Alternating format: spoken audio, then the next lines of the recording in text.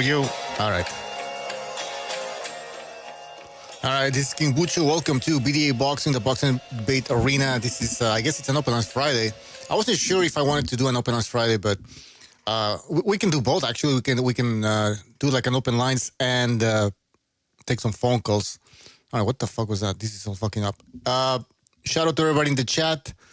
Who do you have here? Paracua, DW, Langsbury, Buddy Love.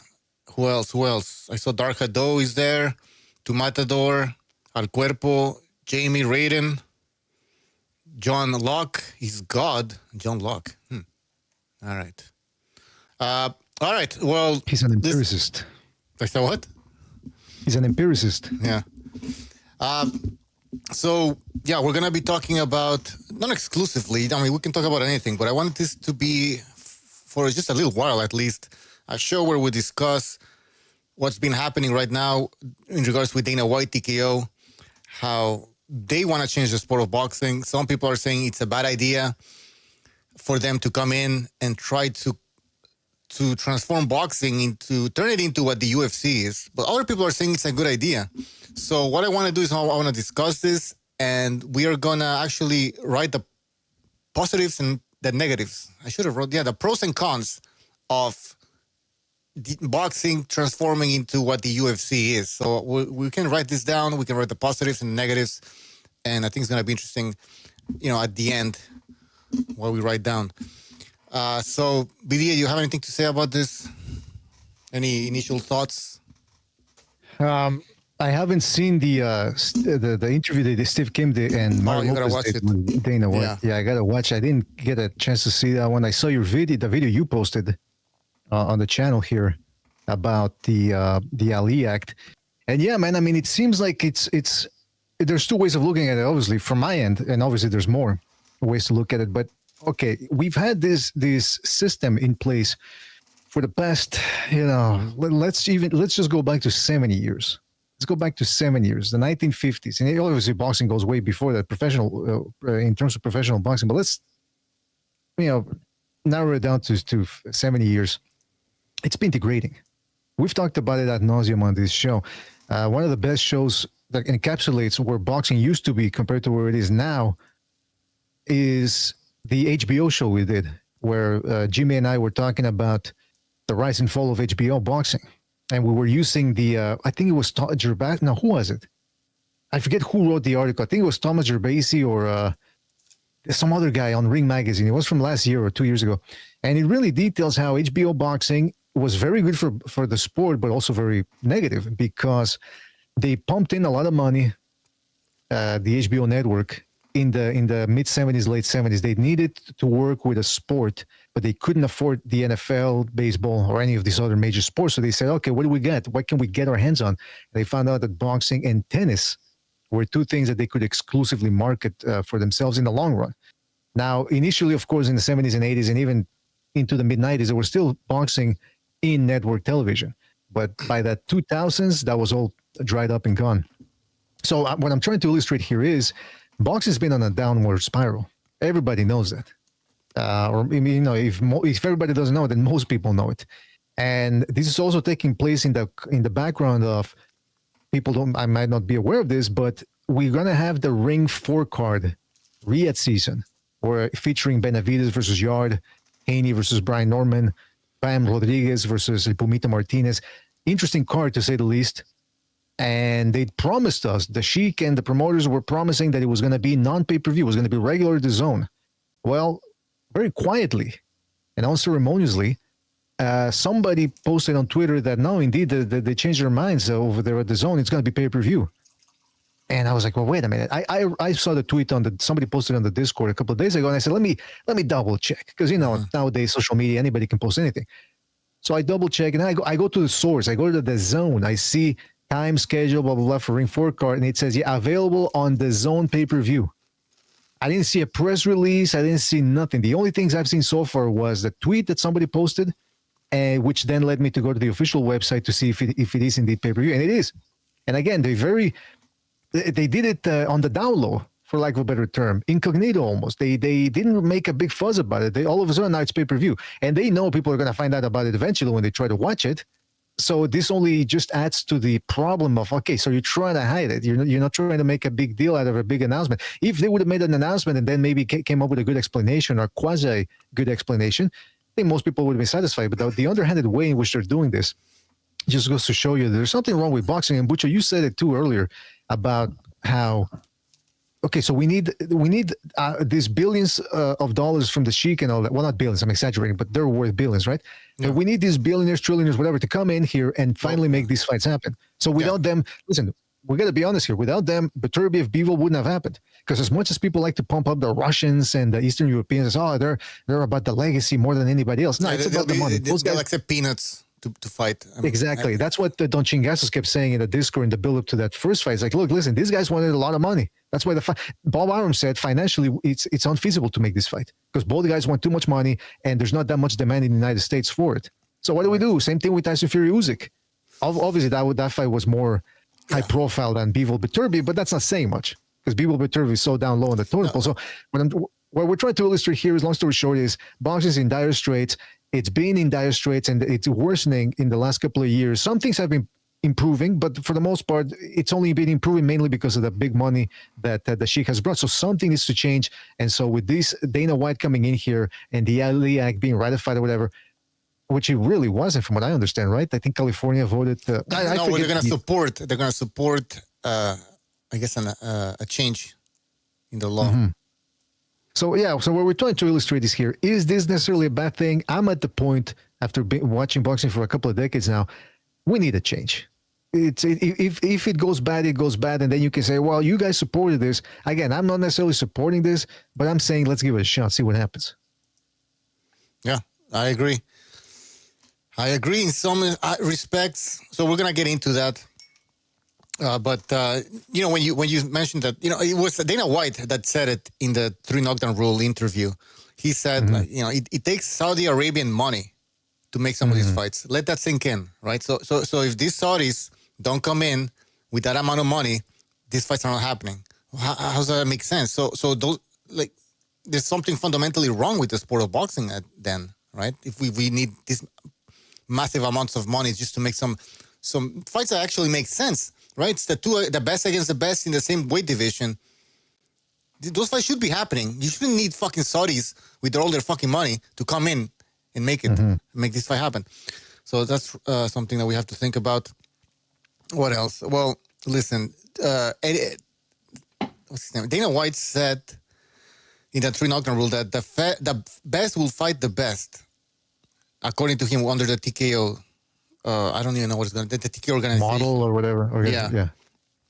I also talked about something interesting. He talked about this idea that a loss somehow affects the value of the fighter. If a fighter has like 6 losses, he's a journeyman at this point, right? Like, but in the UFC, it doesn't really matter. I mean, a fighter can have multiple losses. He's still getting opportunities. He can still become a champion. He can be a champion with multiple losses. It doesn't affect his marketability. But in boxing, it seems like you need that O. You need to protect that O. And that's one of the problems with boxing, I believe. And I think this is what Floyd left in the sport of boxing. This idea that you have to be undefeated to become like a superstar. You don't have to have an undefeated record. We know this. What else? Yeah, listen, I mean, boxing has... I've said it before, though, that... Because, in boxing, like you said, and people tend to exaggerate. People tend to make... In boxing, people tend to make mountains out of molehills, whether it's as it pertains to the overall sport or a person's record. Like you said, I lost. Oh, that's it. It's over.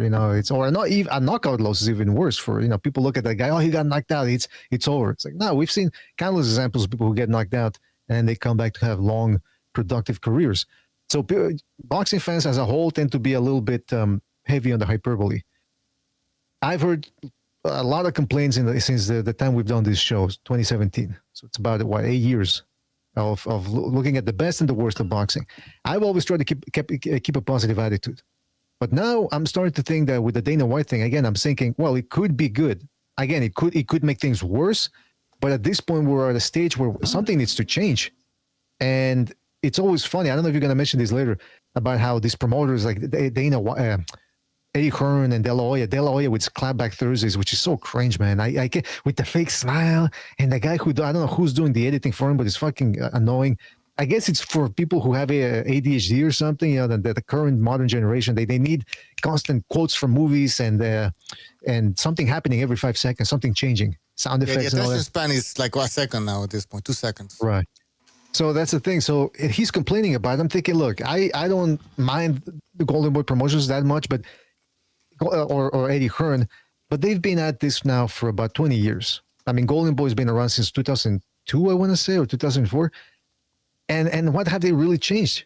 You know, one person by themselves can't change anything that much. So for people that are also worried about, oh, is Dana White going to ruin boxing? Again, that's one organization. Okay, with the Sheik, I don't know how much money they're going to pump into that. But that organization, TKO, by the way, again, it needs to be said, it's akin to Pro Box. That's what they're saying currently. It's going to be they're going to be Pro Box level cards that they're going to hold. So it's not like they're going to be competing with Eddie Hearn and all that right off the bat with championship level fights. Right off the bat. That's the word, though. That's exactly the key word. Right, but eventually it might, and this is what they're afraid of. Yeah. Right, but see, that's the other thing. I can't look. If Dana White came over and can control boxing, would he make it worse? Again, probably. Again, we don't know. We can only speculate. I don't know. What even probably? I used to think that.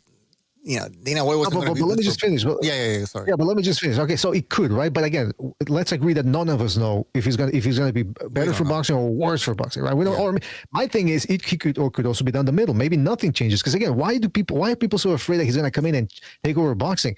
There's Eddie Hearn, there's Golden Boy.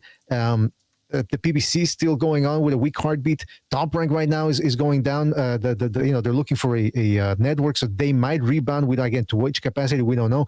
But this whole thing of somebody's going to come over and take over boxing, people have tried in the past and it doesn't work. And again, yes, boxing is in a relatively weakened state now, but it's always been. There's still sharks out there, and you can't, in order to wrestle control away from them, it's a long, arduous battle that so far no one's been able to achieve that type of victory. Now it's possible. Again, if we're speculating, it's possible Dana White could do it, but again, it's highly unlikely. So when I see people being scared, and you see the so-called journalists on the internet and social media slandering Dana White, and I'm not slandering, but throwing shade at him, for lack of a better term, and criticizing him, and sort of fanning the flames about the fear, oh, wait, watch out for this dude, he could be bad. I'm thinking, well, what are you in for? Because your arguments sound very hyperbolic. So what's at stake for you? Who are you working for? That's the first thing that comes into my mind. Again, maybe I'm too cynical, too skeptical, or conspiranoid-minded. Conspiratorial. But I don't know. But what do you conspiratorial? But what do you think? Do you think it's also interesting to look at not only the arguments people are making, but hey, well, wait a minute, your arguments are kind of weak, and then we look at who's backing you. Why are some people so afraid of Dana White coming into boxing? Yeah, there might be a reason behind that. I don't really know. And I just want to focus on what could happen. I forget about these people. Forget about all the noise these people are making. Right. Let's just think about our personal opinion.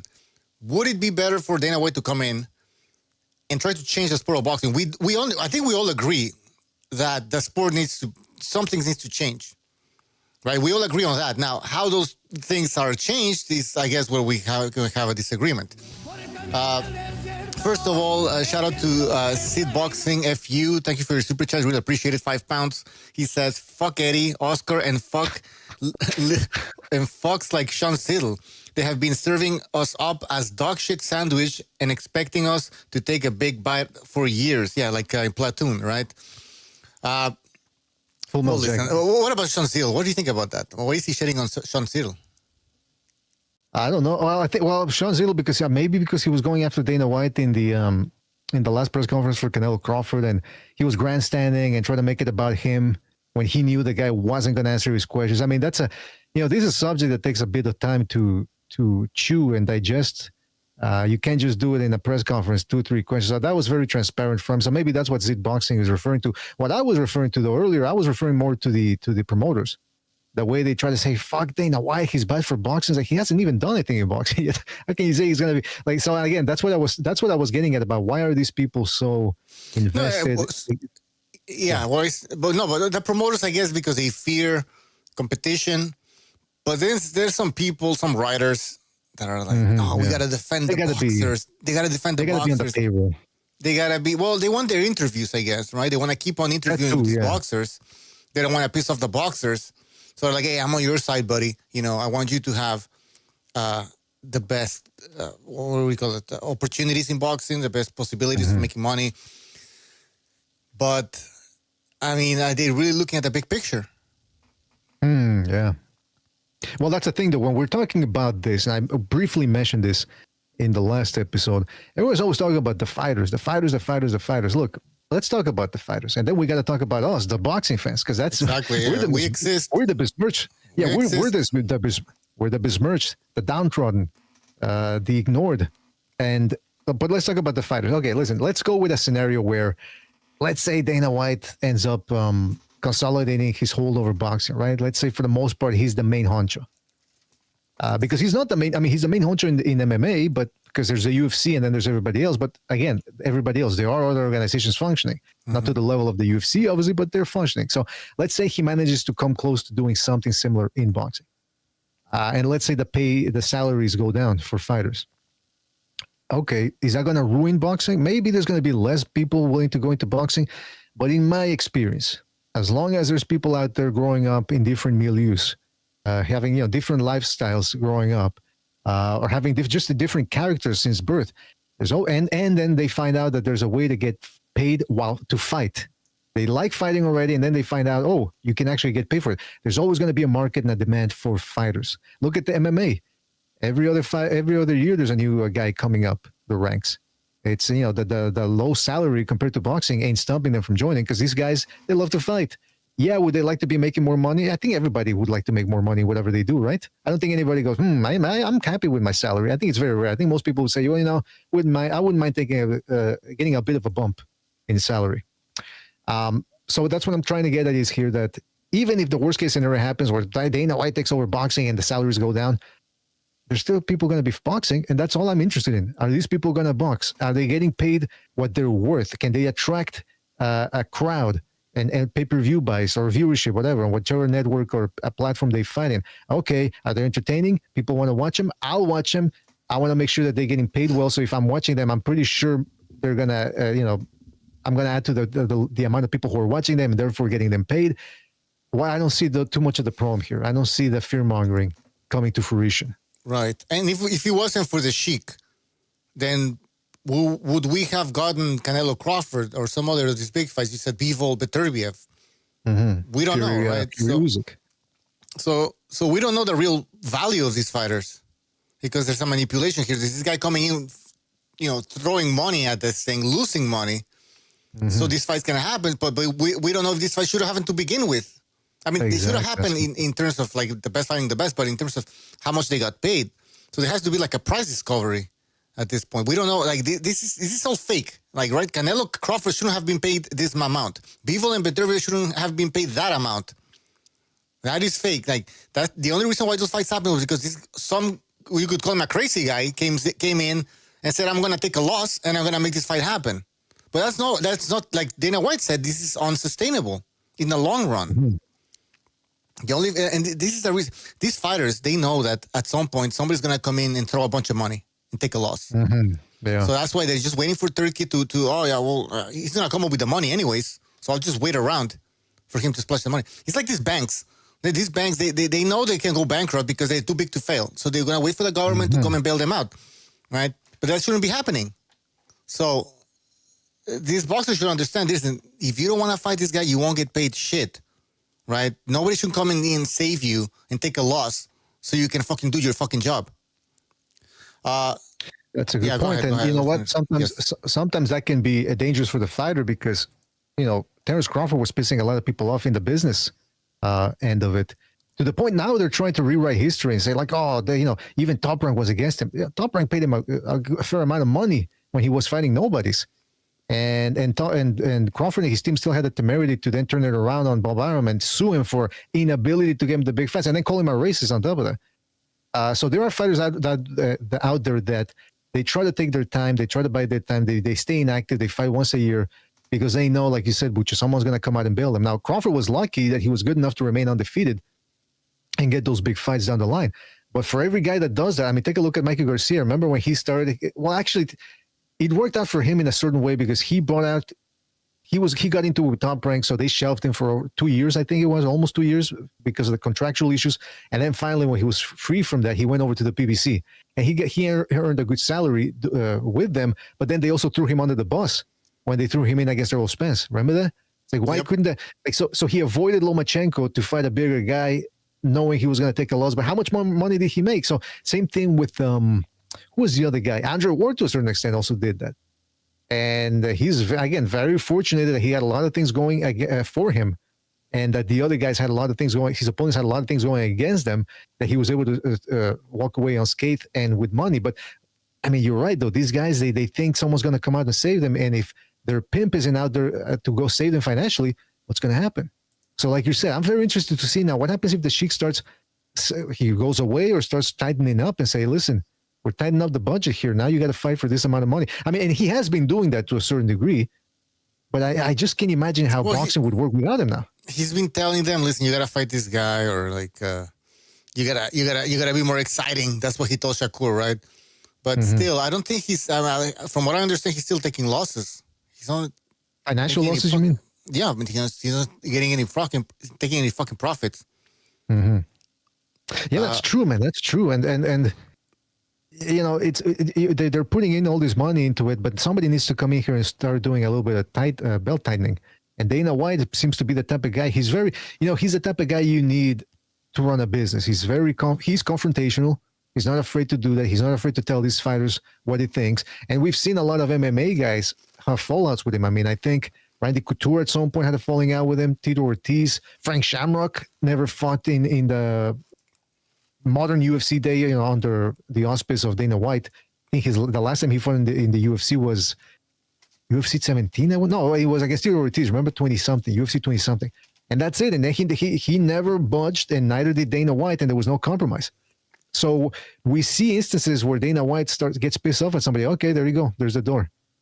And I'm not saying it's a dictatorship. They I think called it the dictatorship. These fighters are going to be under the dictatorship of Dana White. As opposed to the free market economy that it is now. It's not even free market. It's not even free market. Well, okay. Well, I know. Whatever it is that we have, that we have now, where these guys just have a lot of contempt for us boxing fans. The welfare system. It's a welfare. Steve Kim called it that. Steve Kim called it really? about 10 years ago. 10 years ago. He was referring more to the PBC. Oh, okay. But I think, and then he got a lot of flack because people said it was racist. But the point is that he coined that term a lot. And yeah, it's true. It applies more than ever, especially now with the Sheik. And they all want their benefits. I want I want this amount of money. And why? Well, because and if you ask a lot of these dudes, like, wait, why do you think you deserve $5 million to fight this dude? Well, I'm taking a risk, my health. Hey, guess what? There's plenty of people out there taking a risk too, getting in line. I mean, everybody's taking a risk these days. Yeah, so then you go, okay, what else do you bring out to the table? Like Shakur Stevenson is not an attraction. Even the last time he fought in his hometown against Hartunorian, people were walking out. No, but and yes, think about this though. Shakur Stevenson, he hit the jackpot at this point. I mean, he fights like twice a year, maybe. Now he has the Jake Paul fight. Well, he's you talking about Tank Davis? Huh? What did I say? Who did I say? I think you said Shakur Stevenson. Sorry, fuck no. No, Tank Davis. Tank Davis. Yeah, okay. Tank Davis. Think about that though. This guy's happy with the status quo, right? Yeah, you're right. There's no incentive. Yeah. There's no incentive. I mean, think about it. He knows what the average boxing fan thinks of him. The real boxing fan, not the biased, people from the other side of the street. I'm talking about the real boxing fans who wanted to see him fight Lomachenko a long time ago, who wanted to see him fight Devin Haney, Teofimo Lopez, Shakur Stevenson, all these guys. He knows what they think of him, and he doesn't care. So, like you said, in a certain way, I don't know if this is what you're getting at, but the system's been enabling him. Yeah. And look, he has the right to fight whomever he wants. But if there weren't all these gimmicks out there, the exhibition fights, the Turki Al-Sheikh, I mean, he refused the Turki Al-Sheikh's offers.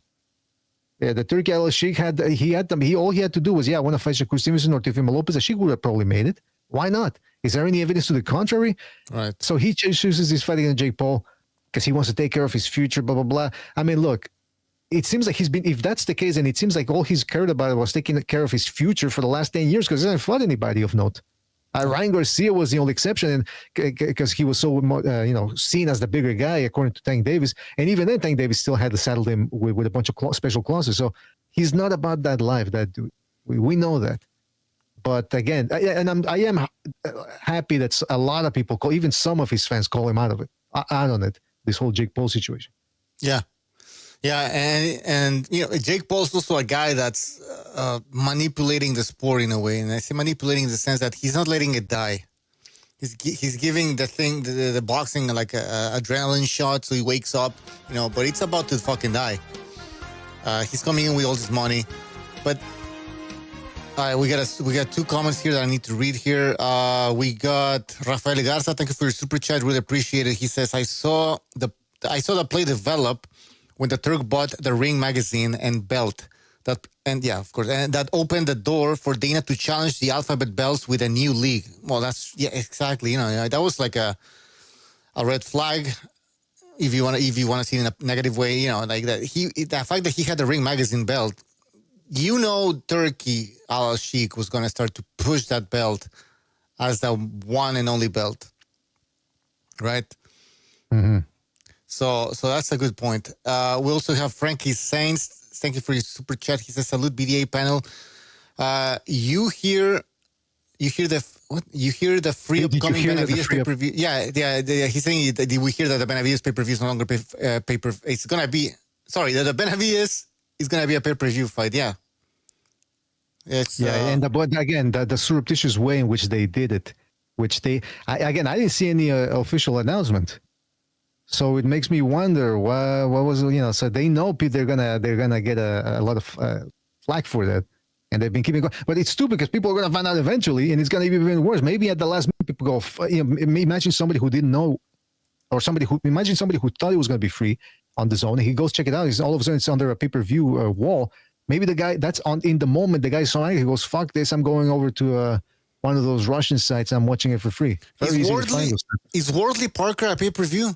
I think so, man. Get the fuck out of here! No, listen, that's what we're talking about. Look, even with the Sheik now, like you said, they're spending all this money, throwing this money left and right, and now the Chicas are finally coming home to roost because they're finding out that it's unsustainable. They got to put all these things behind pay-per-view now. And listen, I don't care if it's the PBC, I don't care if it's Top Rank, I don't care if it's Golden Boy Matchroom. If they put something excessively on pay-per-view, I'm going to complain about it. Even, this is PBC and they've been doing this for a long time, but I say Cruz against Lamont Roach. I think it's an interesting fight. I want to see that fight, but I don't think it should be a pay-per-view. Mm-hmm. I don't care who you put in the undercard. I really don't give a fuck who you put in the undercard. It's not a pay-per-view. It seems like we're back to the mid-2000s where there was a period there where we had about 2-3 pay-per-views within the span of a month and a half. I mean, I still remember Hasim Rahman versus Oleg Maskaev 2 was on pay-per-view. And I remember thinking, what the fuck? And I had an argument about it with somebody who was telling me, well, these people are businessmen. That means, like Bob Arum. So if they're putting on pay-per-view, that means they must be doing something. I said, no. And then come to find out a couple of weeks later, I see an article, it was years later, where Bob Arum says, well, listen, we can't, sometimes HBO doesn't want to put on our fights, so we got to put them on pay-per-view and we take a loss. So they are losing money on it. But people see how people think like, oh, well, they're businessmen. They've been in the business for a long time. They must know what they're doing. They must be making money. No, so there's tons of businesses that are losing fucking money. And they're over leveraged. Exactly. And you're gonna see them collapse. So just because a business exists doesn't mean that they're gonna exist forever. And they're exactly. There's a logical fallacy there. But so what I'm trying to get at is here, it seems like we're back to those days now. Even the zone now.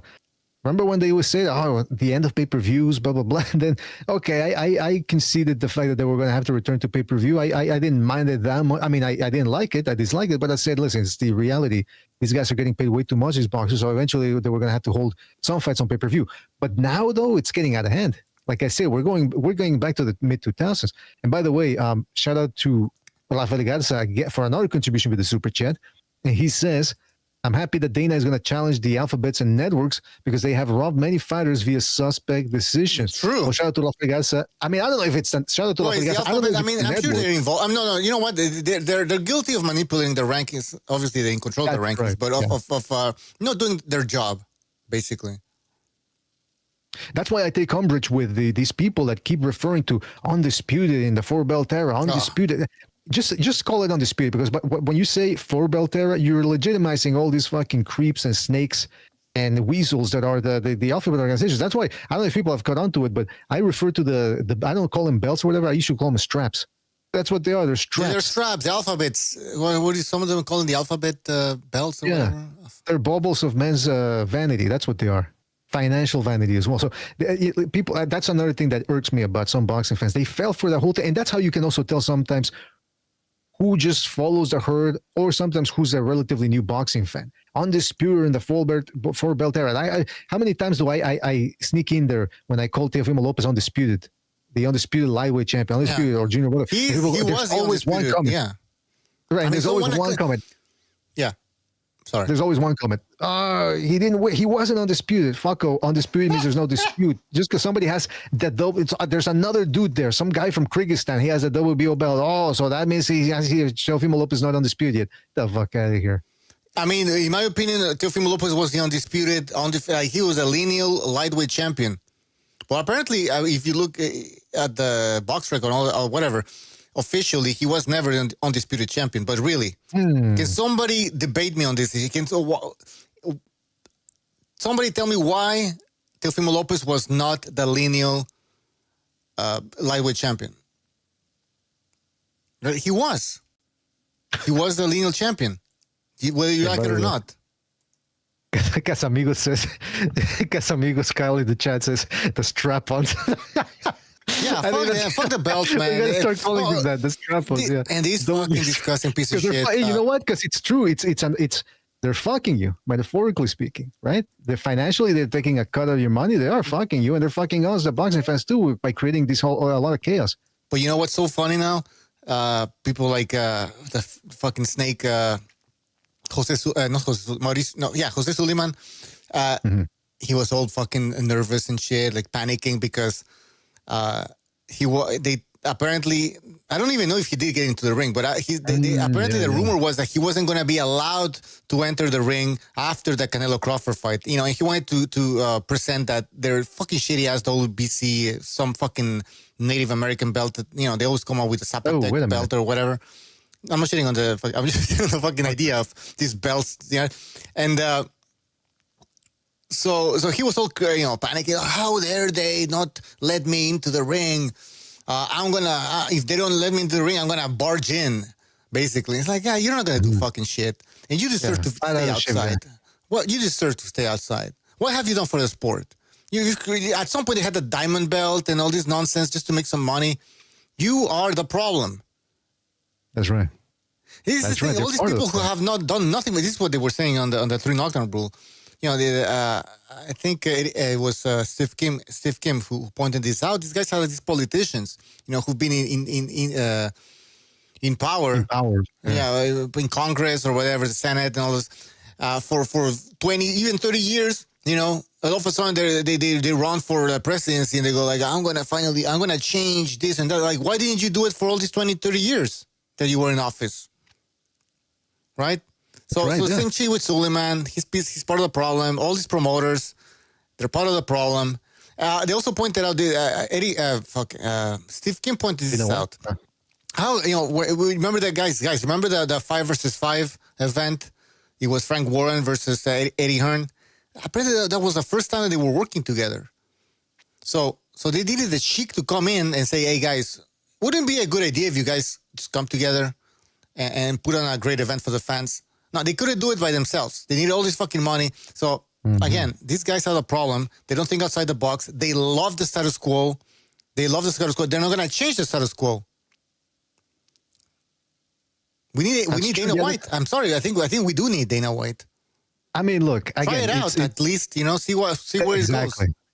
Exactly, because I don't trust that dude either. I don't trust fucking Dana White, and I don't really much like him either from a personal standpoint. But if it's a business thing and he can improve the sport and give us boxing fans the fights that we want, then hey, let him in. Now, here's the thing, though. Again, this is what we're talking about. Hey, by the way, this is an open line show.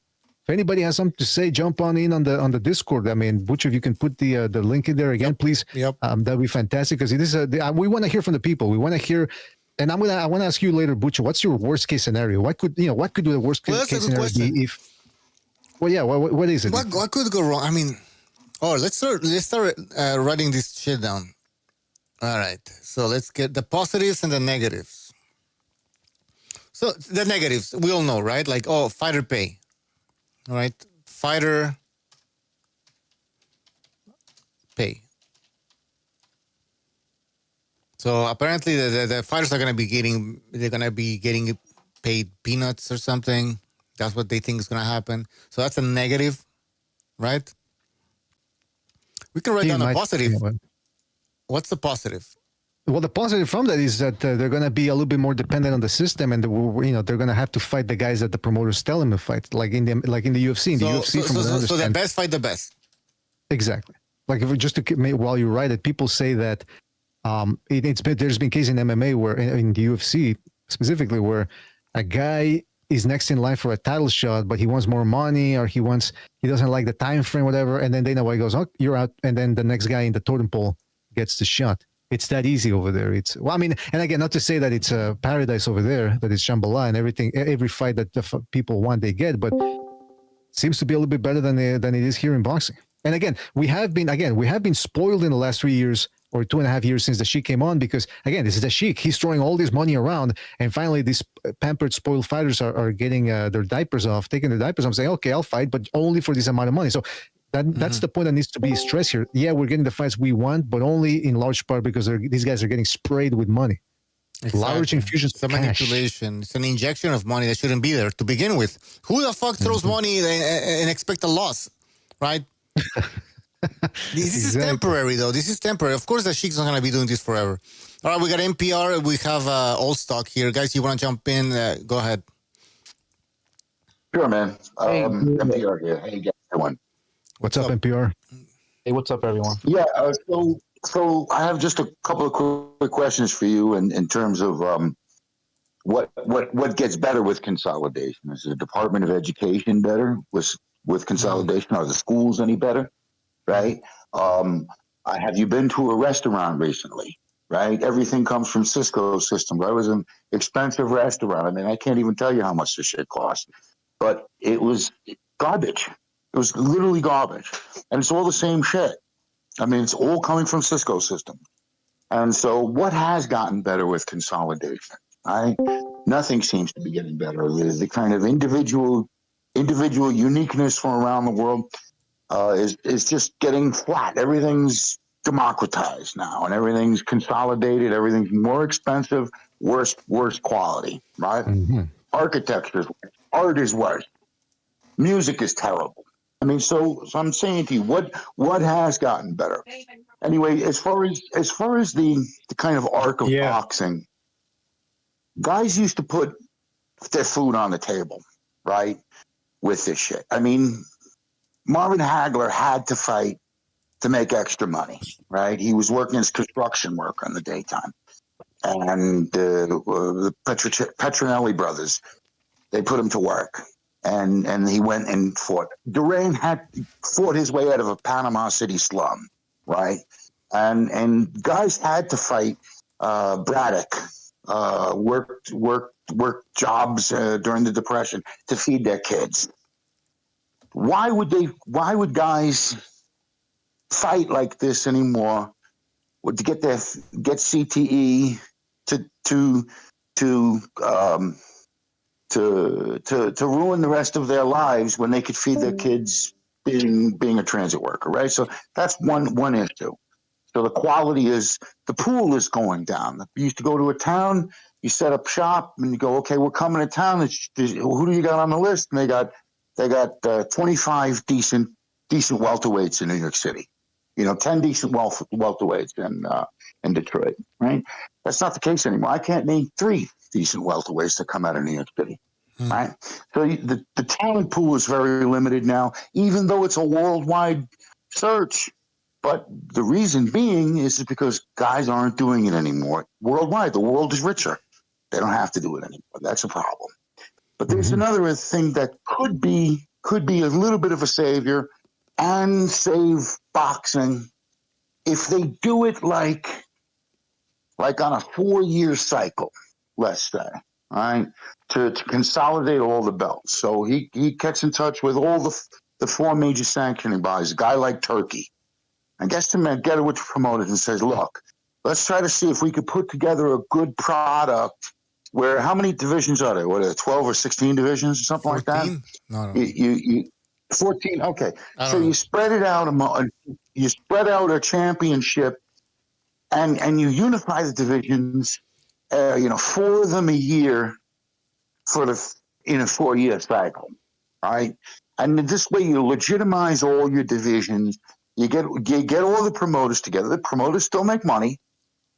The promoters still make money. They have to go out and they're the ones that find the talent. But Turkey's kind of the ringmaster. And all of these belts, you say, look, tap on the belts, enough with the belt bullshit. We're going to scour the world for the best talents.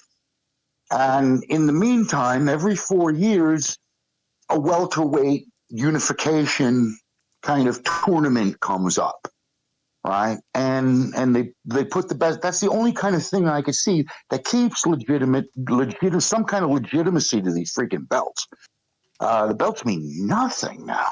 I agree. Nothing. And doing this piecemeal bullshit with the and as I say, who's the guy? I know I got on the phone personally and said the PBC was trying to do what Dana was doing in the UFC, and it turned out to be a welfare league. I called up that. I guess somebody else had used the same exact term. I just heard it on you guys talking about that. Somebody else called and said the same thing. Steve Kim. Yeah, Steve Kim. Steve Kim, yeah. I had called the same. I had said that to you guys like 2 years ago, a year ago, something like that. And I didn't know that Steve Kim said it. It's exactly what it is. Yeah. It was like, oh, we're going to promote American black boxers and this kind of bullshit. And it's like, it doesn't have to operate at a loss. The problem is money. The boxing also doesn't pay money because guys aren't wearing. Nobody's interested in buying Everlast gloves. Yeah, but NPR. Right? Maybe the difference here is that when it came to the PBC, Al Heyman wasn't using his money; he was using somebody else's money. When it comes to the TKO, I think they actually do want the sport. They want to make a profit because it's their money. So that might be the difference. I don't know. And they're going to be starting out small, from what I understand. They're not going to be. Whereas the PBC, remember the PBC poached a lot of the fighters from the Golden Boy stable. They had Thurman, Danny Garcia, the Charlos, Deontay Wilder. I don't know if Deontay Wilder was officially on the Golden Boy capacity, but so they started off big. So now they had to overpay these guys because they were championship level guys, and they wanted to keep him on the roster. Whereas TKO is going to be akin to Pro Box. It's going to be lower level fights. Not a lot of championship fights, but fights that are going to be probably entertaining, like ESPN Friday Night Fights level type of fights. So Tuesday night fights, but the new version, right? Sort of, yeah. Exactly that. Yeah. That was great. I think Pro Box is great. I think I've seen, like, for instance, who's a 126 or Angelo Leo, fine quality fighter. He had lost his championship. He came back, fought some Pro Box TV fights, got his championship back, right? But he's a high caliber fighter. This is a quality guy, right? So you do have opportunities for guys coming through channels like this. I'm not sure if a league is the most important portion, though. I think set up the stage and build the infrastructure. And build the infrastructure for them, just like Pro Box TV. I think that's the best way to do it. And out of that, you're going to get good guys coming through, and they're gonna be quiet, like not in what I say. A lot of the weight divisions that nobody pays attention to, the non-glamour weight divisions. Yeah, non-glamour weight division. Not a lot of people pay attention to cruiserweight. Okay, not a lot of people pay attention to. Yeah, I mean the what do you call it? Non-historical divisions, right? You're going to get a lot of that. You're going to get a lot of little guys. You may American audiences may be drawn into. I don't know my Asian fighters like I should, or my Central American fighters like I should, right? It's just. There's only so much I can view, right? So I think it's a good thing. I think it's a good chance to bring in Ghanaian fighters and guys like that aren't known, and I think it's a good opportunity, but not as a league. We don't need a fucking league. Well, now is that just a name? I think that's just a name. I don't know if it's a league per se. Uh, I don't know. think Again, we have to wait Well, and see. also Dana White hasn't really given a lot of information about this his organization. He just said in that three knockdown rule interview that they have around 700 fighters at this point. 700 fighters. Now they're lower level, I guess, obviously, but that's a lot of boxers. And he's going to be doing a nationwide tour at this point, because they also want to do events in some. See, the thing with boxing, most of the big fights, as we know, they only happen in a few places, right? Or either it's Las Vegas, I guess New York, and UK. where else? The UK, The they hold UK. big fights over there. Yeah, so they should be happening all over the place. But see, to increase the fan base. But it also they I need proper agree with that. promotion. Proper promotion. You can show up to Kentucky or some shit, with no promotional plan to promote the fucking event. Yeah, so I agree with that, and it's sort of like the old school kind of way with the traveling circus or Yeah, the roller derby. That's exactly how they got roller derby. And I know it's they're gonna have bigger promotions in that, but that's exactly the way it was done, barnstorming, right? And I think that's I think it's a great idea. I think some kind of new routes have to be set. But also one of the problems is that we don't have an infrastructure for boxing anymore, right? So the guys that set up the boxing gyms in America was actually the Catholic Church. It was the priests and the Irish guys. They were tough guys back in the day. You know what I mean? And they used to have to drag Patty out of the bar. And they basically set up a lot of boxing clubs yeah. in all these cities with these tough Irish guys and Italian guys, and they actually set up boxing in America on a kind of infrastructure to get the amateur clubs going, and so as I said, it was a working class thing. You could go down to your local neighborhood, and there'd be 10 tough guys that they got out and that's your night out of entertainment, on a weekly basis, right? So this infrastructure no longer exists in America, and I don't think it exists anywhere else in the world. So it's definitely, you have to pay more as a promoter to get interest, and you're also competing with a lot of others. Boxing, Well, Yeah. it's No, a but what you man's said, sport. yeah. if I may, Yeah, go ahead. yeah, because there's a lot of good points there that I want to piggyback off of. But going back to your initial statement, NPR, you said that usually when something gets consolidated, a business or organization doesn't end well. The quality ends up declining, deteriorating. And I would agree to a certain extent. But now let's look at what Dana White's managed to do with the UFC. And I know he didn't do it alone. I mean, he had the Zuffa brothers there, and he worked in conjunction with them to bring UFC to what it is now. But that's the thing, though. Look at where the UFC was. They weren't up just against a lack of knowledge or a lack of interest in the sport, because there was interest. But then that's the thing, they had to combat the federal government, because remember, they started giving them flack due to Senator McCain, who some people claim that he had boxing interests, and that's why he started demonizing the MMA as chicken, what do you call it, cockfighting, human cockfighting, he used to call it. So they would show up to these cities. Long story short, the UFC events, a lot of them had to be postponed. Then they lost the pay-per-view model, so they almost went extinct.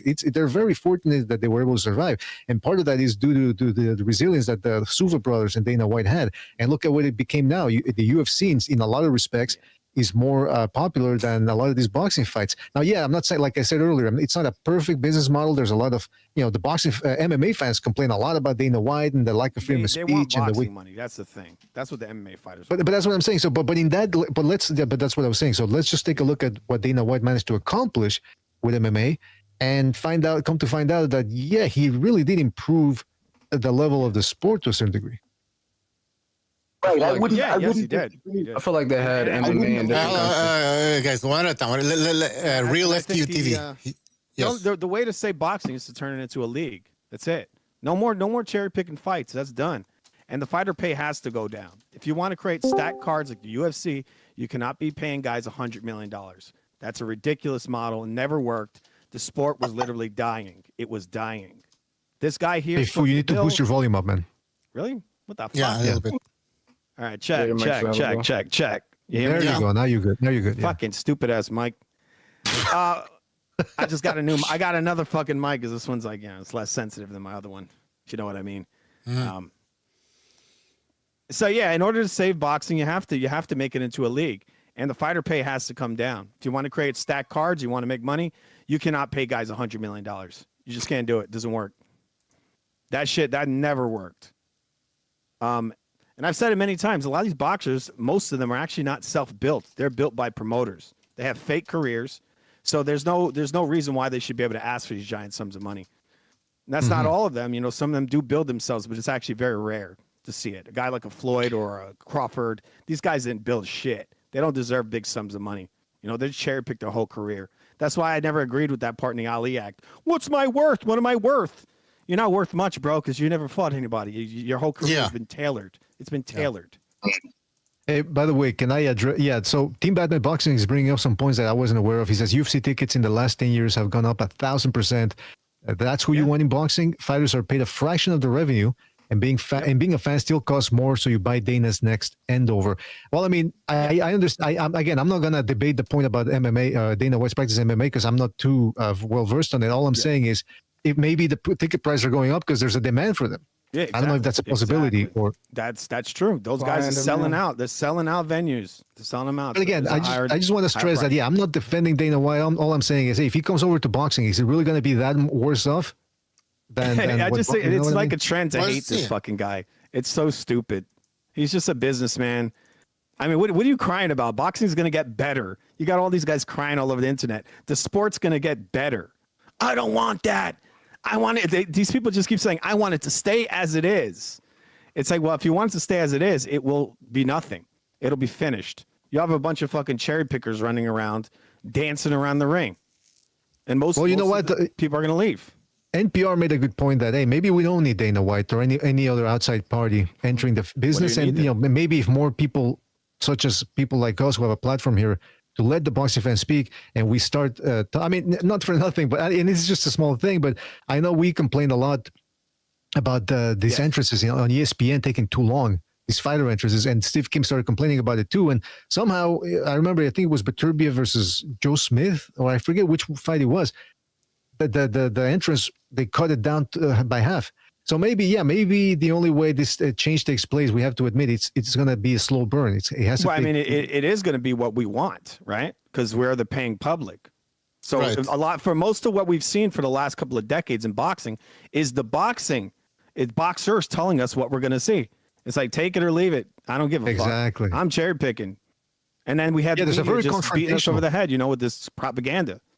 There's a very adversarial relationship now. Maybe, I don't know, maybe it's because of social media, and for every good comment or productive comment that a fighter gets on social media, there's 5 other people just calling him an asshole or a fuckface or whatever. So maybe that's what they think. Oh, all boxing fans as a whole are bad, and they don't give a shit about me. But look, I do care about the fighters. Like, I don't want fighters to die. Even though I joke about it sometimes, that's just my morbid humor. But I want fighters to retire. If it were up to me, I wish all fighters could retire with their health intact and with brain damage. No, I wish they could retire with their minds intact, their health intact, and with pockets full of money. That's just not the reality, though. Something like you were saying, one guy is not going to get paid more just because he's got the undefeated record or because he thinks he's so skilled. It's a business. But within the UFC system, the guys that take the risks are usually the ones that make the most. That's how they make it. This is why that guy Justin Gaethje in the UFC makes way more money than Shakur Stevenson. Right? He makes more money. Believe it or not. Bro, what are you talking about? That guy makes more than Shakur Stevenson. Really? Does. He makes. I don't even know who that is. He makes millions. His name is Justin Gaethje. He's an action fighter. He gets millions for each fight he has. Millions. You can. I think there's a benefit to the league when you, in terms of advertising, right? I think that advertisers like the notion of steady, right? So if I'm booking with Dana White, I know, like if Dana White's running something like the UFC, I could run Nike ads, right? Whereas if you have something like a Canelo fight or something, Nike isn't going to invest in advertising with you. There's no reason to. NPR, are they gonna sponsor a guy that's a wife beater or something? Because most boxers are always getting into trouble, right? So they're not gonna fucking sponsor a boxer with the risk of them doing something fucking crazy, which is what they do all the time. Just do it. It has a whole new meaning. They're going to sponsor. They're going to sponsor during the commercial. They're going to run commercials. They're going to run commercials, or have banners and that kind of thing during steady events. It offers them a chance for people to see a brand consistently, right? So nobody's going to be able to see a brand consistently if you follow around Canelo, right? Or pay-per-view event. Nobody's going to be able to do that because it's too sporadic. To build a brand, to go with a consistent model for a brand, you have to have something regular. And so a boxing league could offer advertisers a regular thing to sponsor, which offsets the cost of and pays for the promotion. That's the way you have to think. And as a business model, you have to think, who are my sponsors going to be? They're not going to sponsor you're not sponsoring a person in boxing. That's ridiculous. Unless you write something across their check, right? But you're sponsoring the league. So that makes more sense. Yeah, that makes more sense. But right now there is no league. There's so sponsorships. But even in leagues, there's sponsorships for individual athletes in leagues. But it's risky. But it's risky. Yeah. But in boxing, there's more risk in sponsoring an individual boxer because they always get in trouble. Let's just be honest. That's how it is, man. Well, it's certain boxers. Well, of course, but they're not gonna touch it. They don't want to touch it. They don't want to touch sponsored. it. Yeah. Those are the only by the ones way- they build up are the ones that are getting in trouble. That's the thing. Exactly. That's correct. That's 100% correct. Just to clarify, Fu, people in the chat are saying that Justin Gaethje does not make more money. Oh God, come on. Yeah, because people don't Somebody get want the him. numbers, man. That's why. I looked it up. He actually does. Shakur Stevens, since biggest payday was $2 million. Gaethje has more money than him. Let Tarzan go in. Tarzan, give us the numbers. He got more brain damage than Yeah, but that's his fault. not just that was he got more brain damage. He got it said his last fight he made $5 million or something. $5 million. Whoa. That's more money than Shakur Stevenson has never made that much. Shakur's last was like 3 or 2 million. 1.5 or so. And he shouldn't have gotten that much. But wait a minute. That's For it. Reminds me. It reminds. Hold on. It reminds me of. Magana made $1 million to fight Floyd in pillows. $1 million. But this reminds me. Hold on. This could be a fallacy here because it reminds me of when Tank Davis and Ryan Garcia allegedly did 1.2 million, sold 1.2 million pay-per-view buys, and people were saying, "Wow, he sells more than Canelo," and people were saying, "Well, wait a minute. Overall, he sells more, or just in this particular case?" So it's the same thing with Justin Gaethje. You're telling me Justin Gaethje, Just a fight, just one fight, he made that much. He gets paid very well. but does he generally make more money per fight than Shakur Stevenson? Yes, for sure he does. He actually generates a crowd. He could get people in an arena.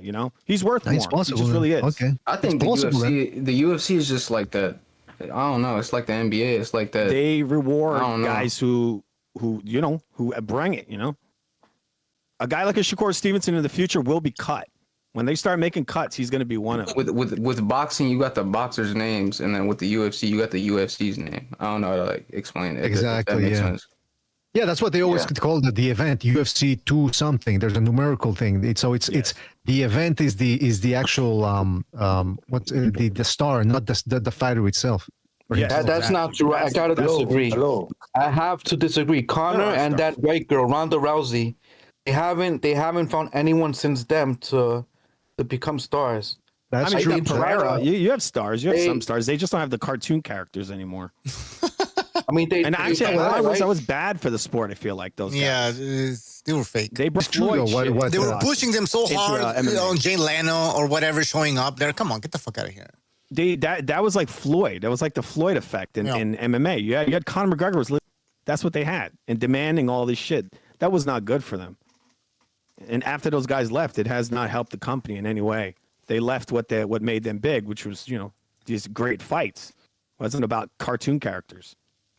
Maybe a little bit in the beginning. Since we're on the subject of money, right? Because you guys were saying like, what's the negative of Turkey? It being dominated by Turkey, so the pay's gonna go down. the Yeah. one negative people always say, like, "Oh, why do you care what the fighters make?" Yeah, like I agree. Like it's not like if you're a fan of a fighter, you're getting a cut, right? But the thing is, We care. We should care. if fighter pay goes down, I think the pool of fighters gets even lower, right? Then even lower than what it is today, because like if you're a father and you have an athletic son, you're not gonna push him to get punched in the face for like less money, right? So if you're healthy, young, strong, and you're in your teenage years, are you gonna focus on basketball, football, soccer, or are you gonna focus on boxing? But most So you're people gonna be most influenced people because don't make it into the NFL, even as if hard you as see they a try. fighter, and But these guys in the WWF and the UFC, they're masters at cornering markets and creating monopolies. That's what they do, and that's what they're gonna do to boxing. You know, they're already trying to buy. They're trying to buy Matchroom. Look, guy look, might look. sell. I want to agree with you because I want it to happen. Because But honestly, why do I you think these promoters are all crying right now. Oscar De La Hoya. All they're all greedy. They're all it's they're all all. crying because they see it. They see the. Hello, end can y'all coming. hear me? They see the end coming. I mean, that's what same thing with Al Heyman. They didn't like when he came along, but I don't. I want it to happen, but I just Too don't. much power. Boxing is too crazy and wild, and They and never it had. just- They never had a group this powerful. Never. Whoever Well, I think the said- X There you factor. go. I think the X factor for Dana is going to be his collaboration with Turkey. So that's another angle. We'll see what they can do. there's a Of lot of course, money I'm into seeing fucking Undisputed, right? We all want to see Undisputed. I mean, I want to know what the purpose is going to be. Are you going to do unifications? I don't care about Are you Undisputed. doing? That's okay. I do, as a hardcore fan, I do, but because that's the whole point of the sport. Who's the best? What's the point of watching shit if you don't know who's who? So to Yeah, I me, mean, are you going that's to why I like unify Ring belts? Magazine. I like the Ring Are we gonna Magazine belt, uni- but the thing is, I don't like we're going to end up with more belts. At the further we go, if they don't do something different, we're going to have like 6 titles eventually. Yeah, they don't want to. We do got that. that That's bullshit not what right they- now. that's We not got what they're that trying to bullshit I know right that's now. why I don't care about unification because man, there's so many belts, man. Everybody's a fucking champion. You know what I mean? And they hold those belts hostage. And like if fighters don't want to fight other fighters, they don't have to because they're their own champion in their own little league. You know what I mean? So that's why I don't like the belts. Well, again, that's where I want to see where they're going to go. So I'm keeping an open mind to it. I'm not saying this, hey, this is it. This is, no, this is why we have different people come in. People either sink or swim. You guys remember fucking Rock Nation when they tried to come in? Jay-Z tried to come in and do some shit. 50 Cent thought he was a fucking promoter. You know what I mean? Like, But they don't you have this came kind in, of power. it wasn't I mean, shit. these guys got No, I know. billions and billions and billions. That's my point. Is like I'm open minded to it. Yeah. So let's see. So Let's see much what money. happens. And it ain't just money. These guys are very, very talented. They know what they're doing. This is the UFC, the brains behind the UFC and the WWF. The WWF mixed together. So that's very intelligent people in there, and they know how to corner markets. They've been They doing don't it for want decades. boxing colonized though. What does that mean? What do you mean? Oh, y'all can hear me. No, what I'm saying is that I just want to make this quick point. I think boxing got to the way it is before because you have promoters that controlled everything, right? In boxing, you're dealing in pounds of flesh, right? If you're a boxer, you don't necessarily want somebody determining when you fight, how much you fight for, and who you fight. Especially if this promoter doesn't give 2 shits about you and he's all about money. That's not good. That's not good for the sport. The boxers I'm should saying, not be able to but- pick anything. That's not good for No. You're dealing in pounds of flesh, like Mike Tyson said. You're going in there and you're getting your head beat in. The amount of money you're making, who you fight, and when you fight, you should have something to do with it, unless you want to be a slave. No, you shouldn't have anything. Well, who to do with it. determines how much money you should be getting? The Is people. it the fact that you're getting into the ring and getting your smash, or is it the demand? How many fans? How many people want to see you get your head bashed in? What Well, it determines used the to be- price? it used to be the reason I'm trying to get to a point. The reason I brought it up Yeah. is because when you go back further back, you had people that were raping fighters, and that's what developed and created Money-wise, Floyd yeah. Mayweather. I think That's the why biggest Floyd problem, dude- Mayweather came out of nowhere, because they were raping fighters so bad. Floyd said, "F it, I'm gonna do it myself." Now I'm not agreeing with everything. He was a honeypot. That's what he was. Bruh. I'm not agreeing with everything agree. Floyd did, but I cannot blame him.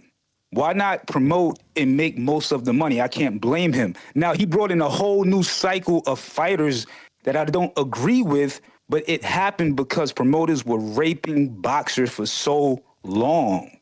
Yeah, but I mean, look, Yeah, Box- but I think, Boxers were ending up. Floyd managed boxers have to too get much away power. from that Way too because much Floyd power. got so big after the De La Hoya fight. It was the De La Hoya fight. He couldn't have done that before that. There's no way But he they does made that him before. big. You know, if Floyd the wouldn't media have machine fought made De La him big. Hoya, there's no way he can become what he became after. You know, that really helped him, the passing of the torch. And so, you know what? I can do it by myself, but other boxers can't. And they do need promoters, right? Because they the don't big have a thing- De La Hoya fight. I They don't agree, have a but De La I Hoya. was just The big I was just problem making is a that point that the reason we Yes. got there was because of bad promoters I at guess first. so. Now the reason everybody's against I don't know if what's it's his bad name, Dana promoting. White. If you really know, look, Floyd was going to make one of the biggest payday of his entire life before he left Top Rank. He was going to fight Margarito for like $11 million. Who? Yeah, but I He was going don't. to fight Margarito, and that's why. Why he would you yeah. fight under somebody else when you can promote yourself? Why would you let some old you guy? can- You no, think- wait. Is that good for boxing? You think boxers having this much power over the sport?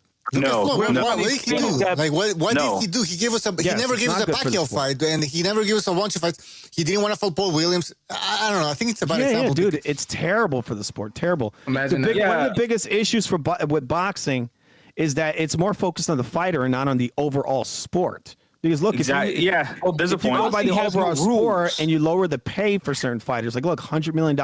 What happens if you take that $100 million and split it between 100 fighters? You can give 100 fighters $1 million. That's a lot of money. That's why we have shitty undercards, because a lot of the big names, there's no money left over for Yeah, the card, and you nothing. wonder why fans don't show up to the main event. Yeah, dude, and even the main events are fucking one guy making $60 million, and then the guy he's fighting is a fucking bum who's getting paid $1 million or less. And it's case by case basis, because the guy who said the fighter's getting raped, I mean, yes and no, because let's look at history, man. A lot of fighters have made a lot of money and they blew the Don money King? themselves. Don King. Yeah, They made a lot of money. Yeah, Even but Mike there's Tyson also said it. fighters that blew the money, and it's their fault they don't have no more money. And also, like today, we're seeing the shoes on the other foot, and the fighters have more power. They're getting overpaid when a lot of fighters don't draw attention, and they're getting overpaid. And what do they do when they get overpaid? They don't want to fight the best. They don't want to fight the best, and then they don't want to go active. They'll fight once or twice a year. Like it's Social spoiled media the has Yeah, a lot- fighter. we're in the social media opposite, has a lot to do with we're how in the bad opposite boxing is. situation now. We're in the opposite where fighters that shouldn't be getting paid are getting paid a bunch of money. No. But yeah, social what's up with media these has a boring lot to fighters do making the majority with of the how money? bad What's that boxing about? is today. It's social media. Social media gave people a chance to become famous without them being worth shit. That's Social only one or media two guys, had a bro. lot- That's only one or two It guys. had a lot to do with it. It has a lot to because they have all these fans and they can't really fight. That's only It's like Jake two Paul people, making bro. All of this No, money no. is because of social media. That's only Jake Paul and that's it, Ryan Al Garcia. Heyman was splashing money around, for no reason, actually. Paying this guy, like Lara against that Jewish guy. I forgot his fucking name. He was robbing everybody. That Yeah, I dude. mean, but he was just splashing a bunch of money. That had nothing to do with, boxers being famous on social media. That was just him mismanaging all this fucking money and paying all these guys that shouldn't be getting paid that amount of money, just getting it. No, that's why. Yeah, and I think all of you guys are right. All of you guys have a point, and it's not one is right and one is wrong. There's so many angles to the problem and to the That's what I'm saying. into boxing You're is not that allowing me to make you the full point. I'm just trying to make a point that skill doesn't like the real boxing fans, like the people in this room right now, don't have the power that we should have because some goofy kid on a phone can make some idiot famous. And he can get 10 million for a fight, and we don't have anything to do with it. So I'm just saying social media affected it. But the only point I was trying to make is that the reason we have Floyd Mayweather and everybody that came behind him was because boxers were getting raped at one point. So that's why we really don't have control over boxing. Listen, we all know that. No, you're right. We all know the stories about Mike Tyson, how he was getting charged in towels, the towels that he was using in the dressing room. Yeah. Yeah. Okay, so we know that. But That's what led to Floyd Mayweather. That's the point. That's the only point I'm making. Right.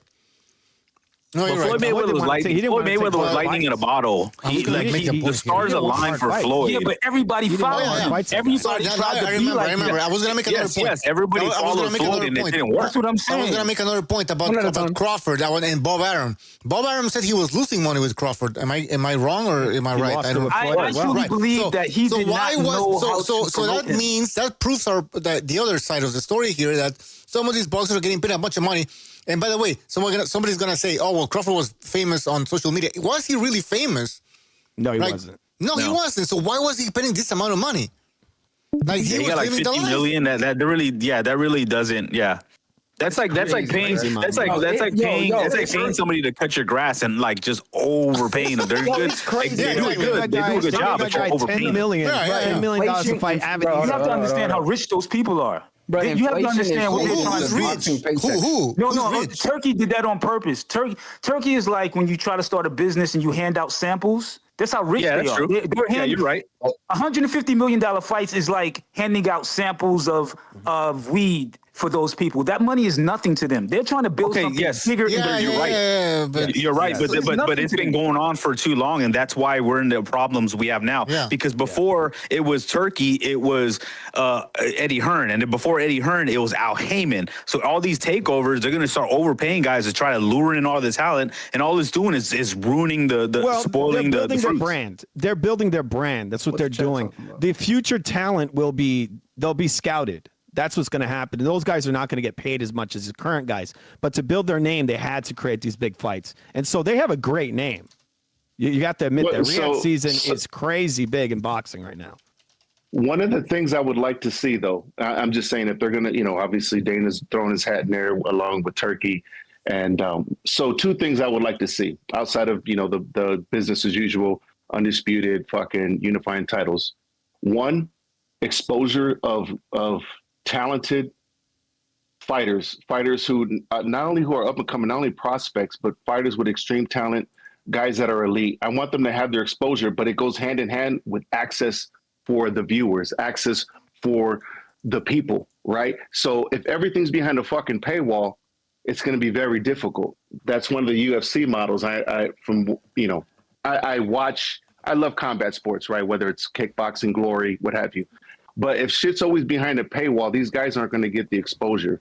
So if we can get exposure and we can get access, that's what I'm saying though. Yeah. That right there, that is a very good model. And will that pioneer the way for other, when I say other networks, is very few, right? Is the Zone going to start following Netflix, what they're doing? Instead of us paying extra fucking dollars, much more people around the globe are going to be able to see these people without having to come out of pocket. If they can provide the fighters exposure and provide us access without a paywall, dude, fucking go for it. And then you're putting good fighters together. You're making unifications. Oh man, the sky's the limit. But if we're going to keep going through the same bullshit, it's nothing's really going to evolve, man. Because the whole point is to get eyes on the sport. It's to build a fan base. It's to, make it not a niche sport anymore. Let's take it back. Back when they had ABC Sports, NBC, back in the days, 60s, 70s. Well, that's the I'm plan. not that fucking old. You know that's the plan. I would love right? to see that. I would love to see that. That's why they put money into like even boxing video games, like that game Undisputed. They're the ones that Undisputed, funded that. yeah. They're I also got trying to that get EA to make another fight night. They were actually trying to buy EA recently. They did buy EA. Who I don't was think- trying I to? don't- Some Saudis, yeah, some they did. Saudis, but I don't know if it's the same ones, but some Saudis. I don't bought think it, they yeah. actually. I don't think it went through, but they were attempting Oh, to okay, purchase them. Who was attempted to buy? The EA same Sports? people that own the Riyadh season and all that. Turkey and them. I see. same people. I see. Okay. And they were telling EA they want to see another fight night. They're telling them that we want to see it. They're trying to build the sport up, and they're trying to sell it to a younger audience. I don't know if you noticed, but a lot of the advertising is tailoring itself towards younger people. Video Well, games, so on, they're thinking about the future. Is that wrong? Yes, the All right, future. guys. Exactly. If you look at your screen, we want to write the positives and the negatives of boxing ending up like the UFC. So I wrote down for the negatives, fighters pay. Right, everybody's talking about this. Oh, they're going to be getting paid peanuts. But the fighter pay might get spread across, so it might be bad for the big divas that make 100 mil, but it might be better for the the undercard fighters who might be making more money now. So That's a possibility. Better That's a for all possibility. fighters. Good point. That is a possibility. All right. Yeah, that's what's happening in the UFC. What is, about yes. a positive? A positive. I wrote the best fight the best. Right. I Great. think That's what obvious. boxing needs. You want to build a sport. That's what you need. What else We can can't we be write? waiting Is there around for anything 10 else we years, can right? write? So More negatives or more positives? So the negative to that would be if they put up a fucking pay-per-view wall. Okay. If they start putting up pay-per-view walls, that's a negative. Yeah, but If look, they if the use- pay's lower, they might They be. keep doing Netflix type shit, might- then that's cool. I thought But they might have dead, man. have All keep talking about affordable pay-per-views because the fighters aren't making these giant sums of money. I mean, like bro, if you're paying a guy 100 mil, they're gonna want that back and then some, right? So that pay-per-view is gonna be like $100. With these lower amount of the lower overhead, they might be able to lower the prices of these pay-per-views if we have them. If they even keep doing pay-per-views. I mean, UFC has pay-per-views every month. It's not black and white, No, they're moving towards the unpaid model. You know that, right? In 2026, there's no more pay-per-views in the UFC. It's all on Netflix. Yeah, they're gonna get a $20 gazillion deal with who? Paramount. Paramount. A gazillion. You feel me? Hey guys, you get all the. But can I write one belt, one champion per division? Is that a positive? Yes. Is that going to be happening? Yeah. It should just be one belt. Is that what And Daniel's then gonna do? add the best fighting the best. Now there's no ducking, so the champion's got to fight the best. It legitimizes the title. Hell yeah. It should be that way, but now how do you deal with the sanctioning One bodies? belt. How do you deal with the sanctioning bodies? How do you get rid of them? They're gone. They're getting How much rid of power them. how much power do they have? I think the power that is because it's been given to them. They shouldn't be having it. They don't really hold any power if you think about it. Like They don't, but they don't want those belts. Over. That's If it. a fighter's not contracted to a certain whatever sanctioning body, they can fight wherever. I believe. They're probably going to make them drop. Can those you titles use when they can you use World Cup soccer models? Can you use the tennis? When it comes to their championship, how do you get rid of sanctioning bodies to where there's just one person? That's going to be hard, man. These fighters like the hard you don't build them up. You don't build them If up. they make them sign contracts, and make them drop those other belts, they can do it. But Or they can't show them in the ring. They don't carry them, and they don't have them. That's it. If you've won one, they'll say, well, don't bring it to the ring. And you cannot show it. That's it. Yeah, if you look at guys like Eventually, Rolly they will get and phased out. Broner, these guys are like 4 weight division champions. It's crazy. Like because they've gotten all these Mickey Mouse titles, man. There's too many, and fighters are crazy for. Oh, I want all the titles. That means, dude, what is that? How many 3% times 4? So what is that? That's 12% of your pay, just so you can have all 4 fucking belts that are just going to be given away to somebody else. And I wouldn't mind. I wouldn't mind. There's a UFC version of boxing ruin boxing? Because I think UFC blew up because it's a place you can go get drunk and you can watch violence to a certain degree. Is boxing going to ever be able to be like that? Because boxing is more science involved. That's the only thing. We can have winning fighters. I agree. It's more aesthetically pleasing. I think it's more high class, which is what I liked. If you compare Bruce Buffer to Michael Buffer, big difference, right? Exactly. Yeah. But at the same time, let's be honest. We're all degenerates here. We all like violence. Yeah. A lot of people that watch boxing watch the UFC or watch kickboxing or whatever. One of the things that's really dangerous about boxing is the fact that we have a lot of guys getting built in the sport. So we're not having like we have in the UFC where we have mostly 50-50 fights. Even the undercard in the UFC is a 50-50 fight. It's all built to be competitive.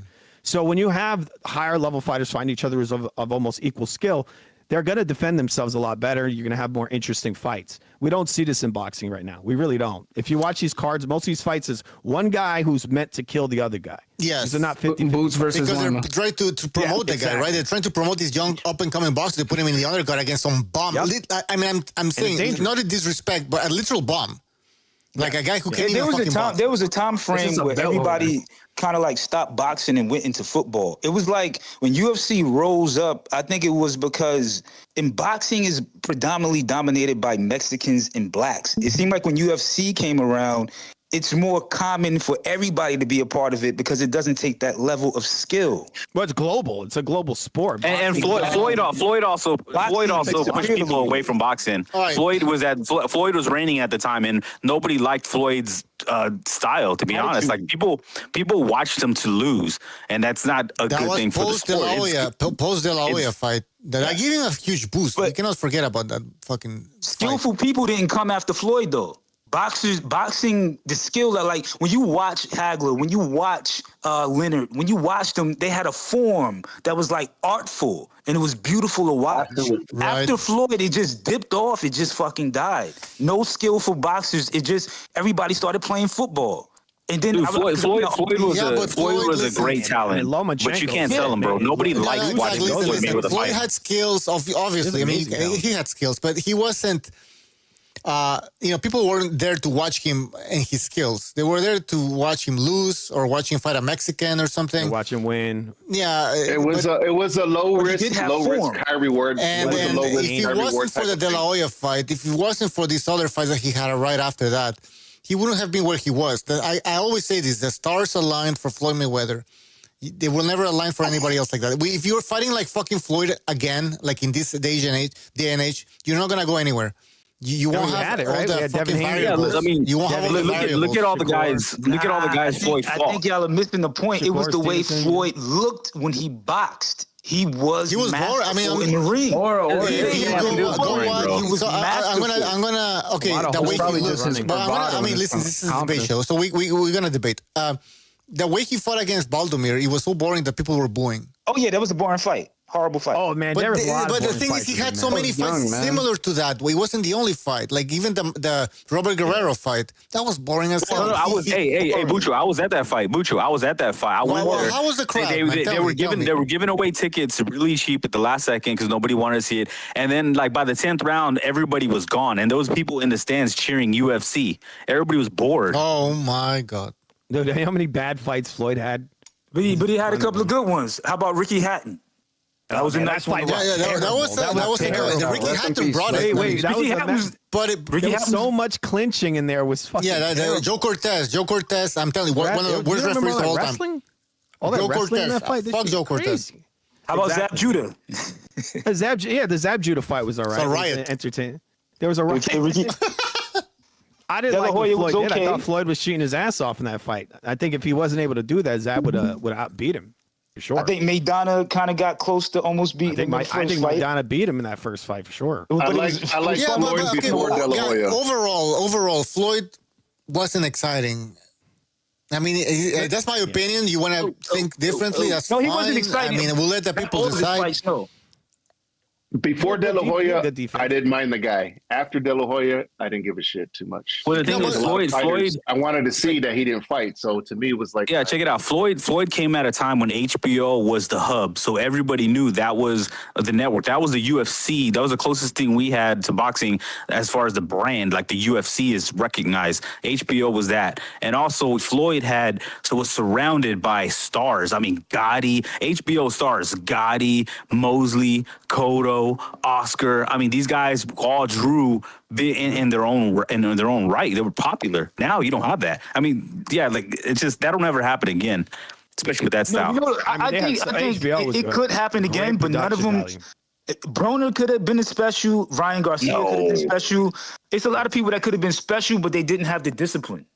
They didn't have the discipline. They don't have the talent, bro. They don't have the talent. I think Broner had the talent. I think he did. I think he was actually. He didn't have the discipline. He didn't have the discipline. He didn't. Yeah, Garcia don't have the discipline. He let Floyd Garcia get don't his have the head a little too discipline. much. He fought in a boring style. Like, look, Broner could punch. He had good defense and he could punch. He just fucked No, he himself up. cannot, bro. Oh yeah, he voice could punch. cracking off. Even Chino Maidana said it. He said the guy's one of the hardest punchers he ever fought. He said he punches way. Can I just say? Maybe we're getting off topic. I just want to say something about Floyd. And listen, it helped that the fact that he fought De La Hoya and beat him, right? Officially, whatever you want to fucking debate that shit. And he was playing the villain character, and also the fact that he was undefeated. He was playing that aura of invincibility, and everybody was wondering, can somebody beat him? And then at some point Pacquiao came into the division. It's like, oh, is he gonna fight Pacquiao eventually? So everybody was always tuned in to see if he was gonna fight Pacquiao next. So all of this helped Floyd. But again, if you have another Floyd today, I don't think he makes it. I don't think because he's gonna just be too boring. Nobody's gonna want to watch that shit. And the new era, the new Dana White Turkey era, the guy like that would be forced to fight top level competition in their prime. It ain't gonna be what Floyd did, fighting these guys when they're. Well, yeah, guys, and also fighters are fighting pay-per-view prematurely. Like everything's pay-per-view now. I mean, even what was the name? Otama. What's that heavyweight in the UK? He's already on pay-per-view. That's crazy. Right. Oh, by the way, the economy is shit now. The economy is shit. People are thinking about they're paying their bills. They're not gonna fucking buy a pay-per-view every fucking week. This is ridiculous. That's what I was saying earlier, people man. aware Goes of back what to the fuck's access. happening? Like Jesus. Yeah, like Benavidez is a pay-per-view, and that doesn't belong on pay-per-view. That's just like stunning I mean, growth. Parker Wardley is a That's pay-per-view terrible. from what I understand. I gotta check this out. I cannot believe this. Yeah, that shit doesn't make any sense. He's gonna fight, what's his name? I Yard. can get my SSI check. Yeah. How Hey, the fuck yeah, is and I was gonna he get pay for tickets. that? I was gonna get tickets to the Ortiz fight up here in Fort Worth. But man, like just like the upper bowl, I like to sit a little high so I can look down into the ring. Bro, those tickets are way overpriced. I'm like, look, I already know Ortiz is gonna win. I already know Kid Austin is gonna win. Why are they gouging people for these like glorified tune-up fights? Who's They're Austin? guilty all the way around. What do you mean? That's Who's not a Kid tune-up Austin fight. fighting? Yo, I didn't know. So on the has anybody heard Dana White address pay-per-view at all? Like, Nope. what is their direction? What is their you know, how Yeah. in some political arenas, somebody builds a website, they're running for office, they have an agenda. What is his agenda? You see what I'm saying? Like, I don't know these things. I'm still open-minded. I want to know what's his agenda. Their Are you manifesto. trying to do Their manifesto. Are you, he wants to. are He wants you to make trying to do money. non-pay-per-views? What are we doing here? Because That's if a not, good. He we're going to hasn't go back to addressed the same that. shit. I don't think they've addressed that. I think they're just going to be on Paramount. Sorry. They're going to be on Paramount. So you just get the Paramount subscription. Yeah. They probably know what the viewership is. They bullshit. can read it when they see people on Netflix. They know what they're worth probably, and so they make money from that, from the subscriptions. That's probably what's going to happen. What's the most common subscription? Netflix. They need to Well, do a Netflix. little Yeah. deal Netflix with- has over Yeah. 300 million You feel me? subscribers. But they want to get you on Paramount. I don't know how many people have Paramount. I never pay for that. I might. They need to make it Paramount. free. That's the like, new one. That's the new one. The Paramount. Yeah. on We're gonna live see what TV happens or with that. something. Well, Nah, nothing's free. You're going to pay for the app, but you're going to get pay-per-views that are usually like $70, $70, $80. Yeah, you get some good movies. If I'm paying for a prescription, that's fine. But if you're going to slap on a fucking $80 bill on top, Right. No, that's that's not where what we they run into That's the not issue. happening. That's That was not what the they're problem. saying. That was Yeah, the they got a problem. position. But Netflix kind of cut down on that. What they would do is you would get a subscription to Netflix, and then the pay-per-view would be like $20, right? So It's called a prescription, buddy. Yeah, subscription. One thing I will say, though, I guess from what I've noticed, correct me if I'm wrong, fellas, but Netflix, every time they've held a fight, whether wrestling, because I know they're doing wrestling now, WWE, what have you, have they ever slapped a pay-per-view on top of anything? I don't think they have. I don't know. WWE? Yeah, I'm just speaking in general, because WWE was like pay-per-view kings. That's what they would do on top of UFC, whatever else. Yeah, they had a But I'm pay-per-view. saying Netflix, though, overall, Forever. they have not slapped a pay-per-view yet that I've seen. Wait, you're where do talking you about watch Netflix, if I'm wrong. WrestleMania? Whatever. Where do you watch? Like, do you have to pay for that? Yeah, you have to pay Well, for it. Yeah, I that's think what I was people who watch thinking. I that don't pay think it's for it. fucking- Yeah. WrestleMania is Net- always paid extra. Yeah. But Netflix does wrestling now, but I haven't seen them like, hey, you got to do a pay-per-view event. Da, da, da. No, it's just on Monday nights or whatever days they do it. I don't watch Like, for wrestling example, anymore. we had Katie Taylor, we had fucking, Serrano, we had different boxing matches. They don't slap a pay-per-view on top of it. It's just if you have Netflix, It's watch funny it. you mentioned WWE. I just got a message on my phone. Netflix, WWE SmackDown right now. That's what I'm saying, though. It's like they're not slapping pay-per-views. No, but that's not and a I think that's a good direction. No, but I think it's a good direction, though. You know what I mean? Yeah, So for building the sport, yeah. But eventually they For might building go the back sport. to a pay-per-view model in the future. We'll see. But We'll see. the big issue, I don't have a problem with pay-per-view. I have a problem with the pricing, that's for sure. One of the biggest issues is the value. Is that you're getting these really shitty cards and they're charging $70, $80, $90. Like, how Shit, can you man. justify that? You might How be could you broke. Now, look, if it's $20, then I have no problem with that. I'll buy every single pay-per-view, but Yeah, it's gonna take. principle. So to me, there's two things. It's the principle, number one, so the people can fucking watch a good fucking fight. Two, they're already paying the subscription. Three, for the fighters themselves and the entertainers, those who are actually putting themselves in a situation where it's physical violence. No matter what sport it is, you still have the tendency to either die or get fucking severely injured. The point is this: they have access, right? They have exposure. My bad. They have exposure, and the people have access to watch this. But if you're putting a paywall, it makes it difficult for not only the athletes themselves, but for us to even watch it. And just because somebody isn't making a certain, and just because somebody's not in a fucking pay bracket, that doesn't mean they shouldn't be able to enjoy a good fucking fight. You're still getting taxes taken out of your fucking, whether you work at McDonald's or you're the fucking manager, supervisor, wherever you work. We're all paying taxes. So to me, it's like, hey, you know what? Let's all enjoy this shit. If I'm gonna pay for the subscription, let me watch the fucking fight without a pay-per-view wall. The last pay-per-view I paid for, I bootlegged all my other shit. My shit, man, it was Ryan Garcia versus Devin Haney. That's the last one I bought. I ain't gonna lie. I'm glad. And that's where we get into the whole, and that's the segue into pirating. Well, Don't do that. For the Benavides it's supply and demand. At the end of the day, the market's going to decide whether they're getting overpaid or underpaid, right? So Southpaw was saying that for the Ortiz-Lubin fight, he thinks that the tickets are overpriced. Maybe they are, right? But the market should be deciding that, right? If nobody shows up or fewer people than expected show up to that fight, then they're going to have to rethink about their pricing, right? But this is the thing. They're The market moving should slow. Somebody told me the tickets aren't selling. They're testing the waters. There with you the go. stuff. That's So what they're going to doing. have to fucking, they're going to end up Well, lowering their what's price. going on They're right now going with, to that's adapt to the fucking demand. Yeah, the Yeah, market that's is similar to they're what's going on right now with destabilizing. the, They're trying to similar they're what's building going a on new right now with WWE. WWE is also experiencing a lot of people not paying for their ridiculous ticket prices. Even for nosebleed seats, it's like well over $1,000. That's how crazy that's it is. Now, there's crazy. going to be Right, some that's crazy. fucking up, There's man. going to be some. That's insane. There's going to be some crazy fans that are going to, use their credit cards to pay that, putting themselves That's in the debt demand, at right? a young age. Somebody and they're said gonna take earlier, that, it's but- about the demand. Hold up, let him people are talk. willing Let him to talk. pay. Yeah, no, that's all I was gonna say. It's the same, and it's the same people running the WWE are going to be running boxing now, and they're gonna, boxing fans are going to pay that. Boxing fans are known for finding other ways to watch fights. So yeah, that's all I had to say on that. Mm-hmm. Yeah, but they get the talent together over there, right? Bucho, I Even have though a it's point on fake, the con for Dana White thing. What? Dana White privilege. John What do you Jones, mean? remember that? That If was he a big loves one, you, yeah. he really loves you, and he's gonna let you get away with so much bullshit. John Okay, Jones guys, practically somebody who knows more about the make UFC, the can money. somebody explain Yeah, that? let me explain to you quickly. John Jones was Yeah, able but to John hold on to the Jones- heavyweight belt for Yeah. an insane amount of time without fighting, going through legal issues, beating on women, hitting people, fucking Running cheating people with over. steroids.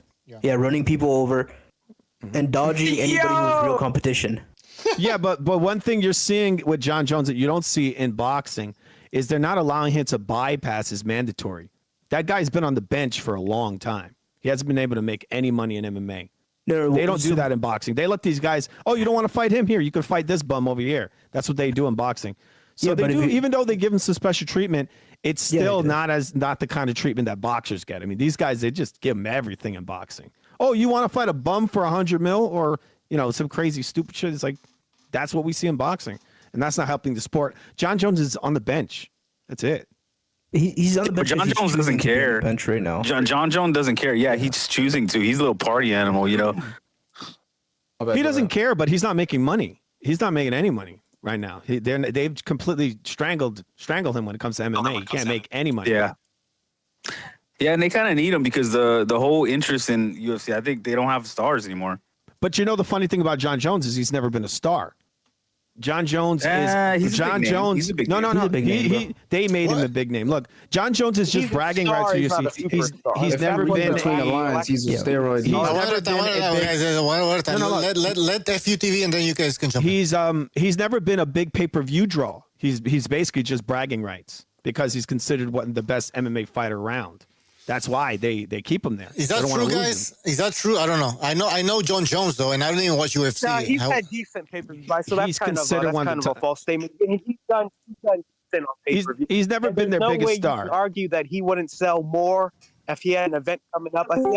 If he had a food, come on, bro, let me finish talking. If John Jones had a fight coming up right now, that would be the talk of the town, and most people would watch that over Makachev, Chimaev, or any of those guys fighting. There's Hold on, no hold on, hold on. way Comparing it to even you would watch Makachev. John Jones. I mean, look, you compare it to Makachev. Well, I don't even know what it That's a is. terrible But I don't Makachev. know. I mean, come on. Like, I don't know shit. Yo, but talk about the UFC though. These motherfuckers got a event planned, I think, for the White House or something, right? Yeah. Am I wrong? Yep. This shit Well, I is heard crazy. that. The president loves the UFC. He goes to all Yeah, the fights, and he's Dana White's He likes buddy. And that's boxing. why they're gonna He likes boxing. redo that. They're probably gonna do something to the Ali Act because think about it. The guy who passed the Ali Act was one of Trump's enemies, and Trump is a bitter old man, so he's gonna try to get back at John McCain. John McCain is the one who wrote that, who passed it. You know, the changes are going in. You know that, right? Did you? Yeah. Well, they're gonna. California State Athletic Commission It is approved. being They're gonna changed. support that shit. That change. Yes. And gentlemen, Change, think about this. Next year will be. And gentlemen, think about this next year. I believe that UFC White House event is late June. I believe that's a little bit before the America's 250th birthday. And I'm wondering what UFC fighter, what really think American UFC fighters are gonna fight in the White House because we don't got none. What? Yeah, they're all Exactly, it's you the really same think thing they're with gonna put- boxing. They're Eastern Europeans that are coming over and kind of taking over that sport too. And those guys Exactly, are you hard really to think they're sell. gonna put some Dagestani American, fuckers as in from the States? Yeah. Yeah. Yeah, but they got Conor McGregor headlining. That's all they really need. It's gonna sell because it's the White House because it's never been done And before. Conor gonna break his fucking We have leg a lot again. of fighters from the States. What do you mean? I cannot hear anything. No, the event's gonna sell itself. I don't think they need fighters. Yeah, they're not fighters gonna names. put some Dagestani fuckers in the main event in I don't think in the White House. No, no one wants to see that. Yeah. no, you gotta be an American or two Americans. Yeah, just the You'll fact that find it's at out. the You'll White find House out when is they put gonna sell, the bro. when they put the list out. You'll see. We'll see That's what like the happens. weirdest shit ever, right? Oh no, It's gonna be Danny's DNA. gonna It's sell gonna out. be It's gonna be like DNA on the it's gonna ground. be like the New York event, the Times Square event that they had. Like it's gonna be like just 50 people there. I hope Like, not. I hope Nah, not. well, That's Yeah, good. it made me what feel do like you they put it expect, at. man? Like, Exclusive They're gonna cover the access, ring bro. in 50 The bulletproof location glass. of the ring was a huge mistake. no, that was But terrible. Steve Kim brought up a real good point. Is like the also what hurt the sport of boxing were two other big factors. Is that one was the fighters were signing exclusive contracts with networks, and that they couldn't go fight on the other networks. And then that not only are they not fighting because they couldn't fight with other promoters or titles or whatever. Now they have to like be along with the same when it was Showtime versus HBO. They couldn't fight each other, and also they started moving everything to Vegas. I mean, I don't know if y'all heard the 3 knockdown rule. They had Dana White on there, and it's like that. This is what they talked about. It's like, man, they're taking the short money. Yeah, the casinos are offering more money, but you're not really growing the sport because you're not taking the events to the real cities where the real fans can go to it. Now you're just sticking everything in a casino because they're paying out a site fee. Nah, but you make a good point though, because when Showtime and HBO was present, bro, nobody could fight each other. Like, And see, that's another thing that Floyd would push that too. Floyd was a cancer to boxing, bro. I'm sorry, I don't know if that's gonna offend anybody. He's a cancer to boxing, bro. And he was coming when he was in his heyday. That was when the UFC was coming on strong. So it was like the perfect time for the UFC to really get a big push. He pushed a lot of people to MMA. A lot of casuals tell me, yeah, I don't like boxing. It's Floyd Mayweather type fights. They just hug and all. I don't like that. But it's true. I mean, I'm MMA, constantly looking at UFC the is chat here. global. Look, UFC's global. John Jones It's everywhere. break I don't know if he was a cancer. But Every week, the UFC's in a different part of the world. Yeah, he's a cancer, bro. Now fighters don't want to be I don't undefeated. think he's- Now fighters want to pick and choose. Now fighters want to be overpaid, bro. That's all Floyd, man. Even I when think there's a that's star coming social up, media because He gets normalized. under because ear. if you look at the first Floyd Money Mayweather, he was just whipping people's ass. He was very aggressive. But what he became afterwards is just like when a kid looks at you, they always want to get the cars and the girls and everything. But you got to sit them down and tell them like, hey, it's not about that. But social media always makes these idiots want all of the glamorous stuff, and I think they took the wrong part of what Floyd had to offer. They Let me copied the correct myself. inside of his. or they didn't know how long. Floyd and Al Heyman were a cancer to the sport, and it's still lingering, man. It's just I don't know, man. And then you mix that with today's society, these young kids of today, and man, it's just a recipe for disaster. Well, I mean, the fans are the ones Yeah, that I allowed think it, right? it's They a were the lot of ones that were things, okay with 'cause this guy cherry picking. They Most were people can't handle the most hard fans were work fine that with comes along with, you know what I'm saying? Isn't correct me if I'm wrong, fellas? Isn't Benavidez leaving Al Heyman and PBC? Or I saw a report or something. Well, he's already fighting for the ring. Right. dude, I don't think he's is it leaving. like no? Okay. I think No, but Al Heyman's working Al with Heyman's Turkey. his advisor. He's always gonna have Al Heyman. But Quote, unquote. Heyman's working with Turkey. He knows that if he doesn't work with that guy, then he's finished. And see, that's You know- where Heyman went around Ali at because he's like, oh, I'm not a promoter. I'm just a quote unquote advisor. That's that bullshit. Right. Wait. That's that bullshit. Wait. It's a 4-belt era. So how come Terrence don't got the Ring magazine? Am I tripping? He does have the Ring magazine. He should. So have it. he got 5. He got 7 belts when I seen him. He had like 6 or 8. Yeah, They I might have think added Turkey on just did. his previous undisputed or his previous belts, but the ones he got from Canelo, he got the 4 belts plus the ring. Oh shit. Okay, never mind. My bad. Yeah, remember he's a 3-time undisputed champion, so you know Yeah, there's a bro. lot. He's a modern day GOAT. Like I said, I thought he was gonna win. All right, guys. I don't know if we can write more positives or negatives for boxing ending up like the UFC. Positives, the best fight, the best. One champion per division. Any more positives? I got a positive for you. As far as cards advertisers, and covering the cost of better the league, referees. Wait, hold on. having a league. Let NPR go ahead. NPR, go ahead.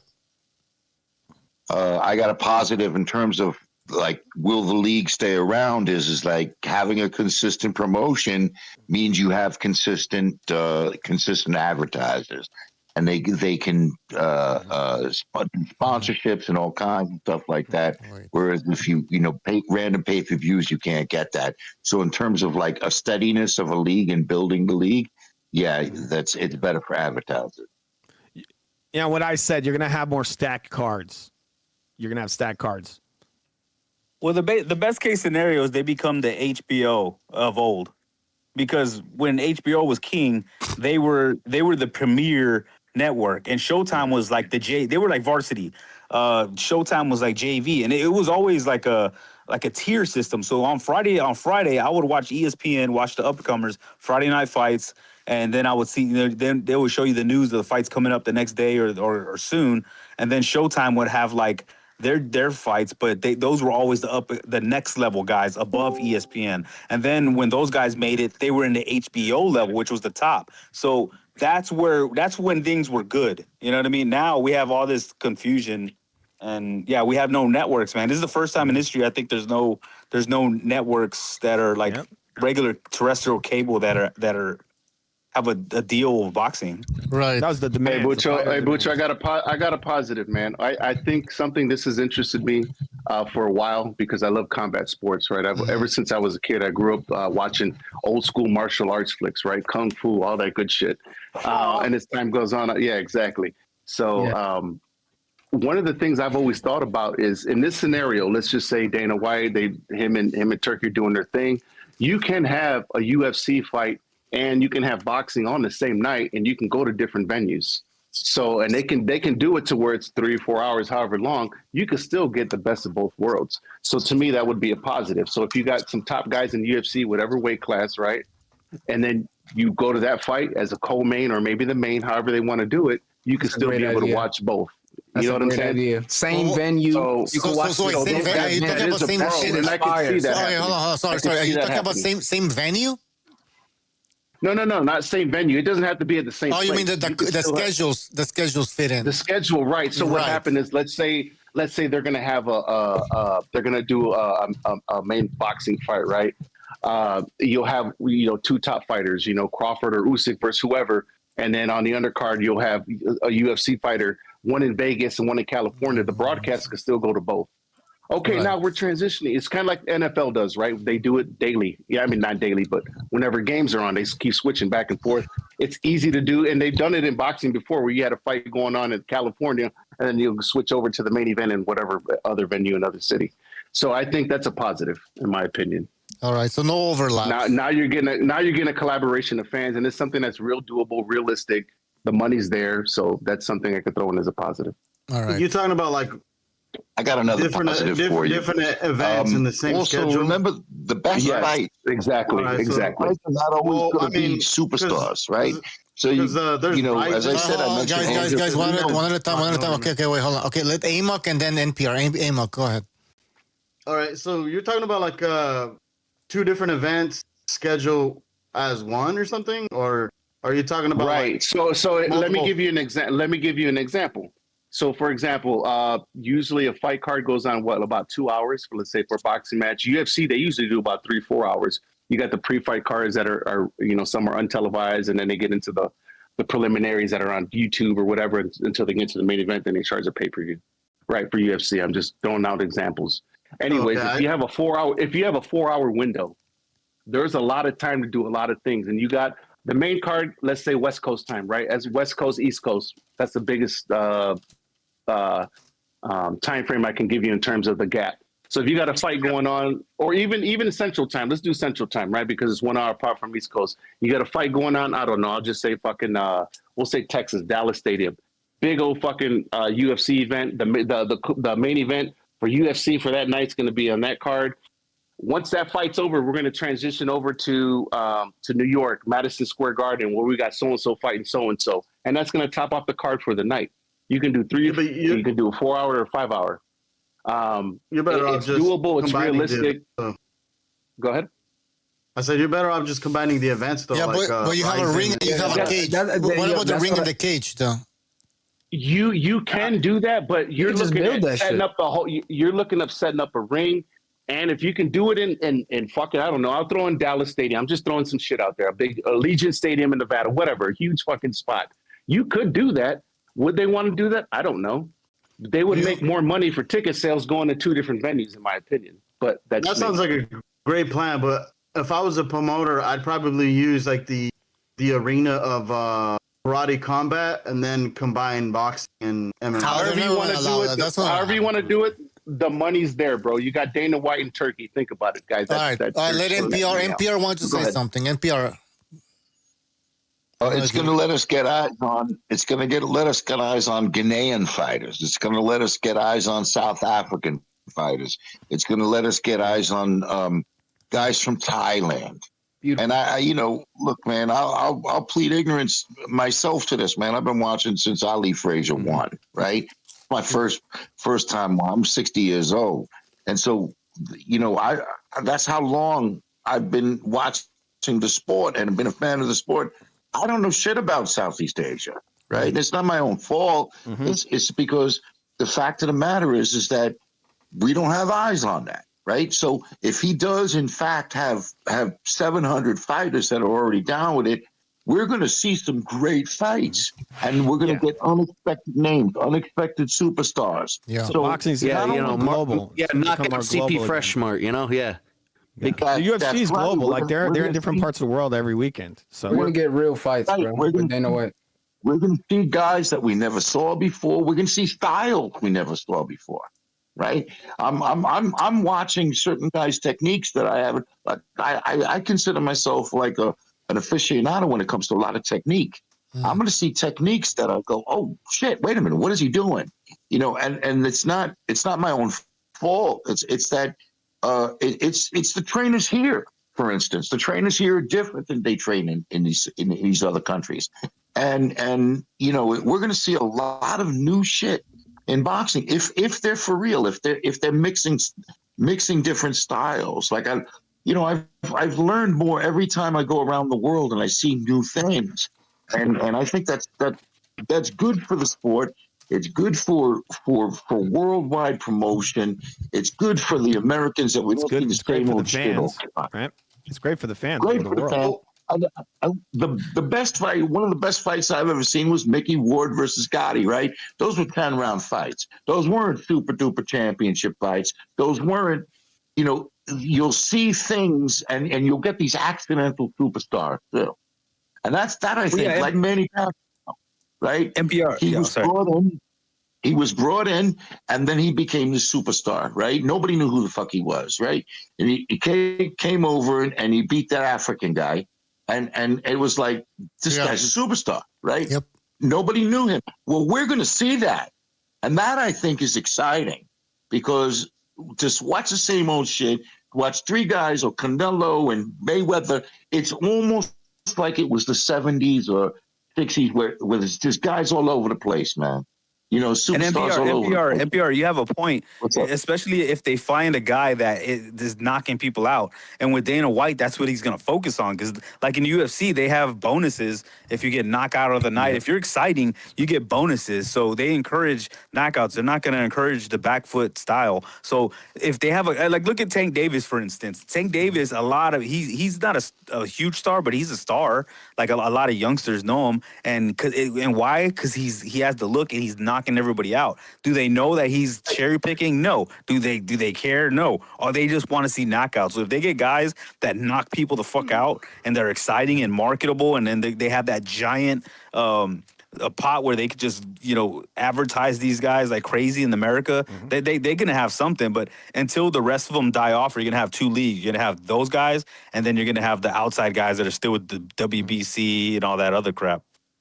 And But just to they're touch on doing that the real knockout. quick, They're doing just performance bonuses and knockout bonuses now. Yeah, just to performance touch on that, bonus. TKO. We can't, bro. We submission can't think of bonus. no negatives, bro. Somebody think of a negative. My bad to cut y'all off. Yeah, negative. Well, Add in their hold on. butcher. Before we go to the One negative, real Negative quick. for what? more exciting fights because they are paying these guys Well, more money for knockouts and performance. Ricky. So bonuses. Ricky. yeah, no, just real. Yeah, go ahead, buddy. Yo, you go ahead. No. Oh, okay. No, what I was gonna say was I just want to touch up on NPR was saying. So there's a guy in UFC, right? I don't follow it like I follow boxing, but there's a guy. They have some good strikers. Some of these guys have fucking good boxing skills. There's this guy named Ilya Tapuria. Dude can fucking fight. He can box. So if you get strikers, let's say some strikers on the main card for UFC, man, it's gonna be fucking entertaining. Plus whatever's going on for the main card in boxing. So I just want to leave it at that. That's what I'm saying. Crossman. That's what I meant. Not like that. Like Connor versus Floyd. Like a boxer versus a kickboxer, MMA, like that.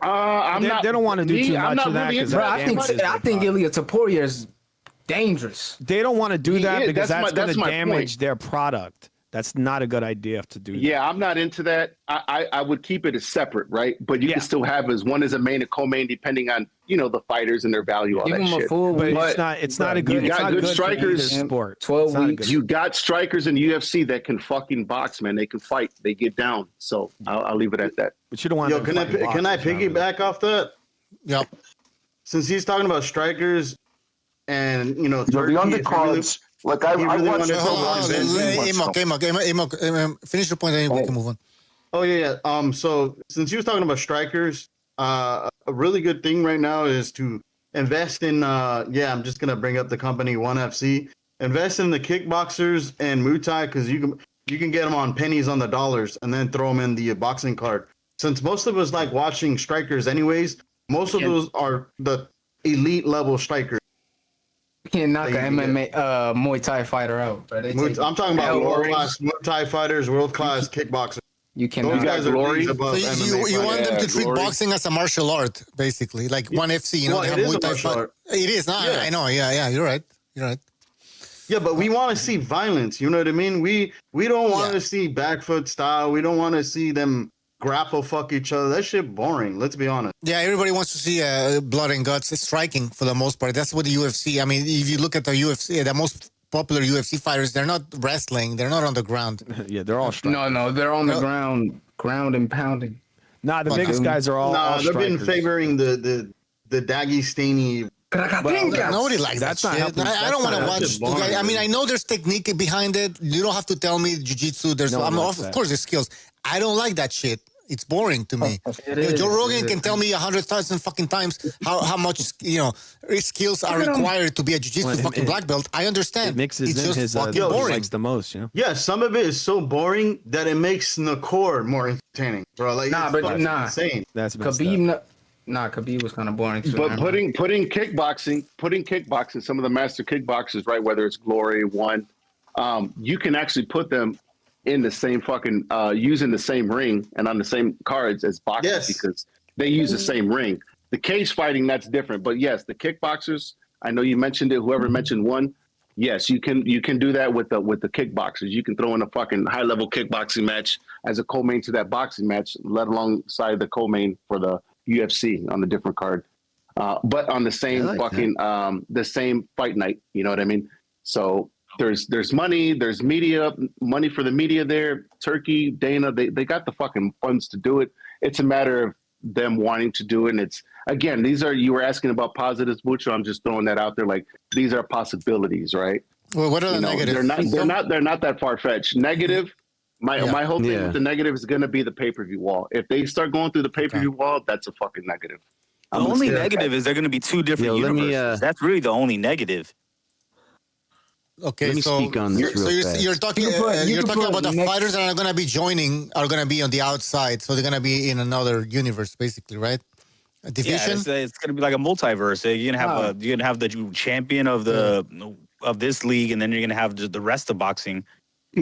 Yeah, but if you sit down and think about it, fans of like Rise and One FC, they don't really care. They just want to see violence. Instead of division of sport, you should put conflict of interest for Dana White.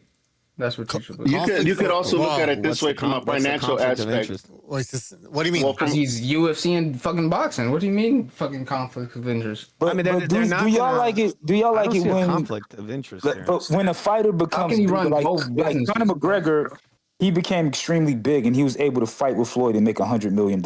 Right. But in UFC, when you become bigger, you still get paid a specific amount of money and you get like a small bonus and the bigger company keeps the money. That's the only thing I don't like about it. If they have the freedom and they become big and they can branch off and do other things, I respect that. But if you become huge and you have a lot of magnetism, I think you should be able to benefit off of it instead of just making Dana more richer and feeding the machine. But it's So- not just Dana. I mean, look, Power they Slap have failed an enormous, already, bro. Power Business Slap didn't failed. fail. It didn't fail. They Oh, make I'm not tons of surprised. money. It's still going. No, they're It's not just shit. failing. They are making Nah, that tons shit of is- money. it'll They've made eventually so fail. much money I on won't that. surprise. That has not failed at all. Will I you looked at how much stop, money, bro? Like, dude. I he looked got it up. They lucky made a off lot of UFC, money. bro. They made a Let's lot be of real money on here. that shit. Got real It was lucky at the because we right got look it place, up, bro. right Look it up. time, MMA around and he this met one. the That Gracies. Power bro. Let's Slap be shit real is here. huge. It made a lot of money. Yeah. What Power about the Slap? Ultimate Surfer, Yes, or whatever that made a shit lot. was? How did that work out? Bankrupt. Dude, they're making a lot of money on or Power like Slap. that, That shit is very the Contender successful. series that Dana White had. How did that All right. shit work out? Guys, No, it's still going. in the well, first of all, I want to get an understanding here. Somebody said that when we were looking at the negatives, that the division of the sport basically means conflict of interest for Dana White. What does that mean? There's always going to be division in the sport Yeah, I because feel it's like not he's running because both it's not businesses. it's not a total monopoly and it never will be. Tarzan, That's I think, it. he brought it up. What do you mean by division of the Tarzan, sport? Tarzan, sorry, man. Yeah, Some Tarzan. people brought up the Power Slap is still doing good, but It's successful. like the yes. first year and a half, I ain't been seeing I don't that like shit it. on social media ever Like, look, since, bro. I don't give a shit about it. That's What I'm true. saying is, but it has made money. I think it should be illegal. Dana I think White it's a brought it terrible up. Sport. Dana White brought it up in the True Knockdown rule. He said, like, look at Power Slap, like basically what I did with it. I think he's what he's trying to say. loads of But money. can he do that with boxing? dumb. It's completely. I don't think- But I just have a question. Do y'all think it's right for, like, if you're in a certain weight class to only be able to make a specific amount of money for one fight? Because I think that's the way it's going to be. You fight for a belt, you make this amount of money. You do this, you make this amount of money. Do you think that that's how- right? I don't think so. What do you Stupid mean? You demand. mean No, I like read about it. They have different weight No, classes that's get not- paid that's- different? The Some guys information Is that pay a how lot it works in than the others. UFC? Is that how it works? No, No, it I don't doesn't. think It so. doesn't, it doesn't No, work in like for that. the Some guys make boxing, more. it was specific. It was specific. You couldn't just make any amount of money that night. It's already pre-planned what that type of fighter makes. Whether you're fighting for a belt, you make this. If you're a entry fighter, you make this. I don't know if that works in boxing. Dana White probably got okay, private hold on. investors. Can UFC fighters negotiate how much they want to get paid? Yes. No, I don't think so. Yes, they can. They can negotiate. Well, they can. Every fight, You- or if- is if it you like star- if you a star, you every can. few years they negotiate. You always negotiate. Or main event. They will. Yeah, but negotiate. Just like boxing. The starting fighters make a formulaic amount of money. It's only a couple of fighters on the card that can actually negotiate. No, we now cannot the act problem, like the MMA problem with they the often UFC, negotiate. I'm assuming the problem with MMA, I think, is that if you don't reach an agreement with the UFC, where do you go? different organization. Which one? That's which one? Somebody's like one Bellator FC. Where is one FC? One I don't FC. even know. Fucking Indonesia or something. Some of those guys. It's they in put them out of- Singapore and Thailand. Some of those one FC contracts are more money than the UFC sometimes. Nah, you're talking about an exception. They do to the have rule, options. Julio. They have Yeah, even the That's- UFC has bridges. You can't fight in the Demetrius, UFC. You can't Mighty in the Mouse MMA. Johnson You can't fight left it. somebody. He made a lot of money. Yeah, but you're talking about an exception to the rule, Julio. Most of those dudes get paid like a bag of rice or a bag of beans. Lynch Yeah, each what I'm other. saying is there are options. If you don't make a deal, if you can't strike up a deal with the UFC, then you just go to another organization. That's it. Well, that's what I'm saying. Dana If I does was, have a if I monopoly was on the Turkey, UFC. dude, I would literally show the fighters from one FC and combine it with boxing. We want to see violence. That'd be like best way to profit. I mean, they The could do it if UFC they want. invasion of boxing. I like that. You know, there should be a MMA invasion storyline in boxing, like the NWO. Like all these fucking guys break over. No, it was like when DX invaded OCW. Yeah. Bloodsport. Fucking- Let them fight I don't know Bloodsport. any UFC guys. I'd come up with some names. You know, I'd make Kevin Nash Chuck and Scott Liddell Hall. Who would they choke be? slams Shakur Stevenson. Yeah, let them Bloodsport. WWF invades UFC. Oh man, yo, Hey, no, hey guys, seriously, we only came up with three negatives. what are the positives and negatives we're talking about? To what context? I'm trying to Like what? catch up. Dana White boxing being a ends- promoter in boxing. Yeah, exactly. I'm sorry. No, go ahead. graphics on the Everybody screen. said the same thing at the same time. Say, what was it? Dana White being Pucha, a what was it? promoter in boxing. Dana White being a promoter in the boxing. graphic is in the Discord. It says if boxing ends up like the UFC, basically the UFC model in boxing. UFC is. I don't think the That's UFC not, model works. that's not the UFC model. That's boxing. The UFC model blueprint. definitely works because No, UFC is that's incredibly boxing popular. blueprint. No, I'm talking about. I don't think it works for boxing. I think it's Well, I think it will what do you work. I mean? think it definitely will. No, think because it'll like I said, everything. If you look at UFC, I don't even think they can choose the music that they play when they walk down the aisle. Who cares? Who cares? I don't give a fuck. I don't give a fuck about some guy coming with a rapper. I don't fucking know. I get it. The UFC, the machine is bigger than the fighter. What happens when they get freedom, man? They can I wanna hear put Ricky whatever I they don't want to want. see the rapper that came in with Wilder, man. Fuck. Okay, listen. New York City. Black on black. Okay, guys, can we please? Positives and negatives here. Is it possible to expand on the negative side? Because we only have three: fighter pay, pay-per-view Not really. wall, division of the sport. That's it. Yeah, I'll tell you negative. Might actually Oh, see go ahead. the- Go ahead. you We got a might not negative. have. You might not even have I got a lot of between. negatives, but I'm One at trying a time. One at a time. I want to hear the negative. Negative. All right, so like, it's an in between almost kind of. I think just it doesn't really change. Like we're talking about too. Oh, like how can we get more superstars in boxing? Like who's going to be the next face of boxing and all that, and also how UFC doesn't have many like superstars right now either. This isn't going to generate any they new do. guys, They do. really. I think, and Well, we you have talked to- about What do you mean? like NPR. We're going to get eyes on Southeast Asian and this that. Like, it's not going to change the condition. Like, you got to be like an they're gonna American, and you got to be charismatic to get over. Like, They're going to get more to the exposure. superstar level. They're most likely going to get more exposure because the cards are going to be more stacked, and bigger name fighters will be on the same cards with lesser known fighters. You got to think about it, bro. Wait, hold on. gonna- So they're you're gonna be saying more non-Americans? You're saying non-Americans are not gonna get a fair share, or they're not gonna get a chance? Bro, there's. I think just it's an understanding of the audience, the American fucking audience, man. I don't think look, they fucking put Golovkin out there. They tried with Lomachenko, and they try to push these guys. Hey, and it just wasn't receptive. Golovkin sold out You know, the New like, York, just the American wasn't receptive. MGM They Grand. fucked them up. Sorry, They sorry, fucked them MGM up. Grand. What the fuck is it called? No, but you know what happened? They fucked them so. over. That's why. Imagine this. Imagine Triple G was on the same card as Floyd Mayweather. Imagine that. Who do you think would have the better showing by comparison? Floyd Mayweather. Dude, are you crazy? Who's gonna get? Who's Triple G gonna knocking someone's become head off? better, like culturally, who's gonna get more eyes culturally? Eyeballs. Who's getting more eyeballs? Because that's what we're looking at in this new. But it's a revolution. Promotion. It's an argument you would have to say that Duran was never a popular guy, right? Duran isn't an American. Good point. Okay? Good point. Pacquiao isn't. He was popular. Anyway, isn't an American. Usyk isn't an American. It's Yeah, the first time- did Duran even speak English? He still doesn't even. Duran is technically American. Yeah, I mean, No, Duran doesn't even. Okay, well, Duran doesn't even speak English right now. Like this guy never fucking learned English. Like, he doesn't get- Yeah, but you're speaking of people that have great form and was masterful inside the ring. It doesn't matter if they spoke English. They're still or out was there. American They're or still not. out there. We need to find them. We need to find them. Masterful. Guys. We don't need to find them, bro. These guys are going to get more exposure. They're Yeah, gonna get but I don't think the y'all UFC model is going to promote science. The UFC model does not promote science. It promotes blood in fighting. Hey, guys.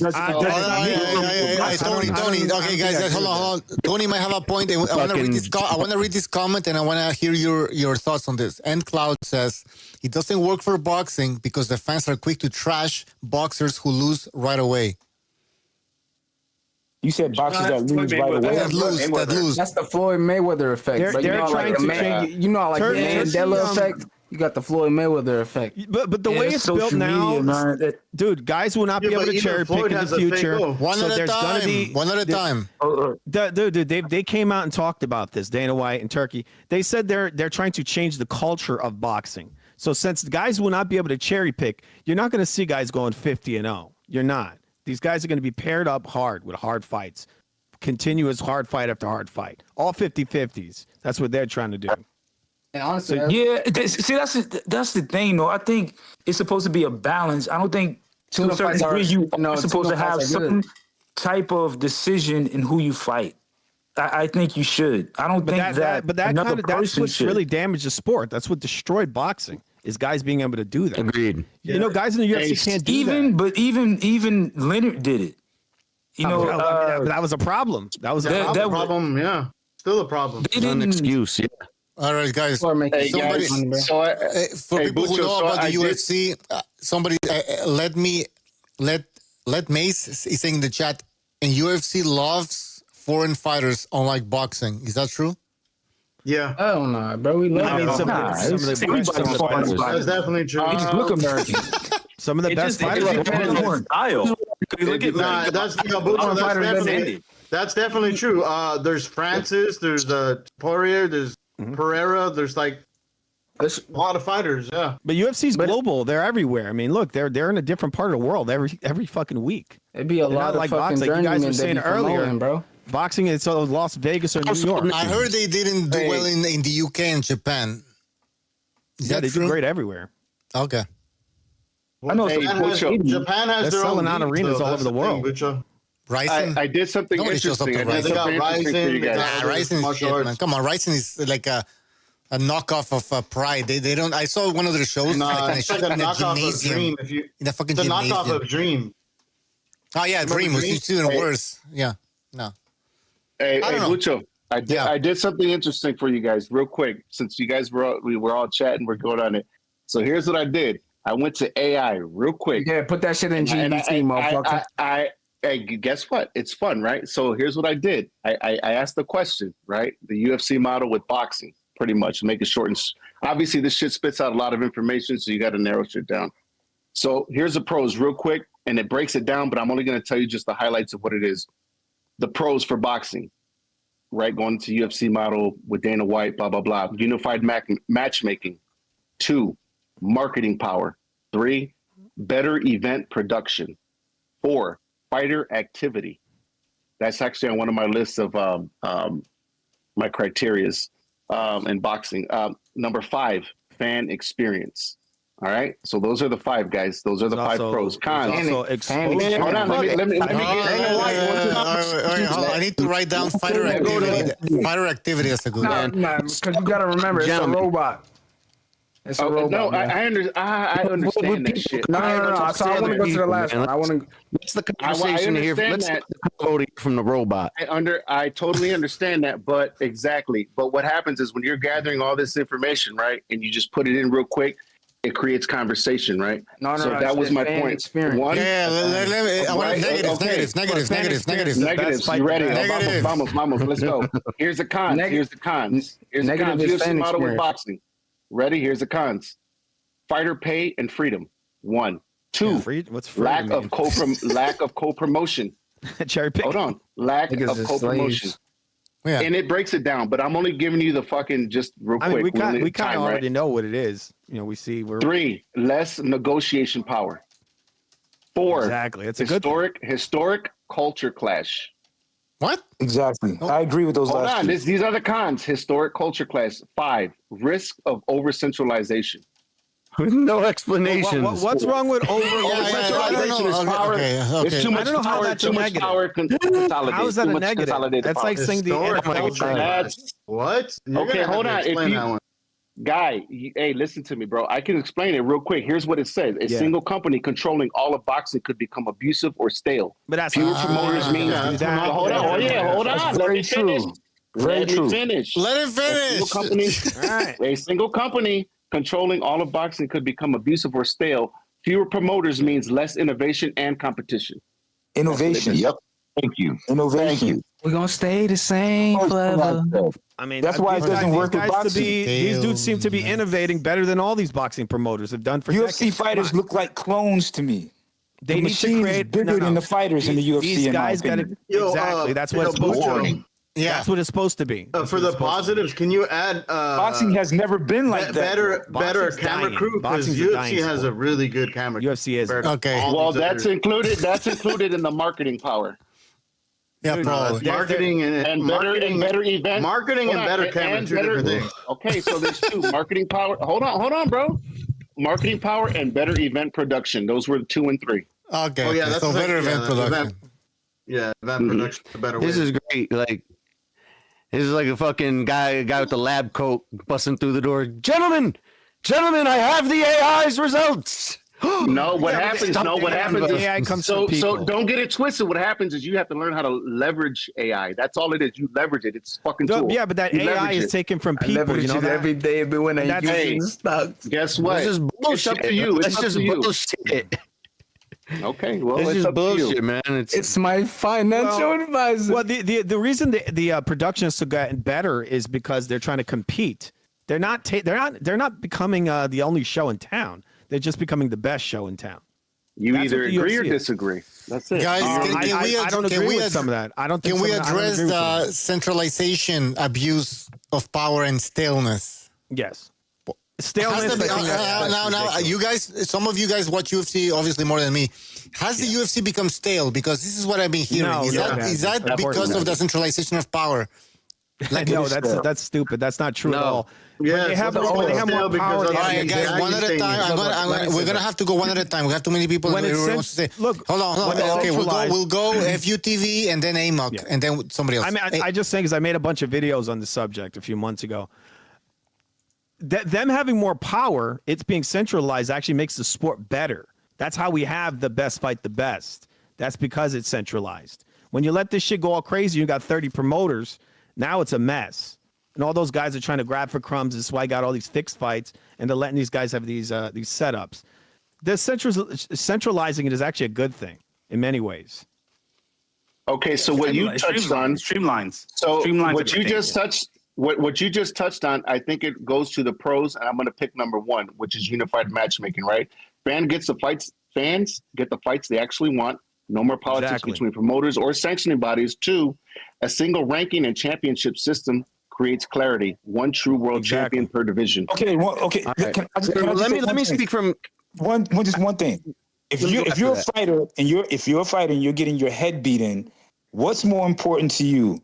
The fans, everybody getting the fight they want, or you having enough money to retire and not being retarded? But that's in the your future? fault. That's your You know fault. what I'm saying? When they make everything very formulaic, when they make everything very formulaic and everything is stale and it's like a machine of fighters and they're just spitting fighters out of the machine and everybody fights for this specific amount of money, that is for UFC to become billionaires. That is not for the individual already got it. inside the ring getting his head beat in. Well, it's It is not for him. Look. If I'm getting my head beat in, I want millions. about that.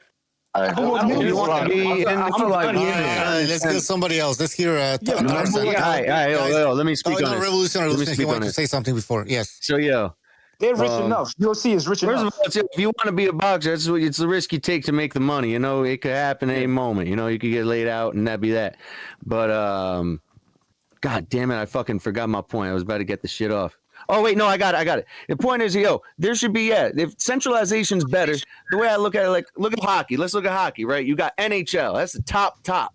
Yeah. All right. And then AHL is like the secondary league under that. And they got affiliate teams and whatnot, but so basically, you could go to an AHL game, and that's minor league hockey, and it's cheaper, and it's a lower level of fucking skill, but you could take your family and go enjoy it. And that should be like, the secondary league in boxing. That should be like, ESPN Friday Night Fights. Right. Like, put a, I don't know, WBO or WBA, like whatever you want to call that tier. Oh, we're going out to that. But then, like, I don't know, whatever the fucking top tier is going to be, like the TKO. UFC boxing, like the top. KO, we'll call it. All right, KO. You want to go to TKO? That's KO what is it's called. coming to town. Well, yeah, hey, bro, Yeah, and that's TKO how is it coming used to to town. be. They got the best. That's big tickets. Or you could go see the fucking lower level guys. Like, centralized, like 4 or 5 different organizations, and it's about like feeder ranks too. But what happens? These guys get all Yeah. things up to you. What happens when you get a Mike Tyson, somebody that's knocking everybody out, and he's spectacular? It doesn't breed that, in my opinion. It doesn't breed another Mike Tyson. But he would move, in my opinion. But he would, he would start at a lower league, and he's the champ of that. Oh shit, this is going to be his debut fight in TKO. Like it's going to be a good thing. I'm going to say what you're saying. He doesn't think it works for boxing. He just doesn't think it works. What sport that's professional is free? No professional sport is free right now. Even like college level. Yeah. We're not going to be free in a minute. But which sport has like a bunch of pay-per-views all the time? Right? So you guys are on the topic of money. So here was the con. I'm sorry, Bucho. Go ahead, man. No, go ahead. What's related to what you guys were saying? So the con was number 1 on here was fighter pay and freedom, right? Cons or risk for boxing for the UFC model. UFC structure favors the company, not the fighters. Boxers currently earn a far greater share of revenue. Top stars like Canelo, Fury, Joshua make 20 to 50 million per fight. Yes. No, but that's not across the board. That's the top. The less than 1% make that money. That's not a good point. Yeah. You have the option to make that money if you're that good, though. If you That's can either sign, you have the professionals that been professionals since they were 16 years old, or that's the amateur pedigree. You feel me? So the second bullet point, it says a UFC style monopoly could drastically cut fighter earnings and control their careers. Mm-hmm. Yeah, that's what I mean. That's my main point.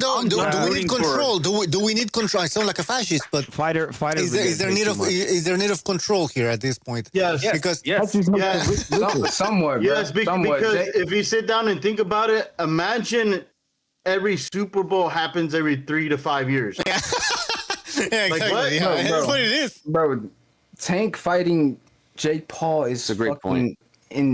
Bro, that is insane, bro. But that's a free market, though. That's a free market. It took Mayweather Pacquiao 5 years to make. It took seven or 8 years to make. That was like 7 8 years. You guys just went from a con to a pro now. Here is the pro, what you're just talking about, fighter activity. So UFC fighters compete more often, keeping fans engaged. Yeah, we wrote that down. A unified boxing model could end. A unified boxing model could end the long layoffs between major fights. Yeah, exactly. Because these guys are taking too much time off. Yeah. Do they need bad reading? Bad reading cadence. Okay, but do they need it though? You remember Oscar De La Hoya when he had that run where he fought 5 times in 1 year, and he took fights off pay-per-view too. He was able. He was like, yeah, okay, I'm gonna get less money for this fight and fight on regular HBO. He's okay, but today you can't tell a fighter that. Oh no pay-per-view. Oh no, less pay. No, they think once they get it, that's their bar. Yeah. So to the bad reading cadence, when you're discussing with a room full of men, people jumping in. Yeah. Go ahead. Everybody's jumping. It's crazy. No, it's just like bro. We have a conversation. All right, let's go. Okay, weird, like everybody got talking flow. Yeah. Okay. So negatives: fighter pay, less freedom, pay-per-view wall, division of the sport, lack of co-promotion. I mean, okay, less negotiating power for the fighters, I guess. Centralization, abuse, and staleness. Here's one that was interesting. This one was interesting, Butch. I'm sorry. I don't agree with that staleness. Like, what? I don't agree with that either. Staleness? Why would centralization create staleness? Centralization. I'll give you an example. If you take a look at, for instance, basketball is boring as fuck right now. But that's because it sucks as a sport. I saw a video. Basketball players are shit now compared to before. Like they don't have talent. But basketball as a sport sucks. It always has. So basketball used to be exciting when the Knicks played like the Knicks. Basketball used to be exciting when the Detroit Pistons used to play like the Detroit Pistons, and LA used to play like LA. Chicago had a style. Okay, what they've done is they've Europeanized basketball, and now it sucks. I mean, every single team looks exactly the same as every other team, and they play all the same exact style. And so what you end up getting a boring fucking sport. It used to be exciting when the Celtics played LA. Because what does that mean? They Europeanized it. What does that mean? Yeah. I don't know. If you take a look at European is a basketball, they socialist. recognize basketball. What they're doing now is they're spreading out the floor. Everything is all about the 3-point line. All the players are 6'10", and they're all skinny and a certain kind of size, and they don't play any more defense. They don't. If you touch a guy's shirt, if you drive the lane, you let him run up the fucking ball, because if you touch his shirt, you're going to get a foul on you. In other words, saying is Less contact, less physical. Let's get soft. Leg off. Well, that could be for the. I mean, okay, so the UFC might end up changing the style of boxing, the way the referees do their job, I guess, and that could hinder the sport of boxing in a negative. Yeah. I mean, they're pushing for action. So what they're most likely going to do. I mean, they're not going to allow guys. They could do it. It could be a positive. It could be a positive. It could be a positive if they start fucking telling boring box. It could be a positive if they have the power to reprimand these boxers that are fucking boring as fuck. Right? They could put them like, okay, you're not going to be in the main event. I'm sorry, guy. You're too fucking boring. That could fucking be beneficial. They got to make it dramatic. You know, get Dana White out there. Devin Haney, your contract is terminated. Yeah, do it in the middle there. Like Vince McMahon. Haney should be a prelim fighter. That's you what he didn't should read be. the fine print. There's going to be a special guest referee. And his name is Machenko. They need to have like he gets like fired by Vince McMahon. a briefcase with money on top. Like, hang, they should fucking try and get it. Yeah, get some more. No, but seriously, like so. Okay, go ahead, Amok. I want to say something. Yeah, Haney, McCord, those guys should be like prelim fighters. But I don't know. Yeah. You guys are keep thinking that UFC wants to be exciting, but right now it's stale because they keep pushing the Dagestani, and most of those dudes are fucking boring. Yes. No, you Well, yeah, got I mean, a but point. the thing is, boxing, we're getting the Eastern European push, and those guys are exciting, but they're hard to sell. Boxing is pushing the UFC is pushing who's the champion. That's the product they have. They have a fair system. They got that, so they have to build it up like it tastes real good, right? Oh, it's amazing. It's an amazing cake. What do you say? But FUTV, isn't Shakur Stevenson a champion as well? To a certain extent. Yeah. So by boxing trying to push this guy, is that fair? Because but the thing with him is that he's tailored. It actually defeats the purpose when you say they're trying to push the Eastern Europeans, but they're not getting over, even though they're exciting. No, then they're not pushing them. It's like you got Shakur Stevenson and people, he's over. People, he's got great skills, great science, all this and that. Yeah. But he's fucking boring. That's the guy they're pushing. He needed to be pushed. He should have lost. That's not true. You keep pushing. They aren't just pushing. They're They're giving him robbery wins. That guy's lost some fights. Say again, Rajan. He's getting protected. I was saying you get pushed something, and that person still won't sell. It's true. Like Triple G and shit. Like a lot of these Europeans. What do you mean? Triple G sold out Madison Square Garden. Triple G was he was actually exciting. Was a star. Fuck Triple G. Yeah, why fuck Triple G? I mean, that guy was selling Madison Square Garden. I mean, when I talk stars, I mean like Tyson. Like Tyson was a fucking phenomenon. Triple G since Hold on. Let me talk. Yeah, go ahead, Tarzan. No, don't let him talk. Floyd too. Fuck you. Even the UFC, bro. Yeah. It's one promotion, bro. The best is not fighting the best, bro. Like, you got to think about it. Like, globally, worldwide, you got so many promotions. The best is not fighting the best, bro. You got one championship. You got all right, Amok needs to. Somebody who watches UFC all the time. Is this true? The fighter we fighting watch the best it all the time. You're not fighting the best, bro. You got other. They're fighting. You got other people in best. other regions. Fucking Asia, one championship, bro. You're not fighting the best. Yeah, but bro. they can That's come only one over. championship. They're not blocking. Aren't the best fighters in the UFC though? Aren't the best fighters in the UFC? I'm sorry. The best fight the best in the UFC. They in the UFC, whatever that's they one have. promotion though. Yes, but globally, those other we'll guys never see the best fights ever. Yeah, no, those guys most of the time, the best fight the best in the UFC. Oh, there you go. Yeah, they do. Always. There you go. Always. There you go. Not always. In one promotion. Most That's the times. UFC. John Jones never fought Rumble. John Jones never fought. I keep hearing that. Okay, but Amok. Overall, is the UFC Most of the time, yes. Yes. Okay. They pushed him. This is why John Jones is on the bench, because he will not fight Aspinall. And so Right. they're like, go fuck yourself. I do believe that. I do believe Dana White probably benched him to the side. He benched him, yeah. They're not letting him do any other fights other than that. He took a year off with the belt, bro. Like, you got to relinquish that shit. They were hoping that would happen, but the guy, he's just sitting it out. Well, boxing is even worse. I mean, you have Tyson Fury 2 years on a coke binge, and everybody's saying, the belts were taken away from him. But the Ring magazine, he keep the Ring magazine belt. How long did Charlo sit on that title? I mean, you have so many fighters. Yeah, not Charlo. fighting any we don't even global have to go to Tyson Fury. That's a prime example, bro. Fucking Deontay Wilder not fighting any global fighters, and then when he fights a global fighter, he gets his ass whooped. We're not seeing the best fights. I'm telling you. So the UFC is better in Definitely that not regard, in boxing. right? Oh, for sure. Yeah. I feel, yeah. They've been the best for a long time. All right. So the con, which is kind of in the ballpark. So I'll do my best fucking cadence with no interruption. It says historic culture clash. Boxing tradition is deeply tied to independent champions, promoters, and legacy belts. A UFC-style takeover might face heavy resistance from promoters and sanctioning bodies. To me, that one kind of threw me off, the historic culture. I don't clash. get Go ahead, it. guys. I don't get it. But that's not, Yeah, how me would that be either. a That negative? threw me That's off. just, I don't know. You never know, bro. Globally.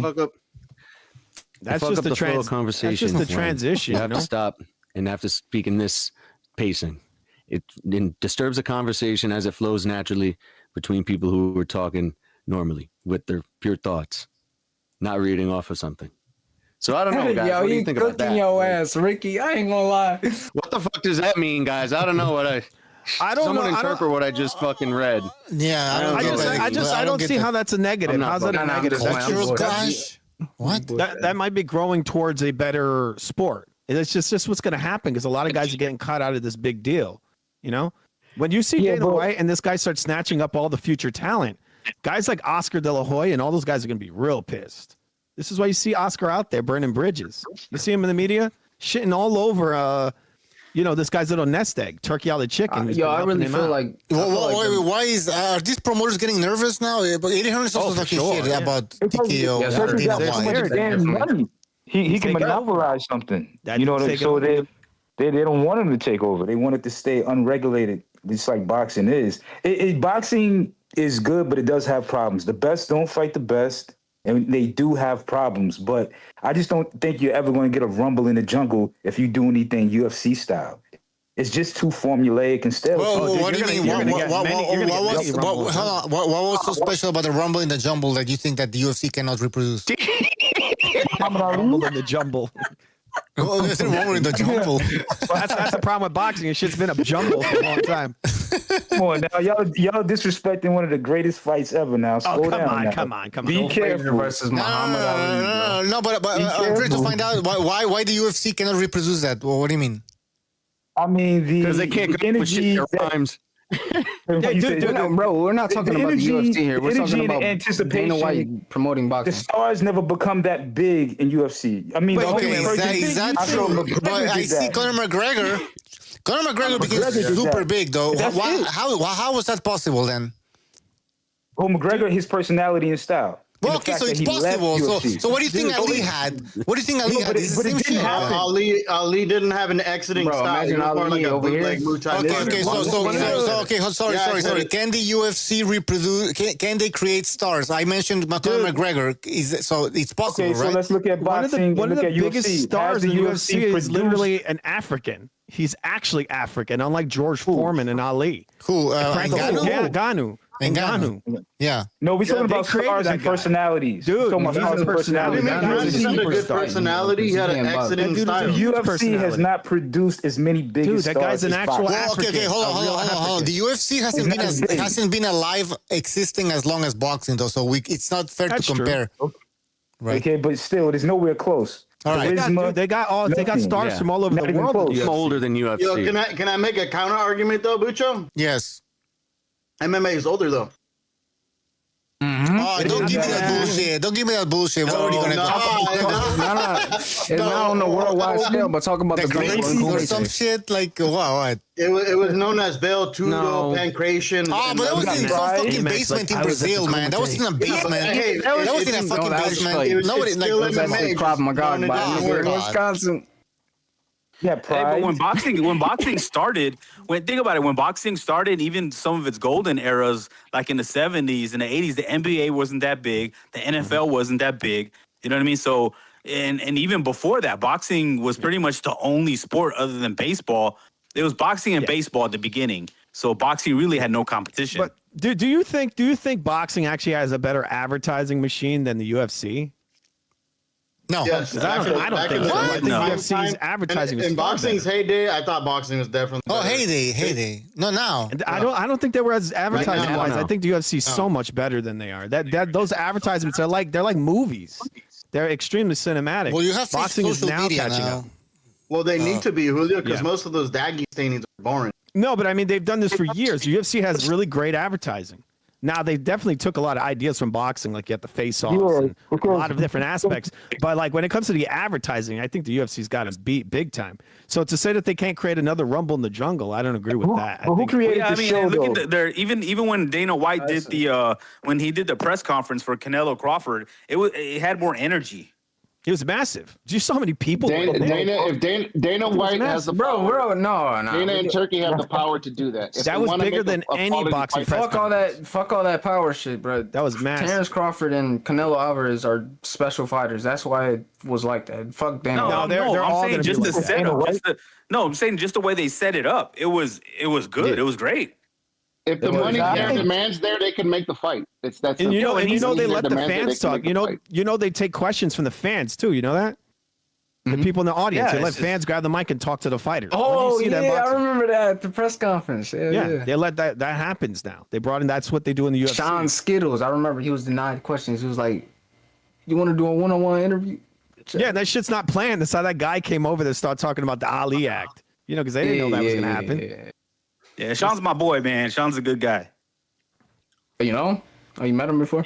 Yeah, he's a cool dude, man. He's a cool dude. But yeah, no, but that was ballsy of him. I was like, man, I don't know.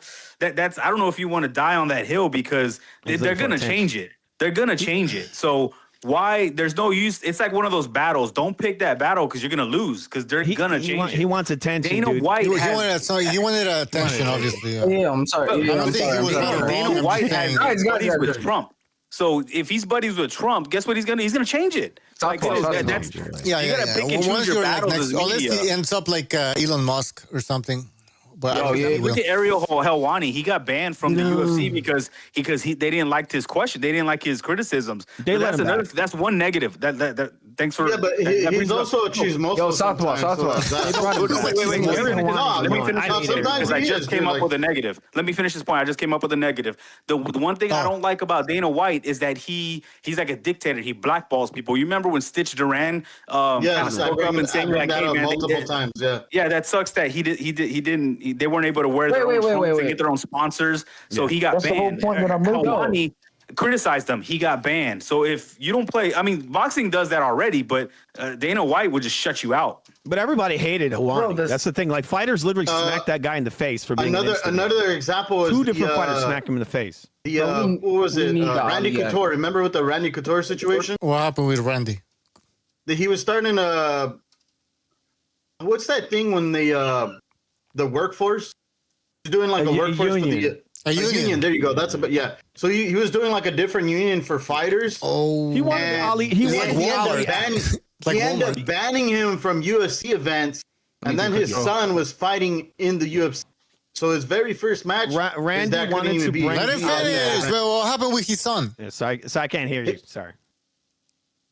He couldn't be at the UFC event.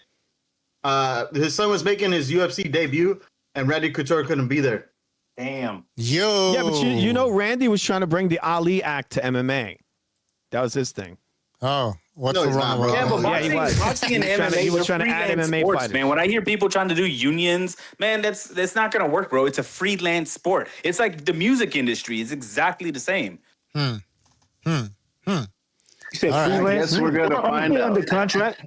Aren't they under contract? Aren't they stuck in the UFC for a certain amount of time, or is it just fight by fight? I don't know how it For works. MMA, for UFC can cut MMA. them anytime. But can they leave anytime they want to? Yo, I mean, I guess that's after the interesting. contract ends or whatever. Interesting. Everything's built on contracts. It's that simple. It depends on the contract. We're talking about the music industry. That's not true. They could renegotiate with the UFC for an example. When Chuck Liddell went to Pride, remember when he went to Pride and got his SP? Oh yeah. But Dana White allowed that though. He was even there in Japan. That's what I'm saying. So I mean, it's plausible. Yeah, those they are allow legal it, ties. A contract is a legal tie. So yes, if it can be amended, most likely they're going to get multiple fight contracts if they leave before the contract's over. They're not going to be able to compete in MMA in another organization. They'll have to do some other sport, boxing, or whatever. Yeah. But the thing is, though, if like again, as I mentioned earlier, in the UFC, if you're a fighter and you don't reach an agreement with Dana White, where are you gonna go? There's and then the UFC like they eat up the competition. Remember there was Strike Force. I don't know if they bought it. There was another one. I forgot the name. Elite XC. Strike Force. Strike Force. In the music industry, you could just make your WEC. You're talking about WEC? Yes, I think it was. Yeah, they bought that one as well. I think they purchased from a fighter's perspective. Do you really want the company that you're under to have a monopoly? From a fighter's perspective, well, that's the thing. That's what I'm saying. Yeah, exactly. Just buying a whole bunch of different shit. Now, do you want the government on the business? Exactly. Yeah. Have a monopoly. Is that something y'all would want as fighters? Well, I don't think monopolies actually work, though. I mean, the government. Fan. I ain't a fighter, bro. Monopoly. There should be. Have you ever fucking played Monopoly? It makes you fucking hate your friends. No, but you know what? The free market should allow it, man. I'm not saying that. Y'all are saying that Dana White has a monopoly. I'm saying would y'all want to be a part of something like there's no reason for competition. It's got to be two. Look, as a fighter, if you want to fight, that's it. No, look. If as a fighter, if you actually love being a fighter and you want to fight the best in the world, you would want a monopoly because then all the fighters would be under one roof. And yeah, so Julio's got a point. You would have access to how much you make. You don't have they sell you that dream. You know, if you want to be the best in the world, then it's like you gotta follow this path. You know, it's like when you want something that bad, there's people that can control you, and you say, okay, well, if we're not gonna let you have that unless you do this, unless you do this. So like, it's like there's a form of control there. Exactly. So I want to be the greatest, so I got to be a slave to your fucking. There's always control in an organized sport. There needs to be a certain. All right, hold on, guys. I'll be back. Keep it civilized. Yeah. There always has to be control. Fighter. I'll keep it civilized. I'm like a fighter who's like, hey, I don't need the fucking belts. I just want to have banger fights and put it on for the fans and make a little money. And you know what? If you guys won't let me, face who I'm supposed to face, then fuck it. Like. Hey, I don't want the belt. Belt don't mean shit to me. But we don't want to see that. We want to see the top has more freedom than anybody. We want to see the top guys fight the top guys, or the guys in their level, the guys at their level. And I think what Homeboy was saying was it has to do with negotiation power, man. You know, your leverage is diminished. But there's always going to be control. Like people keep talking about control. Like, bro, when you're at your job, can you tell your boss what you want? Or and you can negotiate your contract, your pay. But you can't tell them, I'm not going to do that. You want to do that? Here's the counter argument, though, Julio. Sometimes the company oversteps their boundaries. One at a time. Sometimes the company oversteps their boundaries. You feel Stevenson. Yeah. Okay. Can he hear AMAC? My point to you. Hang on one second. You got me muted. Hold on. Let NPR go. What do you mean? I didn't finish what AMAC was saying. Yeah. Oh, I'm sorry. Now he's talking right now. The Cubans had a monopoly on boxing. This guy's brain dead. The Soviets had a monopoly on boxing. Can anybody tell me with a straight face that Teofilo Stevenson, when he faced real American boxing, he faced one in his life. Teofilo Stevenson? He was the best of the Cuban, and he won the Olympics and all this other nonsense. Okay? Can anybody tell me that the Cubans, when they had to face real boxers, they get their asses kicked? Mm-hmm. The Soviets. I think Cubans are pretty good. When you got a really good Cuban fighter, they are very good. I believe Americans always win. I believe Americans always win. I think Lara would beat the shit out of Floyd. Come on, bro. Okay, and they have a better history, and they're far better than Cuba, who has a much bigger boxing program that has a full force of government paying for all these guys. Look, let me tell you something. Monopolies are not there, just like unions are not there to put a quality product together. I'm telling you, man. Exactly. No, come on. Look. They're trying to Ain't make nobody's not gonna be able to If do you that. don't have They're a there to quality make money. product, if they don't have a quality product, then they're not going to make money. This is an entertainment business. You cannot put out a shit product and expect to make a bunch of money. Okay. Just one thing. When you are dealing in pounds of flesh, it is different. I don't want somebody doing things that's more important for the fans or more important for their pockets than it is, because every time you step into the ring, you risk your life. You're taking little inches off your life every time you step into the ring. There should be a progression. There needs to be a progression of wages in a very specific way according to your age and your tenure.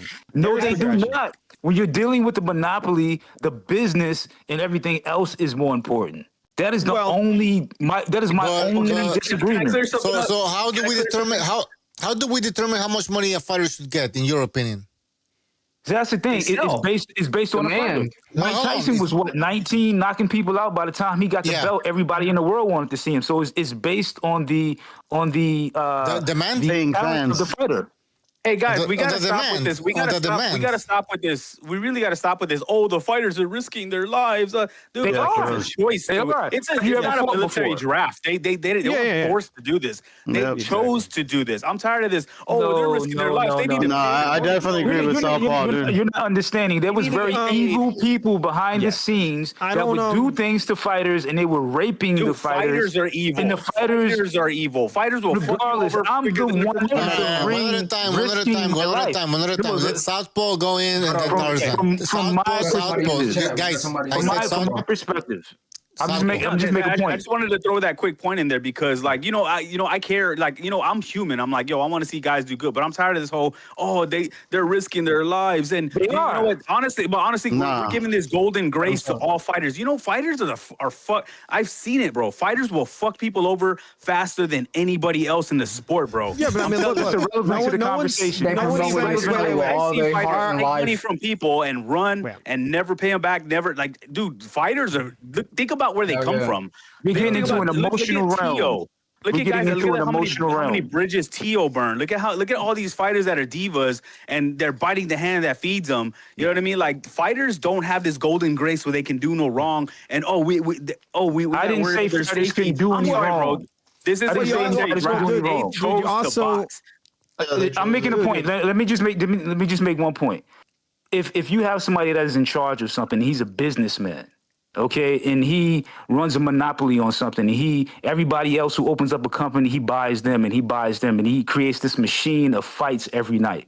Okay, in boxing, we've already seen that you can pretty much shoot up pretty fast. If you look at Mike Tyson's career, if you can become amazing, you can go from making $1 million to $20 million in a couple of weeks. I mean, that's rare, bro. Let me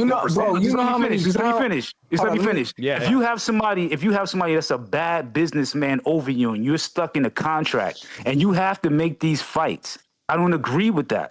Because every time I go into the ring, I'm risking my life, and somebody's raping me. He's keeping the lion's share of the proceeds, and he's giving me pennies. If I was just working a normal job, these guys, that's different. Look, if you go by the UFC, these guys are making pennies. They're making millions of dollars. And if you compare this to any other job you can have, I mean, I'll use the cops as an example. Cops have to risk their lives every single day they go out. They're literally wrestling crackheads who have knives in their hands or whatever. Bro, do you think these guys will make millions of dollars every year? I brought this up. To that point. Hold on. Chill. Why are there so many UFC fighters suing the UFC? God damn it. Because they feel like they're worth more than what they're worth, maybe. They're getting money. Some of them are getting more money.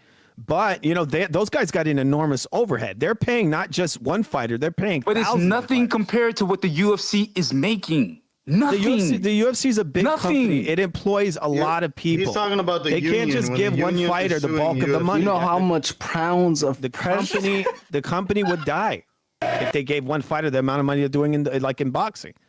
They wouldn't. They don't have to give them that much money. Crazy. Bro, you got So we gotta ask the question: hold on. Let me read a super chat before I forget here. Hold on, super chat. Thank you for your super chat, Rafael Garza. He says He says, my girlfriends Amanda Serrano and Erica Cruz are going to be fighting for me. This makes me nervous because I love them both equally. Okay, come on, man. I think you were being serious. Damn, bro. Nah, I believe him. Yeah, you both girlfriend. Serrano Taylor 18. Let's see it. Yeah, exactly. Believe him, Yeah. Rafael. I read about that. That fight's happening. Serrano will lose 18 more times, like 5, 10 more times. Bro, you know, hold on. You know, I'm making it. I'm joking. you know how much pounds of pressure you need to bite through a nigga's ear? Through a nigga's ear with a mouthpiece in your mouth. Well, He spit the mouthpiece out. Nah, he ain't spit that shit out. He had the mouthpiece in it. You know, he Estimating how- deserved that. He deserved all that. Oh, yeah, bite. the mouth. All of it. He had the mouthpiece in his That dude mouth. headbutted the fuck out of Mike Tyson. He had two Exactly. massive Thank cuts. you. Thank you. He deserved all that. He had the mouthpiece. Thank you. So guys, we're talking about fighters' pay and how UFC fighters are being paid peanuts comparison to boxers. But are boxers being overpaid? Some of them, yes or no? Yeah, I think so. Some of them. Butcher, Are they I can making the answer money this back real and we quick. don't know it? Are We they don't know making the it. money back and we don't know it? Well, I can answer this real Turkey's quick. lost a lot. How can we know if a boxer is being overpaid? The fact that we have a Saudi guy with a bunch of money that has to come in to make a fight happen that should be happening because it's number one versus number two. To me, that tells me that you know they're being overpaid because you have to have a guy that comes in and takes a loss in order to make a fight happen. Exactly. They think this guy's going to keep losing money forever, bro. He's not going to do this forever. This guy's probably already. This dude's probably lost hundreds of millions, if not billions of dollars already. He's the victim. He's the victim. We're talking about this. He's the victim. Yeah, what I'm saying is that of course they're getting, like you said, these guys want so much money that you need this guy with oil money to come in and make these fucking fights. Yeah. Because if it wasn't for that guy, we never would have saw Tyson Fury versus We need Usyk even OPEC once. We need OPEC to show up. Crazy, Yeah. bro. It's really crazy. To We never would have seen a lot of these fights. Tyson versus Usyk wouldn't happen. Basic versus, fucking fights that were supposed to happen. The two heavyweights fighting. That's bullshit. You got to give them what, 100 mil or something to make that shit happen. That's not sustainable. No sport. And with the NBA and the NFL, they have a schedule. You're gonna play this amount of times a year. You're gonna play these teams, and that's that. Like, why can't somebody just have that control over boxers too? That's what they're trying to do. Because you can't, man. You get hit in your head. You can't do that, man. What do you mean? Okay, hold on. Okay. You break hands, you cut eyes. Tony, You can't do that with human flesh, man. Tony, correct You me can if get I'm hurt wrong. in the NFL and in basketball as well. I want Tony to correct me if I'm wrong. Tony, you're saying that the boxers should be getting paid an X amount of money because they're getting hit on the head, so they deserve more money. Is that what you're saying?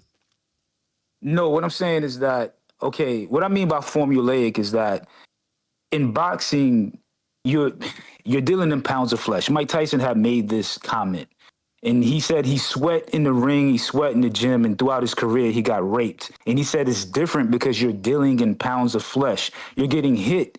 Every time you step into the ring, that's inches off of your life. So what I'm saying is that you can't necessarily say if you fight this day, you're going to get paid this. And then you fight in 2-3 months, you're going to get paid this. It's just different. I just believe your talent should have a lot to do with the trajectory of your wages. I don't think somebody's going to tell you what you're going to get paid. So you're saying that they should be getting paid more, or what? I don't understand. In boxing, you have a promoter, right? And the promoter puts up the amount of money that he thinks he can make back based on the amount that he can promote. So boxing is up in the air. It's not as formulaic as the UFC. You have the situation where people put money up and they try to make the fight as big as possible. So it's more limitless. You have more freedom and creation to grow. You're saying fighters should get 90% and the promoter 10% or something like that, right? You're saying they should get they should get a higher percentage of the whole of the event. Is that what you're saying? Yeah, well, say if you're a partner in a company, you get a percentage. But if you just work for the company, you get hourly wages. That's what UFC fighters are to me, hourly wages. You don't know how much UFC made. They could have made $400 million that night. You made 50,000 and you was a part of that. There's no way you're getting enough to me. And if I was a fighter, I wouldn't want to be a part of that. I would want to be free to whereas I can basically promote something to make amount of money based on my talent and the people I have promoting me instead of just putting myself in a box. Tony, I want to hear your response on this then. Rappa Trucking Company with a super super chat. Thank you for your super chat. Rapax says the brawlers should be paid top tier. The counter punches shall be paid mid tier, and the runners shall be bottom tier. Does that make sense to you? Because you were talking about all the head trauma and all the fucking bullshit. Just let me finish. You were talking, Tony. You were talking about the punishment that fighters take, and that has to be factored into how much they should be getting paid and all of that. So if a runner. If a boxer runs in the ring, should he be paid less, in your opinion? Yes, he should. Tony, please answer. I mean, a boxer, if you keep running, you shouldn't be able to get more fights. I mean, see, that's the thing why I brought up social media. People are famous because you have all of these average fans nowadays. It has nothing to do with us anymore. The hardcore boxers that want to see you fight. They have a million little girls that want to see him fight. That's how they end up getting back in the ring. It doesn't have anything to do with us anymore. That's a common misconception. One thing is fans and another thing is paying fans. Yeah, exactly. Exactly. But I don't know how they get back into the ring. How do they get more fights? But what I'm saying is that one point though, fans are different from MMA fans. We're two different people.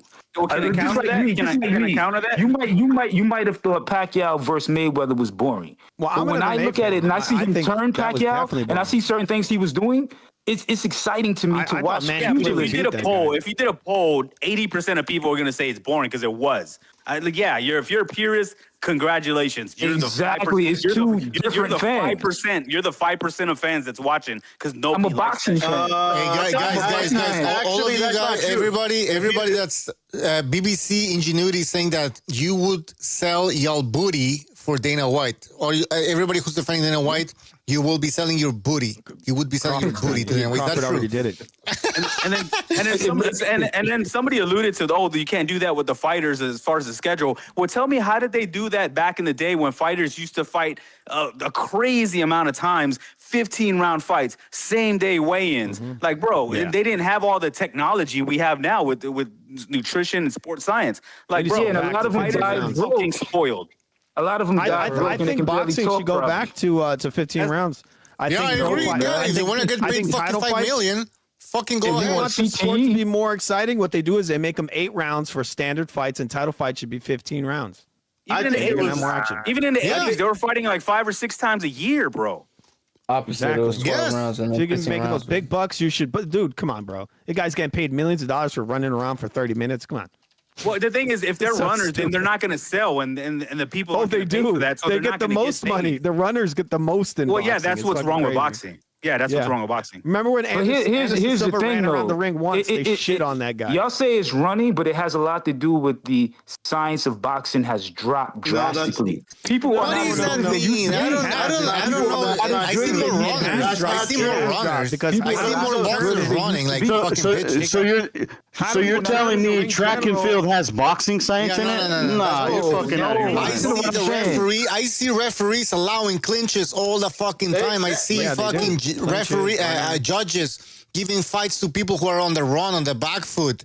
Even the commentators are in it. Even the commentators are saying, "Oh, this beautiful boxing. The guy's on the back foot." This wasn't the case 25 years ago, even 30 years ago, for sure. So they're muddy the waters big time. Look, I agree. Boxing was better 20 years ago. They can't determine the ring generally because of what I just fucking explained, man. Like the referees are in it now. And the judges and everybody, like they just allow all this bullshit to happen. This fucking Muay Thai, as Emma calls it. I mean, did you see Meldrick Taylor? Hey, I love Muay Thai. Don't get me wrong, but if I want to watch boxing, I want to watch boxing. Exactly. I shouldn't be. Yeah, you know what I mean. It's dumb. Yeah, it's a couple of bad people in the bunch right now that I don't watch myself. Well, Andrew Ward, my goodness gracious, Andrew Ward is the best example of what I'm fucking talking about. This guy, holy fucking shit! I even made a video about it. All the clinching he did, Even headbutting. He Elbows, got away headbutts. with all of that, and still he was in main events. They were trying to push him, and even though like he was a failure, they would try. Even though he couldn't sell out in Oakland, they were still trying to push him for no fucking reason other than he had a gold medal. These executives don't know shit about boxing. You know what? Maybe Dana White knows more about boxing than these other motherfuckers that haven't done shit with the sport for 20 fucking years, right? Am I wrong? Can we give this guy a chance? Why wouldn't we give a chance? These guys haven't done fucking shit. I know. I think boxing fell off due to the lack of skill. It just dissipated after a while. Because a lot of people will say Floyd is skilled, but if you sit down and think about and analyze I think he's hitting on something very important here. They're favoring the guys who have less skill, not more. Go ahead, NPR. Boxing NPR, man. All right. So I think I understand exactly what he means by the skills drop off. There were certain kind of fundamentals that I don't see anymore. So, for instance, you can see it in something like Anthony Yard is a great example. There was a history of a sort of like the way you train a classical musician. And what I'm saying to you is all of these boxers had these basic skills that are not there anymore because you don't have a line of succession, a pedagogy that you always had in boxing. This guy trained this guy who trained that guy who trained that guy. And that's the way it went for 200 years in boxing history. And so everybody past a certain age knew how to throw a check hook. I barely see it anymore. Check hook. Even the trainers are shit nowadays. The trainers are shit. So you that take a look at it. Really overrated. What you have now is a bunch of better athletes. There's no doubt about it. I think we got some I think you guys are underrating how good some of the boxers are nowadays. Some of these guys are very. Some of them are good. There's so many boxers. You can generalize. You can really like look at Usyk. He's better than like almost any heavyweight in Usyk is good. History. Almost the whole history of the sport. One of the greatest heavyweights ever. Lomachenko was an amazing boxer. Amazing boxer. Yeah. One of the best to ever do it. He was an Name another one.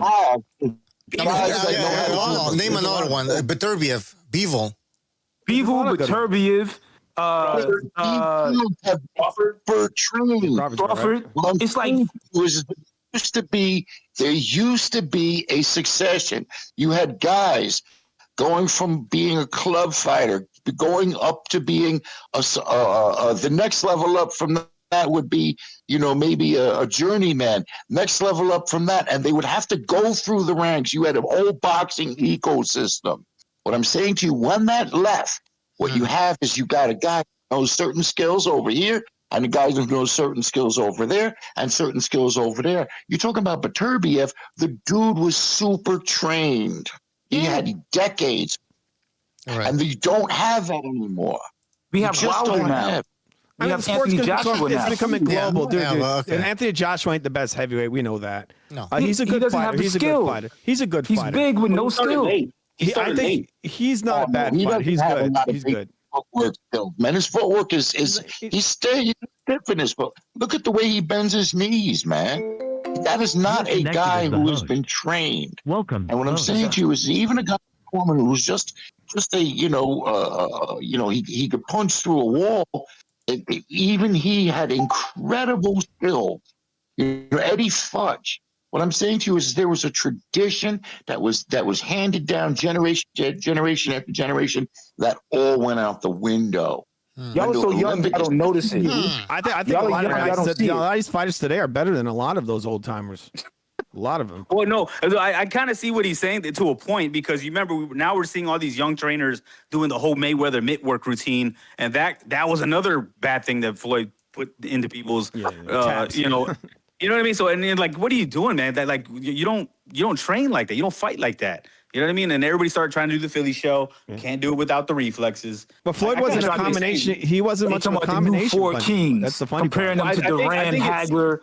and Ray and Hearns talking about the new four kings. The new generation is nothing like the generation we came from. They have the form, but they don't have the scientific way of moving in the ring and boxing. Yeah, and let me half-assed. back up NPR, because then when you look at a guy like Tank. Tank loses a lot of rounds. The only reason he's knocking these guys out because they're all cherry picks.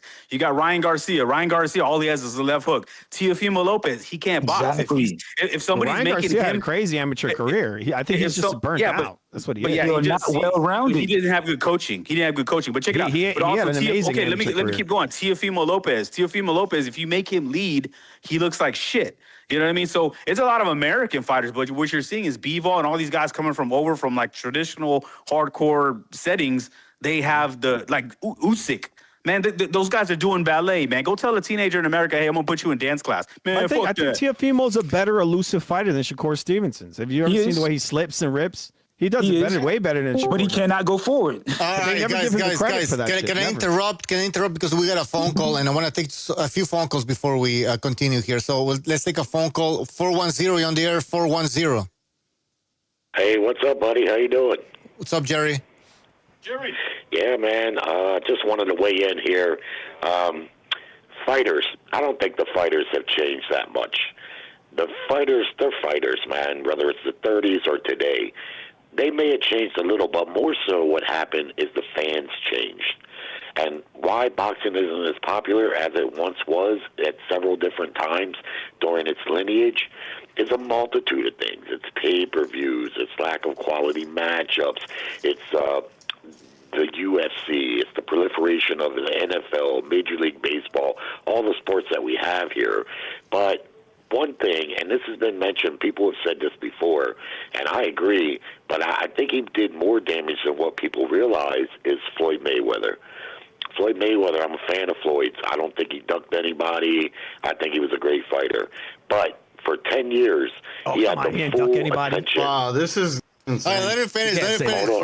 Hold on a second. For 10 years, he had the overwhelming full attention of the boxing public, both the hardcores and the casuals. And during that time, he made such an emphasis on staying undefeated that it really left a shit stain, if you will, on the sport. Definitely. So what you get is these fighters now, they're reluctant to take the chances that the fighters of yesteryear did. And a good example might be Tommy Hearns. When Tommy Hearns fought Ray Leonard, that there was no fight more anticipated than that, the first one. But Tommy lost that fight, broke a lot of people's hearts. But his fan base didn't abandon him. They doubled down on him as he actually got more popular. But post-Mayweather, these fighters know that one loss with the fickle fan base today, that they can get thrown right in the trash can, even if they're really good fighters. You take a guy like Boots Ennis, he's got very little popularity as it is, whether you, for whatever reason you want to say. But the thing is this guy should take a hard-fought loss. He goes on the scrap heap for the most part. Well, they moved the goalposts. That's what they did. Boxing used to be about who fights the best. It doesn't matter, win or lose, you still fought the best. It went from that to who gives a fuck who you fight as long as you don't lose. That's what they did, and it's terrible. Well, I think there's still an element of the best. But even Floyd was doing that. Floyd might have fought the best, but he didn't fight the best at their best. Oh, he was ducking everybody. Yeah, he was ducking his whole career. Well, I don't agree with all that, but the thing is, the fans have changed. 37-year-old man Pacquiao. The fighters, he was ducking everybody. The fighters are still fighters. They're not afraid to fight. None of that. We've had a bunch of quality matchups from Bud Crawford to Errol Spence to Bivol. He's another cherry picker. Hasn't really moved the dial. Cherry picking his ass off. It hasn't really moved. The dial. Errol Spence was the one cherry picking. If you remember correctly, Spence was the one ducking Crawford. Spence never a great fighter. But he got washed. Spence. Jerry. Yeah, let's didn't fight who. Yeah. Let's stick to the reality is. Yeah. There's been many fights. The second thing I would say outside of Mayweather for today's boxing and its popularity and how the fighters behave is Turkey. Turkey, I really like his league idea, especially if it restores the rankings, because that's the problem with boxing, and it's been that way for years. The rankings don't mean shit. They're bought and paid for. They're literally bought and paid for. So there's no structure. It looks like it should be structured. Like this way, the champion, this 4-belt here, it's bullshit. There are going to be 4 champions in one division. Nobody knows who the champion really is. You got to be a hardcore boxing fan to even know who the real champion is. And that's not good for boxing, nor is it to have rankings that are bought and paid for. It's been like that for the longest time. And Jerry, it's getting so bad that they're emailing belts to fighters now. Like Barrios got an email belt. Fucking Tank got an email belt. So that makes it worse. You know what I mean? Devin Haney, Janabek, there's a bunch of them, and that's another thing. Back in the day, when a title became vacant, which would happen sometimes, a guy moves up or retires, the number 1 guy had to fight the number 2 guy to get the belt, or he had to fight the next available top contender. They didn't just hand you the belt because they wanted you to have it. If I was a fighter, I wouldn't even want the fucking belt like that. They did that to create, to get that fight they won. Like I think Benavidez got a belt mailed to him, right? Yeah. They did that because they wanted to guarantee that they would have a unification fight with either Bivol or Better BF. That's probably why they did that. Yeah. And Floyd did start a number of problems, like Jerry said, but the thing is with Floyd, when the people he would fight wouldn't get overly paid the way Canelo's opponents do. So that would when Canelo came around and he's the guy, it made it worse because nobody wanted to fight each other because they didn't want to risk losing the possible Canelo fight. Because when you fight Canelo, you're going to get $10 million, right? And that's another thing. Guys don't want to take chances because they don't want to risk losing that Canelo payday. Well, that's a problem. That's why it's better when we have this unified system. There's nothing really new about that part of it, trying to preserve a payday. But let me tell you this about Floyd Mayweather. When Floyd Mayweather left Top Rank, him and Bob, and we all know they hated each other, and they both had FU money. They didn't have to do business with each other. They refused to do business with each other. Miguel Cotto and Shane Mosley were fighting for Top Rank at the time, and they were the hot ticket. They would fight Mosley and Cotto, and they would be asked after their fights about Mayweather. Bob Arum wouldn't even let them mention Mayweather's name. Finally, when Cotto and Mosley both got the Pacquiao fights, which is why they were over there with Top Rank, their very next fights were against Mayweather. They were no longer under contract with Bob Arum, and Mayweather made fights with both of them right away. Mayweather would have fought either one of them at any point, but he couldn't. He couldn't fight them because they were fighting for Top Rank. They were waiting to fight Manny, and as soon as they fought Manny, their very next fights were against Mayweather. So people say Mayweather didn't fight this guy then and that guy then. You could pick everybody's career apart like that. You got to look at why he didn't fight him. That dude is old as hell. Come on, buddy, I can't hear you. He could have fought that guy. He could have fought that guy many years before that. When he was at like 130, he could have fought him. Well, I mean, Jerry ducked that guy forever. We're gonna enter into something else here, but Jerry, finish your point because we gotta move on. We got other phone calls, but Jerry, go ahead. No, that's about it. I just wanted to chime in. It's a lengthy topic. It's been talked about a lot. Why boxing isn't as popular? Even up until the '90s, fighters could take losses, and the fan base was still there. Gotti, Oscar, Vander Holyfield, you name it. It took losses, but they still were in big fights. Nowadays, it's the fans that have changed, in my estimation, more than the fighters, and that's it. So but the culture is completely twisted. They're trying to turn it back to the best fighting the best at their best. That's what we want. That's what fans really want. Canelo lost. He still has his fan base. All right, we got another phone call here. We got another phone call. Wait, am I connected here? Fuck. What the fuck am I doing? 661. 661. Can you hear me? 661. Canelo. He doesn't have much left. Canelo's worth $800 million. I don't think he cares. What the fuck? He should have fought Benavidez. That was his big fuck up. Anyway, there's a caller on the line. Oh, wait, hold on. Fuck. I fucked it up. Sorry. How dare you? Connect to show. You are connected as the host. Welcome, call host. back. You are now in the host room and can manage your callers from the call-in studio web interface. This is why you shouldn't be drinking wine while you're doing a fucking show. Yeah, okay, somebody's calling back. 661. He's back. 661, you're on the air. 661. You have wine? Oh, hello? Yes, you're on the air. Yep.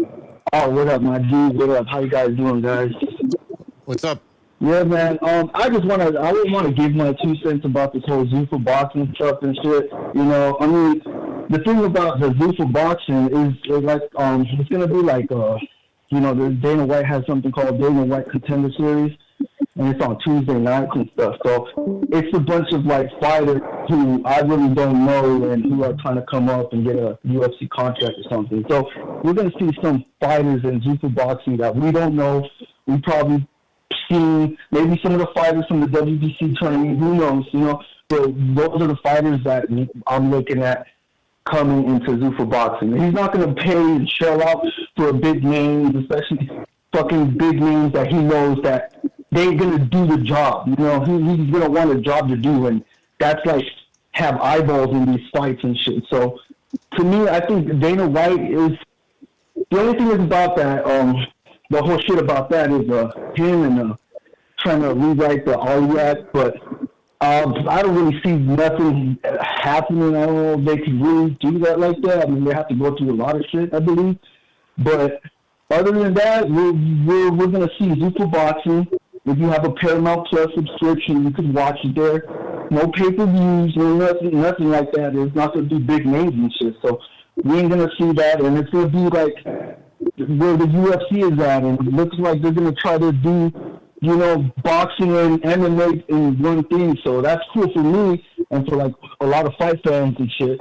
But at the same time, it's like we have a lot of other promotions like Top Rank, who I don't even know. I think the Muay fight, I have watched it on the Facebook page. So we have boxing, somewhat like things like that with Top Rank, where they can't even you know, they can't even broadcast it to a, you know, to a network or nothing. So they're doing it by the Facebook page and shit, you know. So the thing is about Dana, yeah, some shit he's done, but at the same time, the mastermind was him doing what he did with the UFC and trying to do it into boxing. But it's not going to be it's not going to be bad. I mean, I've seen Oscar De La Hoya do MMA, and that motherfucker, that shit flopped.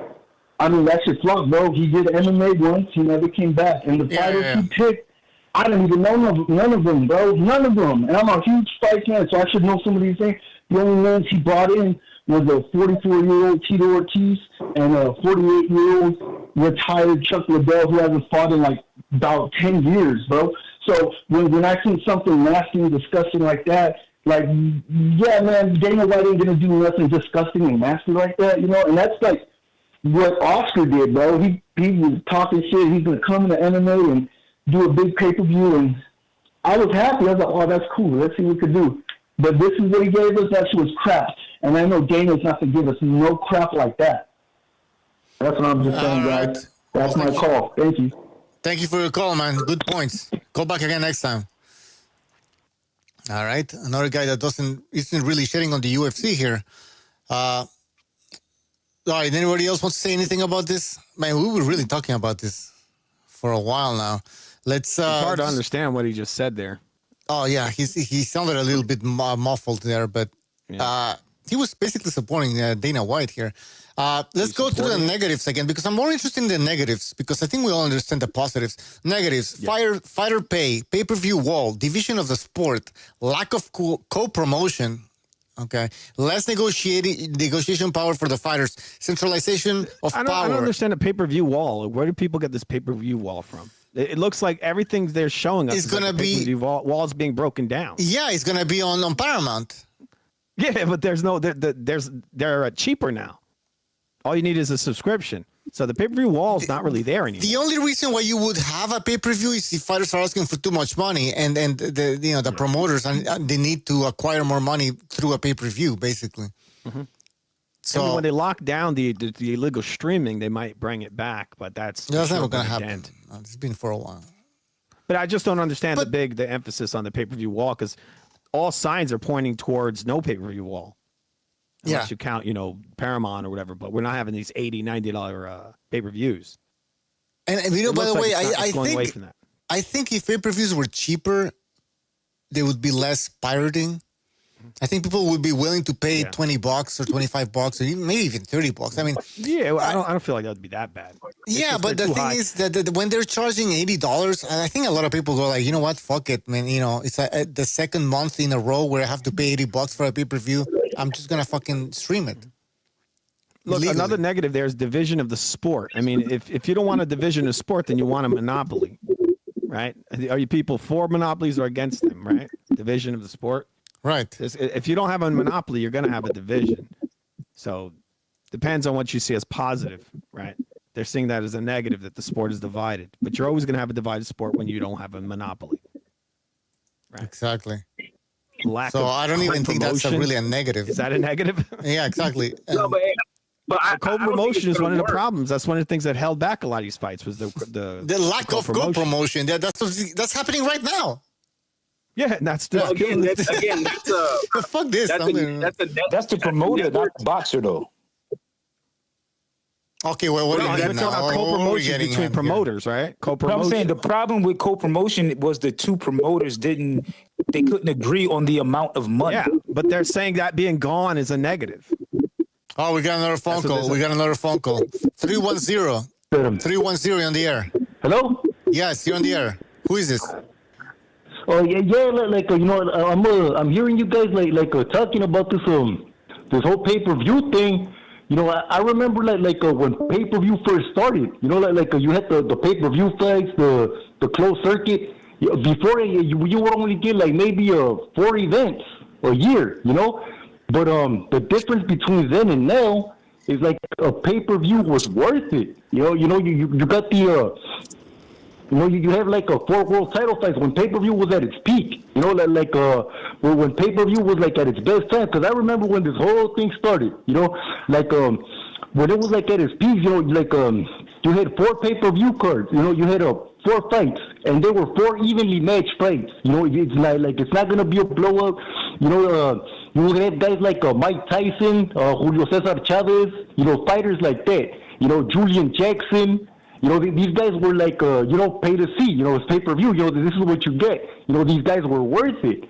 These days, it's every month there's a pay-per-view. I mean, I buy them because I got it like that. I like boxing. I like watching it. And it's the whole sport's just deteriorated. I remember when there was 2 world titles per weight division. I used to watch the fights. It was easy to keep up who was who. You had the WBA, the WBC. Their top 10 was almost identical. The only thing that was different was the order, and these guys were good, skill for skill. It's just they were better. These guys went 15 rounds. There's just a lot of things that have been happening. But since King left, Bob Arum took over. The guy's a tight ass. Don King was he puts money out there. He puts together competitive fights. Bob Arum was doing the same thing because he had to compete with King. King, he got blackballed, because, he did some things that he lost popularity. This guy came up, and Don King just, he stopped stacking the pay-per-view cards, and then the sanctioning bodies too. Floyd Mayweather. That's what happened now. The WBA made him super champion. The guy got to handpick his opponents, and then the WBC. They didn't. They just blatantly said, "Hey man, with the guy like Mayweather, you gotta let him do what he got to do." They let him handpick his opponents. And it's now they're just letting these guys handpick them. You could just see it's very transparent. You don't need to be a genius. I see what's going on, but a lot of these guys, they've only been watching boxing 10 years, 12 years. I see, I've seen the change. I saw everything change. And that's where this is the current state. Yes. UFC, the UFC model with Dana White, is that good for boxing then? That's the thing. It's it's more fragmented. It's they're gonna do it. See, I only watch fight cards that have a world title fight on it or a world title eliminator. You know, and I follow every weight class. You know, I watch all the fights. With the internet, it's not difficult. You know, you could find them if you really want to see them. You know, and you know, I like watching boxing at the highest level. I see this like yeah, it's not gonna be my thing, you know. So I'm not even worried about it, you know. But it's fragmenting boxing, you know. It's like another organization. Like now you got the IBO. Like they're saying, Triple G defended his middleweight title 20 times. No, he didn't. You know, he didn't do that. The guy. It's an IBO. The IBO doesn't count. You know, it's not but they're counting it. Yeah. And they do the same thing with Pacquiao, because Pacquiao's not really an A division champion, you know? His titles too, like with certain guys, they make exceptions, you know? And the media does it. I'm not a dumbass, you know? I know what it is. I know what's a world title. That's another topic. Pacquiao's not an A division world champion, and Triple G didn't make 20 defenses. All right, but caller, I'm talking. You know, we're talking about the fact that if Dana White takes over, some people believe that we're gonna be getting the best, fighting the best. No more, more activity for boxers. Do you think that's gonna be happening with Dana White? And is that a positive? Obviously. Nah, that's the whole thing. Boxing's too big. You know, it's international. You know, I see fight cards all over the place. You know, they got champions in Thailand. They got, it's a lot bigger. You know, MMA smarter. You know. It's MMA is not smaller. Hearing about what he's doing. Yeah, MMA is one of the biggest sports in the world right now. They're selling million pay-per-views all the time. I don't know about million pay-per-views. All over the place. They're out. They're selling out. They're selling loads of pay-per-views. I think it's like Tank Davis. Like they're selling out arenas, but I don't think they're selling pay-per-views. They're real big. They are doing great numbers. I know they're big, but I don't think they're selling millions of. I think their pay-per-views are really low. Their numbers. No, they're not. All right, caller. We gotta move on, but thank you for calling. All right, take care, man. Good call. Call back again. All right, thanks. Have a great day, guys. Yeah. All right, we're gonna end the calls now. But yeah, what were you saying, nephew?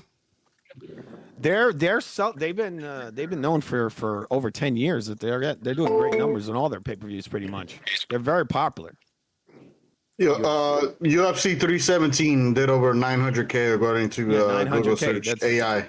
You know, that's a great numbers. Are those real numbers though? Because remember that Showtime they used to come up with these fucking crazy numbers that weren't even true. Remember they claimed Mayweather Guerrero did 800,000, which wasn't even. I can't go to a sports bar without them having UFC on every screen. That's a good point. So I have boxing on that. one screen here and there. You know.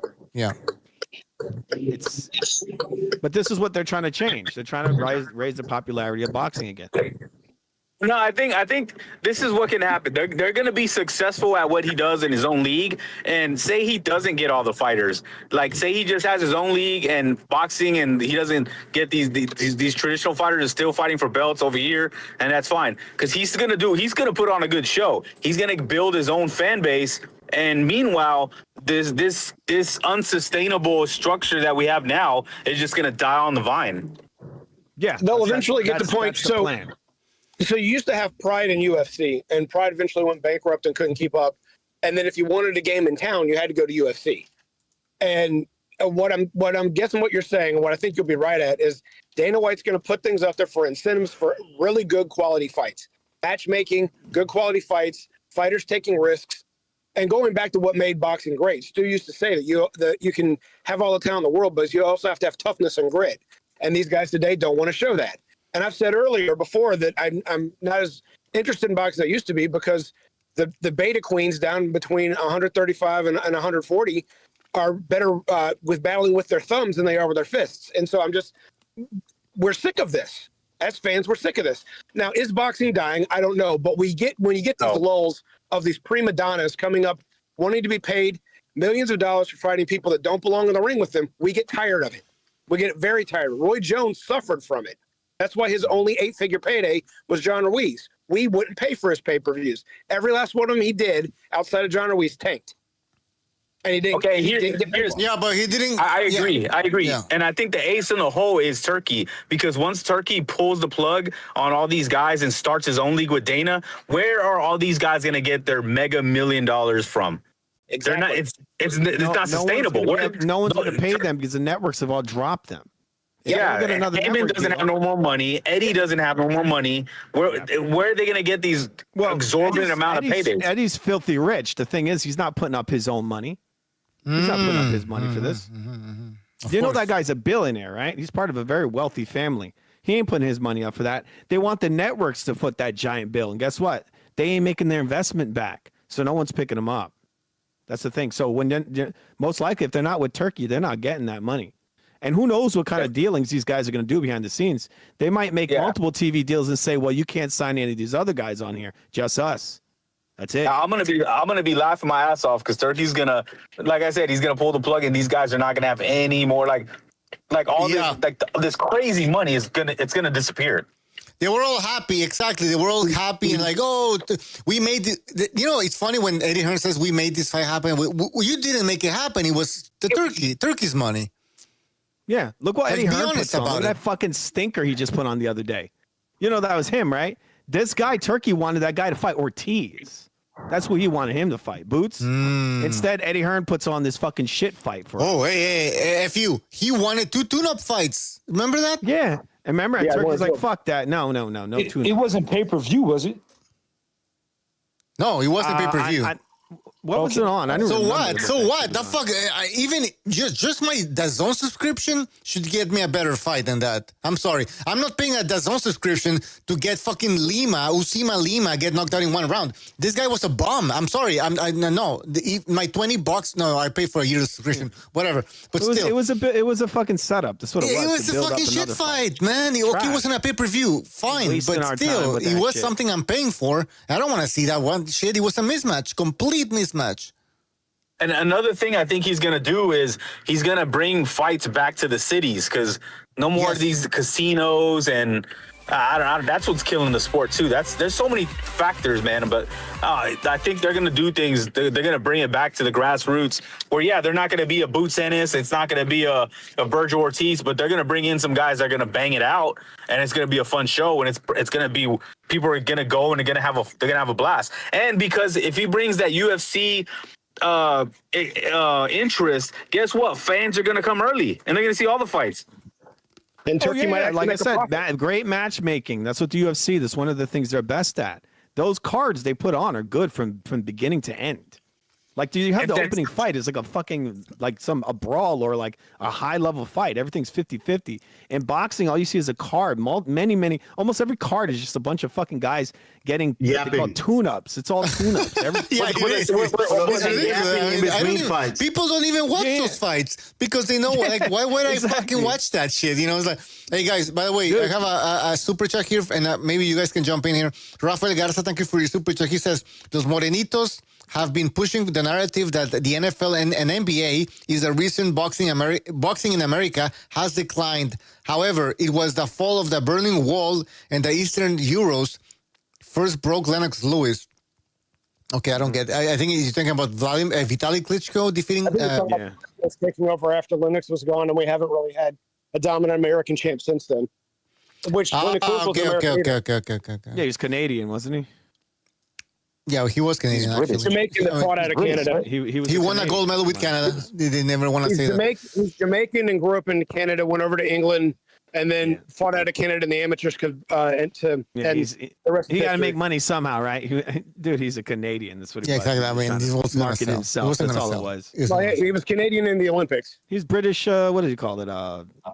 French Canadian? Is that what he was? No, he was from Ontario. Like, there's a lot of people speak French over there. No, he's from Ontario. Is that what he was? Her mother still lives in London, Ontario. Okay. Yeah. He even had the accent, didn't he? No, but he started to get this British accent. It always sounded fake. Exactly. He had a British accent. It always sounded fake, man. British. That's not his fucking real accent, I'm telling you. What the fuck? He had a real crazy British accent, didn't he? Yeah, it was kind of weird. Yeah, he was faking it. But anyways, I think I got things wrong. I'm going to sum it up real quick. So I don't know where he was born. He was born in Jamaica, grew up in England, moved to Canada to fight as an amateur, won a gold medal for Canada, won a belt, and became British.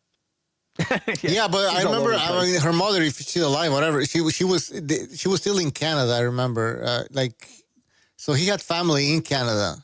Yeah. He wasn't like he does sound like a Brit, so I believe he's a Brit. But the whole he Jamaican went over thing there and to all get that, because boxing is more popular in the UK. You can rise up the ranks or get more popularity in the UK. So I guess he did and the people right get thing. behind you. It's more money, right? Generates more You remember money. Kirk Brits will get Johnson behind for you. popular Kirk Johnson? Chief, we were talking about Kirk Johnson. Remember that? Kirk Johnson. Oh yeah. Yeah, he wasn't like that popular, man. Although I know he wasn't like a Lennox Lewis type, but you know, what I mean, he was almost. He was supposed to fight Lennox Lewis actually instead of Vitaly Klitschko. So. Yeah, and then Lennox retired. So because Lennox wouldn't fight. Well, okay, so the night of that fight, it was supposed to be Lennox Lewis and Kurt Johnson with Vitaly on the undercard. After that fight with Vitaly and Lewis retired, and he was ordered to be the mandatory fighter, which is one of the reasons why Lennox retired, even though he won't admit that. And so then they placed Vitaly in with Kurt Johnson. Right, exactly. Well, anyways, WB said, "This is your mandatory," and he said, "I retire." Guys, I'm looking at again the positives and the negatives of the UFC of Dana White taking over boxing, if you want to call it that way. And still, the positives, in my opinion, outweigh the negatives. Any disagreement? That's what I think. Yeah. No, anybody? Tony? I know Tony has some interesting opinions here. Tony? No, I mean, I respect everybody else's opinion. I mean, I just me, because I fought while I was in the military. I just wouldn't want to be in a situation to where I didn't have the freedom to go from 1 million to 20 million. You know what I mean? So I wouldn't want to be a machine fighter. I just couldn't do it for 50 grand or 100 grand. Tony, what are the chances that a boxer makes it from 1 million, not even 1 million, from 1 grand to fucking 1 million? 2 million. Nowadays, because of social media, I think it's pretty easy. A lot of these fighters are ass fighters. I'm telling you, if it wasn't for social media, they wouldn't be who they are. I don't think y'all understand that aspect. It is the fans on social media. What do you guys think? They could still negotiate. I can see how that make could be those true. crazy amounts of money. You know, the $100 million. I mean, how do you even keep fighters when they make that much money? How does that even happen? Why would they even continue? Most guys would just retire.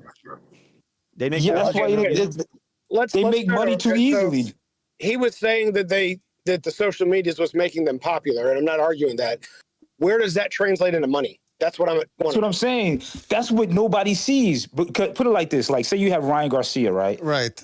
Before the fight, everybody's going crazy and everything. He has no past pedigree. He has no huge history, but he's extremely popular. So I guess the promoters felt that they have to pay him for it. Now, did his fans, that his 7 million followers from Instagram, did they all pay for the fight? I don't know. But I do know that the promoters feel they have to pay him for it. Did it translate into money? I do not know. That is the mystery. So you think that? Let me get this wrong. So you think it's a feeling? Basically, the promoters feel like you're saying the promoters don't look at numbers. They feel I should, because if you look at Bob Arum, maybe he had a feeling that Crawford was a great fighter and he deserved the amount of money that he paid him. But eventually reality kicked in and he's like, you're not worth what I've been paying you. Right. So eventually, the feelings might jump in, the speculation. But at some point, the reality comes in and you're like, well, I'm not getting my money back. Goodbye. Right. So when it comes to Ryan Garcia, it doesn't seem like there's a goodbye when it comes to De La Hoya and Ryan Garcia. De La Hoya wants to keep this guy because there's some revenue. Right. But when it comes to other boxers, it's goodbye. So, money talks at the end of the day. Right. It does. And the thing is, we don't know the fact that social media is bringing anything into this because Ryan was on DAZN for so long and they were just guaranteed purses that were given out. It wasn't like there were percentages. The first time we thought that his fans translated into his Instagrams translated into anything was the Tank fight because Tank couldn't sell 500,000 pay-per-view buys till Ryan showed up. But when Ryan fought Devin Haney, it didn't come anywhere close to that. And so we don't. And again, his paydays from DAZN were public record and a fixed amount. So now, does he make money behind closed doors on that? I'm sure he does. However, if he made that much money off of his 7 million followers, it'd be worth 8 figures, and he's not.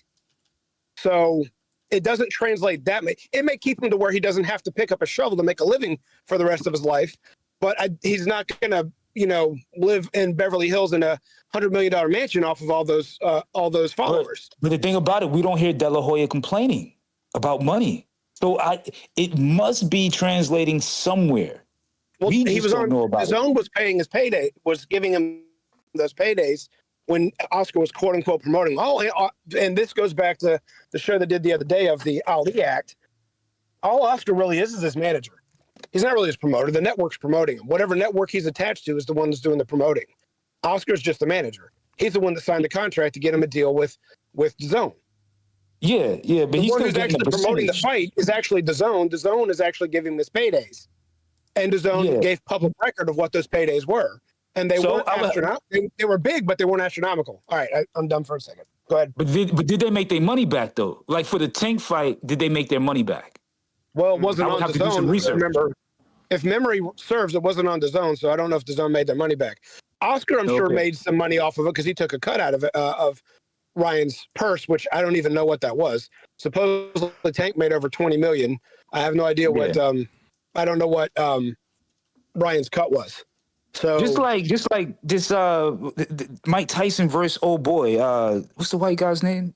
The star on the internet. Those fights were horrible, but they're still somehow Jake making Paul? money. Yeah, Jake Paul. They were horrible to watch, but they're still making money somehow. I don't know how. I mean, there's a lot of idiots out there. He's the face of American boxing. Exactly. I watched that trash. I watched it. Yeah, exactly. I watched it too, but I couldn't watch the whole thing. It was on Netflix, so I was like, I already got Netflix. I guess I'll just watch it. yeah, so Netflix paid a lot of money to put it on there. So yeah. I mean, I have Netflix too, but I still streamed it. Yeah, but Tony's talking about the popularity that a fighter can gain through social media. Oh, hold on. Let me change my volume. Hold on. All right, now I got some better. Yeah, I can hear you. The social media, the social media aspect, of course, it helps. But when it comes to Jake Paul, I don't think you can compare his social media traction or his with traction with the one that Tank Davis has. Right. I think that well's already dried up. I think that's all that shit's gonna tank. That Floyd Mayweather, Mike Tyson bullshit, and this Jake Paul. It's dying down. That's done. I feel it's dying down little by little. Especially, you know what? The Jake Paul Tyson fight, in my opinion, that killed it off because that was it's done. Yeah, it's finished. It's finished because look, it's just crazy. Floyd, and you got to blame Floyd for this as well because he's the one that came in and muddied the waters when it comes to the definition of exhibition. An exhibition is not an actual contest. You know that the WWF is actually considered an exhibition, right? So these aren't real fights, and people actually think these are real. That's why they're watching them, right? You see these guys, they're all in they're like, we're in camp right now. I'm in camp. What's the glove size going to be? It's like, what the fuck do we even care? It's not a real fight. You imagine them talking like this about a Hulk Hogan versus The Rock? What's the tape size of the hands going to be? It's like, come on, bro. How dare you say that about the guy that never ducked anyone? How dare you say that about him? Who never ducked? Oh man, you should have been here. Didn't. Oh yeah, No, Jake Paul's in the media. He's like, this is going to be the hardest fight of my career. The whole thing. He said this is going to be the hardest fight of his career. Bro, it's officially an exhibition. They're just shitting on people. They're just pissing and telling you it's raining. And look, I was in here when Jerry was on. I muted myself by accident. Yeah. But Floyd started that with that Kenshin shit. Remember that little fake fight exhibition? Which he claimed he got 10 million on. So here's the thing. He claimed he got 9 million, and then they gave him a bonus of 10 million in an honorable country where he was supposed to carry the guy for 2 rounds before he could knock him out in the third, and he knocked him out in the first round anyway. Yeah, but that dude took a dive. I mean, it was not a real fight. It's an exhibition. It's officially an exhibition. There's no winners. That was a very thing. Now there's winners and losers in exhibitions. See, this is what people don't really understand, man. It's because of social media they can do shit like this because information just travels the world so fast. So boxing isn't what it used to be. Tony, can you really sell a turd? You said sell a turd? A turd. TURD. Nowadays you can. No, you can't, man. I mean, I understand your point, but you can't sell certain things. How many times can you sell a turn? But we could never get boxing. Yeah, exactly. How We many could never times can you get fuck boxing around? back to the way we got it used Jake to Paul be. versus Mike Tyson. That was the fucking. That was the end of it, and I agree with fucking FUTV. I think that just killed it off because okay, that's it. No more circus fights because when we get a circus fight, we don't get anything. We don't even get entertainment. When you go to a circus, at least you're supposed to get some entertainment. When you go to these fucking boxing circus fights, you don't get shit. You get a mismatch, you get some clinching. Nothing happens. we're gonna have a guy who's over 200 Francis pounds versus fighting Fury. Tank Davis. He's like 6'3". Yeah, what over is 200 Yeah, pounds. come on. People have learned their lesson. It's so stupid. It took people 5 pay-per-views to understand, to get their lessons, but now they got it. They're like, you know what? No more circus fights. It's over. Hold up. Do y'all think that's a fake fight or a real fight though? It's an exhibition officially. They've called it an expedition. I mean, it's an exhibition officially on the record. Okay, on the record. so it's fake. That is not a real because fight. Tank's not going to risk his undefeated record against Because Logan Paul tried to beat the shit out of Floyd Mayweather. Remember? Yeah, but that was an exhibition. But he's throwing open hand slaps. He wasn't actually trying to hit. That was an exhibition. Oh no, he was trying. But that was an exhibition. He was throwing slaps, dude. It was all slaps. Yeah, but now they have like what 14-ounce gloves or some shit? What 12-ounce, 14-ounce? Yeah, but it's because he doesn't know how to fight. That's the reason why it's swinging like he that. could turn over a punch. I mean, it ain't that hard to turn it over. You think it's common sense, but to those that don't know how to fight, it's not.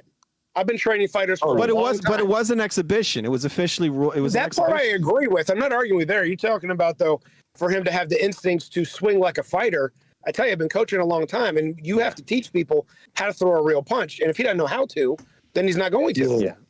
But he trained for it. He trained for that, didn't he? You saw him. He was throwing. He was hitting the bag, turned over punches on it. He did for a little while. He had a couple of those. Serious to me. Don't hit back. I mean, everything changes when you get in the ring. But he fought that guy KSI. He was actually throwing some pretty clean punches, like with knuckles. Like I'm gonna say it's not gonna be consistent. Novice. I His understand that, but he knows how to throw a saying punch. this.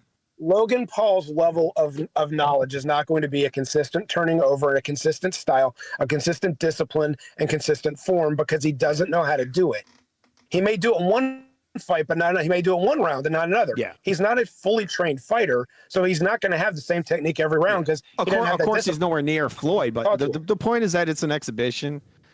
And it's just not a real fight. So why are they pushing this shit on us like this? They're like, oh, Jake Paul versus Tank Davis. Oh, November, whatever.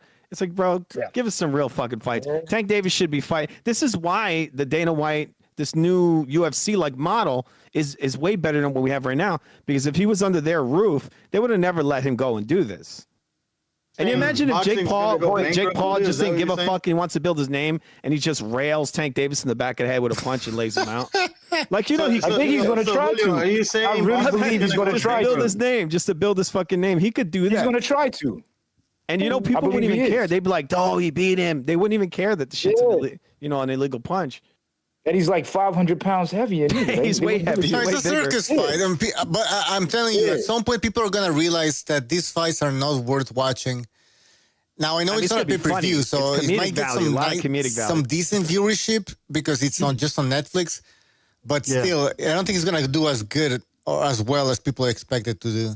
Like nobody's gonna. Comedic value is gonna be crazy. Also leaves a bad Mike taste for Tyson, boxing if you think about it. Floyd running away from 60-year-old Mike Tyson. That's pretty fucking hilarious. Oh yeah, that's next, man, guys. That's next. That's gonna be really that. funny. No, that's the flop. Yeah, that's WWE right there. 60 years old. You could barely walk. That's a free market, right? In the thong or what? Yeah, in a thong. You're gonna fight him in the thong. That might get more views, right? All They're right. making money. Let's get back to this. Hopefully not. Let's conclude, I guess, this bullshit about if boxing ends up like the UFC, the positives and the negatives. I still believe there is when it comes to abuse, there is something there, but I mean, there's already abuse happening in boxing right now. Exactly. Right. There's always I got some positives and I got a negative. Okay.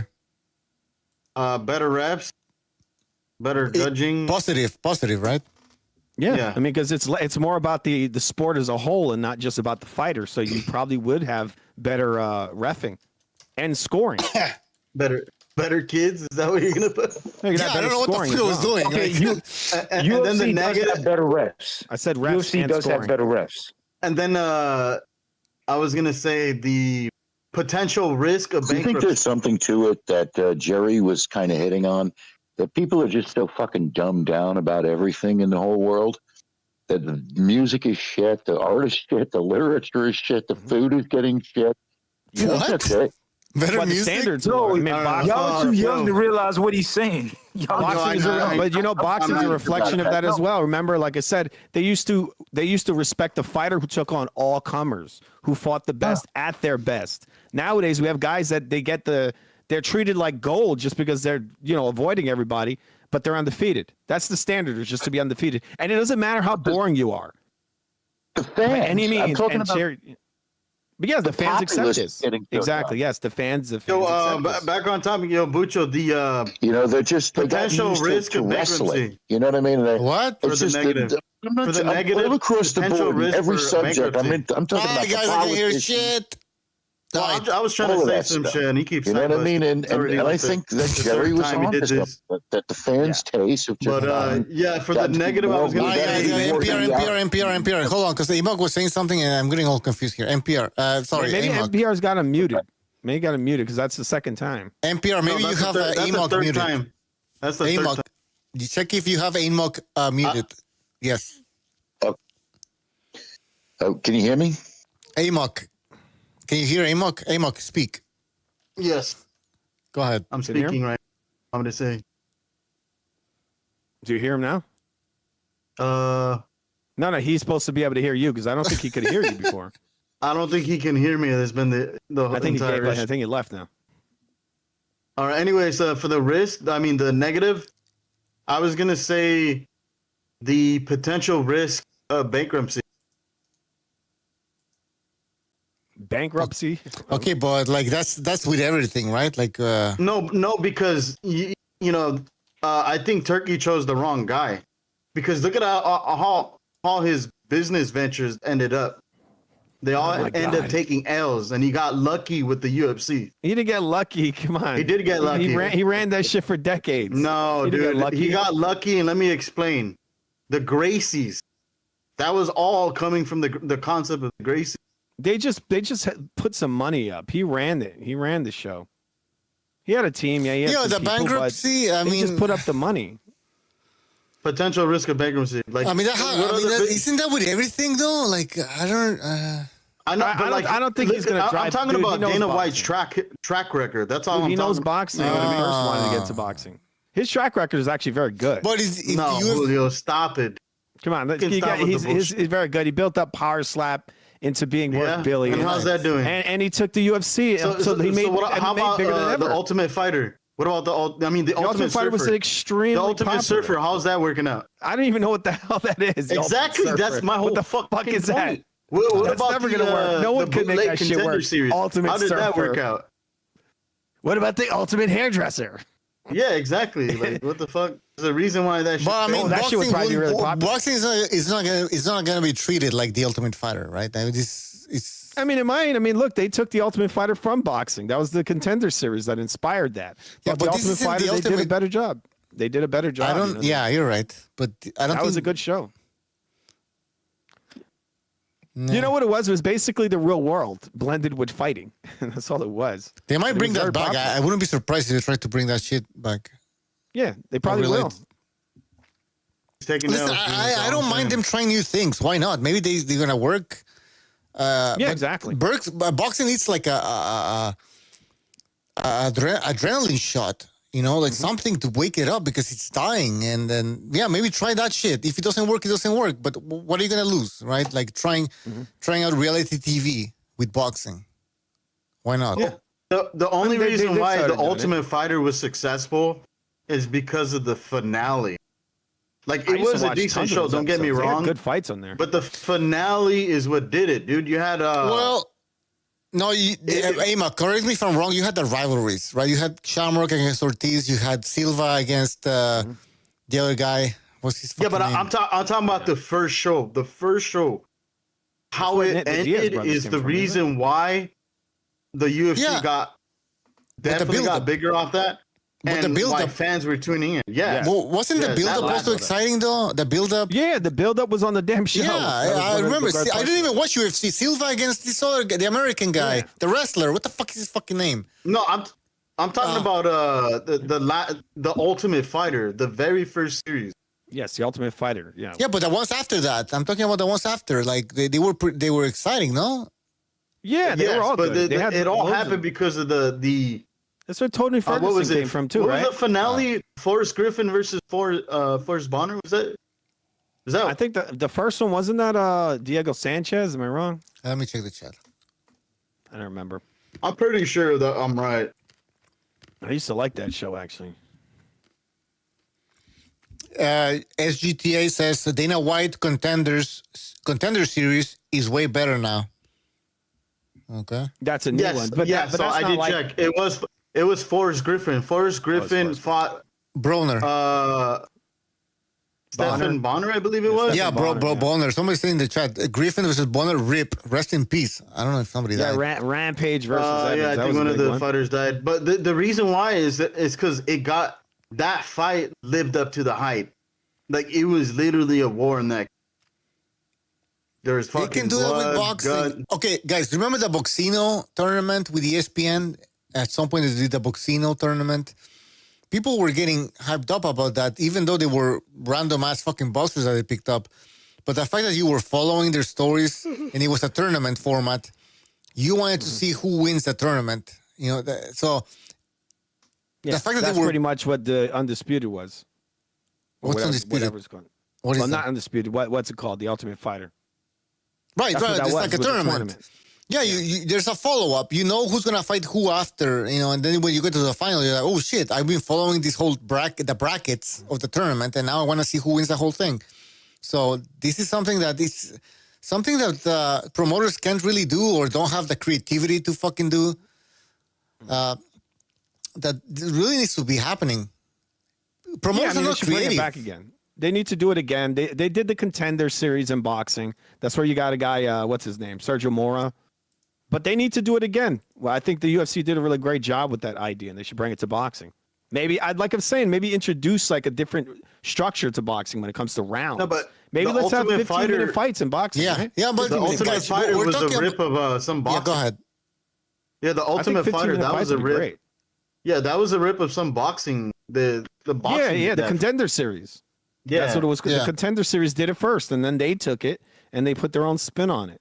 That's where Sergio Mora came from. That was Sylvester Stallone, I think, right? Yeah, Sylvester Stallone. Yeah. That one with Sugar Ray Leonard. Sugar Ray Leonard was involved. Sergio Mora won it. Remember that? I think that's where he was coming. Once again, we talk about he won it. Peter Manfredo was there. Yeah, he was one of them too, right?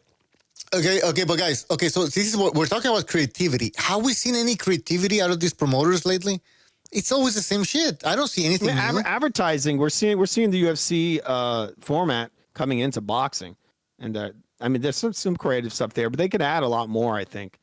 It's like I said, maybe change the round structure. Right. I think that would bring more excitement if you have like 15-minute fights, 5-minute rounds, that kind of thing, or even 5 rounds at 3 minutes, or just less rounds, right? It doesn't always have to be 10 rounds, 8 rounds. Just make less, but higher level fighters in these 5-round fights, right? Because what I see right now are lower level guys having these short fights. Why would you want to see 5-round fights? Why? Because it's not a title fight. It's not a title fight, so you're going to get more exciting fights out of that. Okay. Yeah, so that, and maybe not more higher level guys, not low, because the lower level is what we see now. Right, we want to see like good level guys fighting at these shorter fights. But build them up quicker. You want to see higher level boxers fight 5 rounds, 6 rounds, or whatever. Yes. So then more active. So they'll be more active. I'm not saying like the top of the top, but like some good level fighters on like a stacked card. I think that'd be cool, because then we can see more fights. Yeah. Just mess around with the structure a little bit. In that way, because that would bring more exciting, because people would push the I'm action. down with experimenting here at some point, because why not? Try it out, see if it works. But there's no thinking outside the box from these promoters. Now all of a sudden, now that they're being threatened by TKO, they're like, oh, we're gonna do all these changes, we're gonna do this and that. Like, you haven't been doing shit for 20 years or more. They So- kept it as it is. That's what it is. They built up a product, these artificial, cherry picks, these fake super fighters, and at some point they would sell their ass, right? To a 50-50 fight. They would literally have these fights that were like tailor made, all of them. And then they have one 50-50 fight like 10 years into their career. It's like, this shit is stupid. It never is going to work. Now, it always sucked. You mentioned Eddie Hearn earlier and Boots Ennis. I mean, let's not forget, nobody should forget that Eddie Hearn wanted Boots Ennis to have 2 tune-up fights. Right? Exactly. Would that shit work out with the UFC type of model, with TKO? No. They wouldn't allow it. The UFC wouldn't allow it. He's telling us he wants tune-up fights. Like, and what are we supposed to do with that? A tune-up for one? He's a champion. He's a champion. He's a champion. Go ahead, Emma. So yeah. Well, not only that was he a champion at the lower weight class, but he already I'll had tell you what, experience at that ProBox weight. TV is doing some So it's good not work. even a new weight. They're running these fights. They're not taking a lot of time in between the cards. There you go. This guy just doing it. NPR. You have AMOC muted. Unmute AMOC. AMAC. You have to unmute him. You can hear him. Every time he talks, you talk over him. I don't think you can listen to the guy. He's like, I just hate him. Yeah. I just don't like him. You have click on his name. Click on his name and unmute him. All right. Anyways, AMOC, what are you saying? Do I have anybody muted? I forgot. Hey, Boots. Not only is he a champion, as you mentioned, in the lower weight class, but he went up in a weight class that he already has experience in. So you want to have tune-ups at a weight class that you already had experience in. This tune-up shit should be gone from the sport. No tune-ups. Nah, I think tune-ups are needed, Julio, with exceptions. Like if a fighter gets knocked the fuck out, give him some, tune-up so he can build back his confidence. I get that. I mean, you give him a layoff. You give him a medical layoff. You don't just he comes back and fights. This guy is Hitler, man. The tune-up's supposed to happen. Yeah, the tune-up's supposed to happen in the gym, not in the ring when we're paying to watch real contest. An easy fight. How's it supposed to help him? Round one in the chat says UFC fighters do not take tune-ups. They don't. Sometimes they don't have any power over what they take. They don't have any power over nothing. But is that good or bad? I guess boxing. Yeah, boxing is a whole different world. They've been doing that for like years, hundreds of years. I guess tune-ups and all of that. It's a different world. So Tony, you want these fighters to have 2 tune-up fights, right? Who? Ennis? Yes. Yeah. Ennis too. No, I think Ennis should fight somebody a long time ago. I don't know what's going on. I think it's less charisma. I think we have less people that are stars. Mm-hmm. I think sometimes it seems like promoters just don't know what to do, or there's no money. Like Ennis is pretty good, but he doesn't have any personality. So you want him?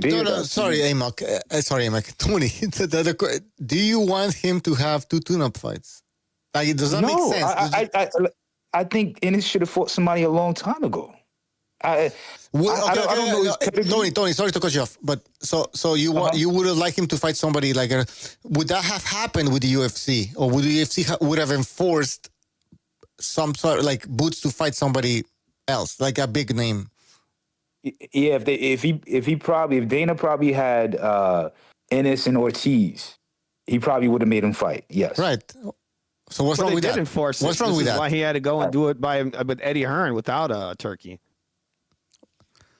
No, I didn't say there was anything wrong with that. I think it's great. I think it's great. It is some pluses with taking certain things away from people. I don't know what's going on in boxing. Why people don't fight, I really couldn't tell you. Well, it's the promoters. That's what they're doing. They're trying to build a product. So they're wanting to get the maximum amount of money. So what they do is they line this guy up with a total fucking tomato can, right? He knocks him over in 2 seconds. Then they're like, oh my God, he's the greatest who ever lived. You got the comment. One of the commentators said, Boots Ennis might be one of the greatest fighters we've ever seen.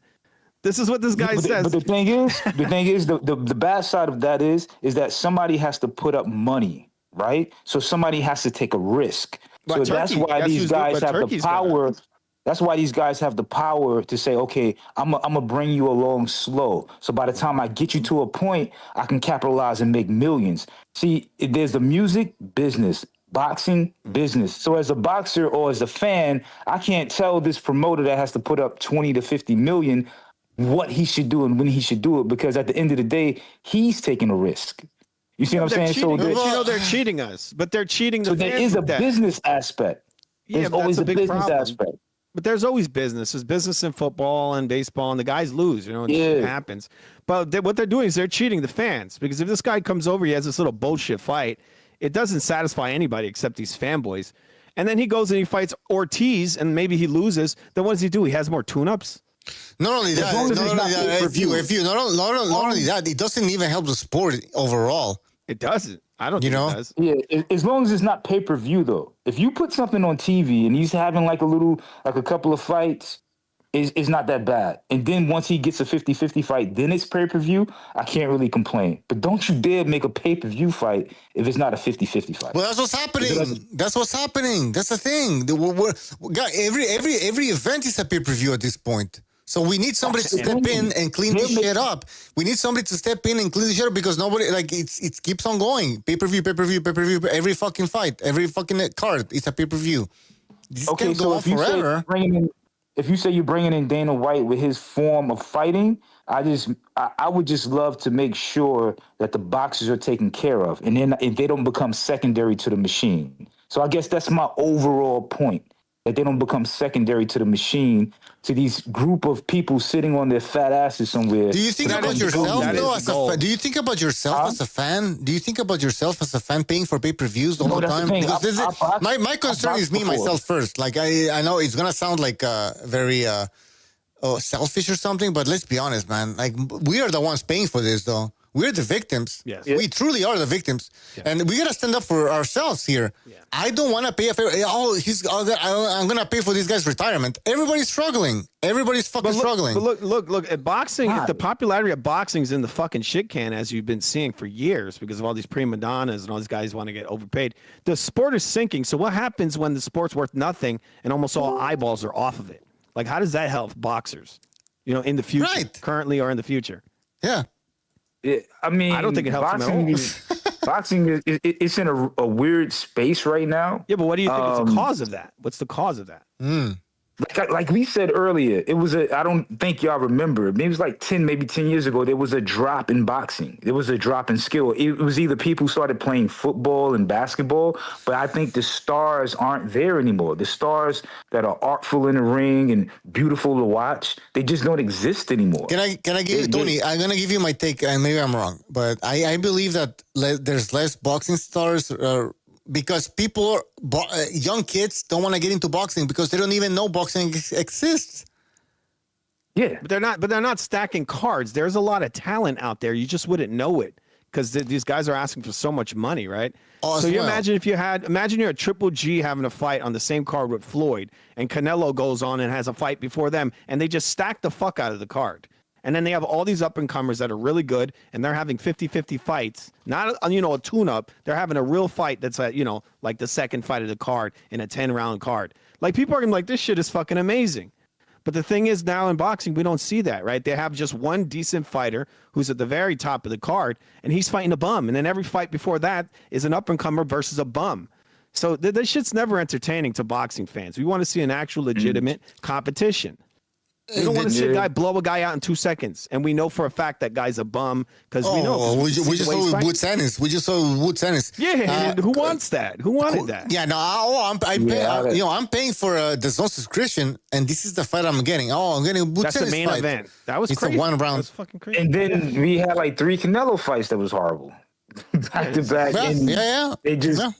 Yeah, I don't. But Turkey is trying to stack these cards. You notice some of his cards got a lot of good fights on there. But that's a lot of money with the current system. Yeah, but how many times can you watch mismatches and stuff? When we came to Canelo, he could pull it off had for some good cards, right? What was that card where he had the Anderson on there, got laid out, and he had like a bunch of fights on there that were really good.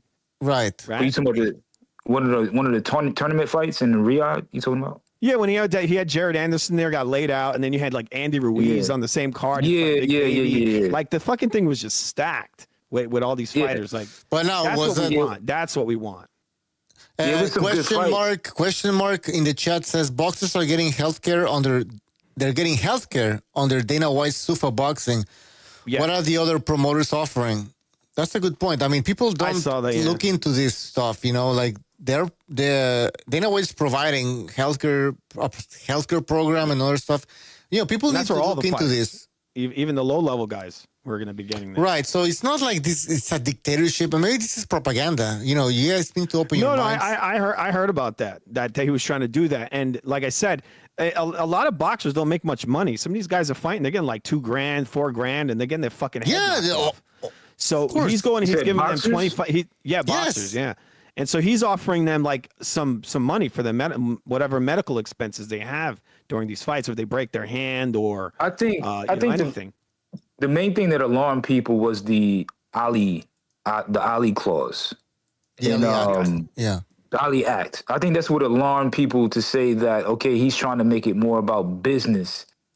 And I just think that's what scares me about him. That's more about the control. Yeah, the machine of the UFC, I get it, but the way I look at the UFC, I just don't think all of those fighters get what they're worth. I think the UFC is more about the getting the lion's share and growing themselves as a $1 billion business. That's just the way I look at it, and I would just hate to see that exact same thing happen to boxing. But if you're going to put them in a situation where the best fight the best, and you know they're getting paid what they're worth, and they just have control over who fights who, but we keep the freedom and the individuality that boxing has, I'm with it. You know. Well, I mean, just because they pay certain UFC fighters a certain amount of money doesn't mean they're not going to pay these boxers more money. They might pay them more, but just the fact that they're going to have to fight their actual mandatories and the best, right? We want that as fans. We want them to fight the best when they're at their best. I don't want to see one of these guys duck a fighter till that fighter's old as hell, like the Floyd Mayweather shit. Yeah. Manny Pacquiao is way past his prime. 37 years old. That was not a prime Manny Pacquiao. Even that has a lot to do. Even the Canelo Crawford fight. I don't even thinking about the Canelo Crawford fight. 38 against 35. Yeah. People are saying he would have been. Canelo should retire at this point. He looks so wild. Okay, well, what was this all about? But he would have fought Benavidez if that shit was in order. Right? Yeah, we would have been great. It would have been great. Yeah. Instead, he's fighting. I think a younger Canelo could have beat Benavidez, in my opinion, at one point. It's possible. Listen. You know what I think about Crawford? If Crawford fights Janibek or Laro, he's gonna lose like shit. And people are gonna be like, "Oh, how dare you say that, Bucho? He just beat Canelo." I'm like, yeah, but let's take things to perspective. Let's take a step back. Crawford fought Madrimov. He looked like shit. Some people even think he lost that fight, right? And then he fights Canelo, and he beats him in a more. I mean, he doesn't look as bad as in the Madrimov fight. So, styles make fights, yeah.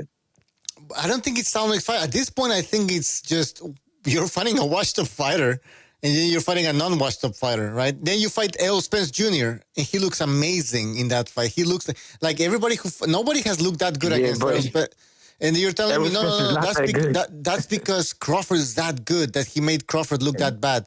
Sorry, that he made Spence look that bad. Really? No, if you really know boxing, you really know that Spence is really not that good. To be really honest with you, I think Spence got to the point to where he was because he was a southpaw and he was pretty strong. That was the advantage that he had. I think if he was a regular right-handed fighter, he would have never. Never got to that point. I understand styles makes fights, but you don't destroy a guy like that. If he's that guy was. I know styles make fights, but you don't destroy a guy. And I've been watching boxing for a long ass fucking time. You don't see. I mean, sure, styles make fights, but you don't destroy a guy like that just because of the style difference. I mean, I'm sorry. That would mean that Errol Spence Jr. never fought a guy with a different style because he never got exposed like that. No, it's because this guy was completely fucking shot. And yes, I had Crawford. I picked Crawford to win that fight, but not like that. That was embarrassing. And to prove my point, Spence hasn't fought since then. He's basically retired. He was so shot. Oh yeah. He's He was shot. so He's shocked. Honestly, I was thinking Crawford was going to lynch him anyway. No, to be honest. he was going to Yeah, but retire back come in on. 2019. You know that? He was rumored to retire after that car accident. He was all fucked up from that. They really But did a lot of if you look at his fight against the Cuban guy, I forgot his fucking name. What was his name? Ugas almost knocked him out, and the referee kind of stepped in. You know, remember that Errol Spence Jr. dropped the mouthpiece. The referee's like, I don't know what's happening. Like, you can't do that shit. You know, the guy was out. But let me just make one point. I said it before. Errol Spence was not that good. He was very formulaic. I agree. He did the same approach, the same jab, left hand, the same movements. Every time he jab you and then shoot to your body. He did not move his head. This is what I'm talking about. These people are not that good. As soon as Wilder, as soon as Anthony Joshua, as soon as Errol Spence got in the ring with a real fighter, they got their asses whipped. It is social media that builds these people up. But Tony, these people are built up way past than what they really are. Tony, what is that? Okay, so he's that bad. What does that tell you about the welterweight division? That nobody could expose Spence like that until Crawford showed up. What does that tell you about the welterweight division? It was because he was a southpaw. He was very strong. But listen. The whole you're admitting that the whole welterweight division was garbage. I mean, I think that you got Porter, Garcia, Danny Garcia. Thurman never fought him, but there was a bunch of boxers. None of them could expose Spence like that. So that means that the welterweight division was complete as fucking garbage. And then you have Crawford, who beats him, and they're calling him the undisputed, undisputed 147 pound champion. But come on, you're just admitting that the division was complete garbage. So no, how much of an accomplishment? How much of an accomplishment is that? And on top of that, Crawford never fought Danny Garcia. He never fought. Well, he fought Sean Porter when he was at the end of his career, right? But he never really fought all of these PBC fighters. So Crawford beats. I mean, he didn't fight Keith Thurman. No, he didn't beat Keith Thurman. So Crawford beats a washed-up guy that you said that was actually ready and ripe to be exposed. And that's overrated. It. He's one of the greatest welterweights of all time now. We can put him up there with Sugar Ray Leonard. I never said that. No, but they're saying he's undisputed. I believe Terrence Crawford like is four very belt era undisputed champion. I'm like, is that really a big accomplishment? Is that? I agree, but he's kind of admitting that. He's saying that. Look, the guy. Look, even if you believe that was a prime Spence, which I don't believe he was at all. No, he wasn't. But I agree that he was never a great fighter. He never was a great fighter. Tony, is that a big accomplishment? Okay, I believe Terrence Crawford is good. Yeah. But does he have the fight? No. Was that a big accomplishment, beating Errol Spence? No. But do I believe that if he trained for all of those fighters that you named, would he beat them? Yes. Do I believe he has the determination and the skill and the trainer to beat these people? Yes. But does he have the proof? No. I don't believe Sugar Ray Leonard was a great boxer. I know he was a great boxer because he proved it. I don't believe Duran was a great boxer. I know he was because he proved it. So it's not about belief. You know, it's about showing it in the ring. Against he didn't really show it. That's why he has to say he believes it. Yeah, exactly. It's not about belief. I mean, sure, I can believe anything I want. I can believe Santa Claus lives on the moon. But, you know, I got to see it to believe it. Yeah. And I've seen boxers show me that they are the real deal. When it comes to Terrence Crawford, I mean, we're reducing ourselves to this idea of, I believe this guy. Sure. Yeah. I mean, let's all believe. But, you know. But he did show top-tier scientific skill against Canelo. But Canelo's going to retire now. People are saying Canelo should retire. He's so washed up. You know, I mean, we knew he was kind of towards it. I didn't think that fight was what people thought it was. I know your take. I don't think it was that big. I didn't think it was that big of a win, but I mean, but it's one fight. Like he's one. Like am I going to base literally equal sizes? Hold on. Am I going to base Crawford's career on one fight against Canelo, a 34-year-old Canelo? Is there anything else I can look at to make me believe? We're talking that he was this great fighter. Show me another great fight. Hold up now. Hold up. Yes. If you do not implement turning Canelo, If you do not implement the right movement, Canelo will knock you the fuck out. I don't give a damn how washed up you said he was. Yeah. It was certain very small things that Terrence Crawford was doing that you have to give him credit for, or Canelo would have knocked him clean the fuck out. See, he made I don't look think like he was that. punching. I don't think he was punching anywhere near to what he used. But even then though, like even then we got to look at one fight to rate Crawford's whole career. And we're at the point where Crawford's 38. Hold on, we're at the point where Crawford's 38 years old, and we got to look at this specific one fight at 38 years old, 37, whatever, 30 years old. That's not true. To me, well, go ahead. He should fight Benavidez. That's what he should do. I want to look at other fights. A Postal fight, maybe, or Bivol, maybe. Postal. No, but when it comes to Crawford, Postal.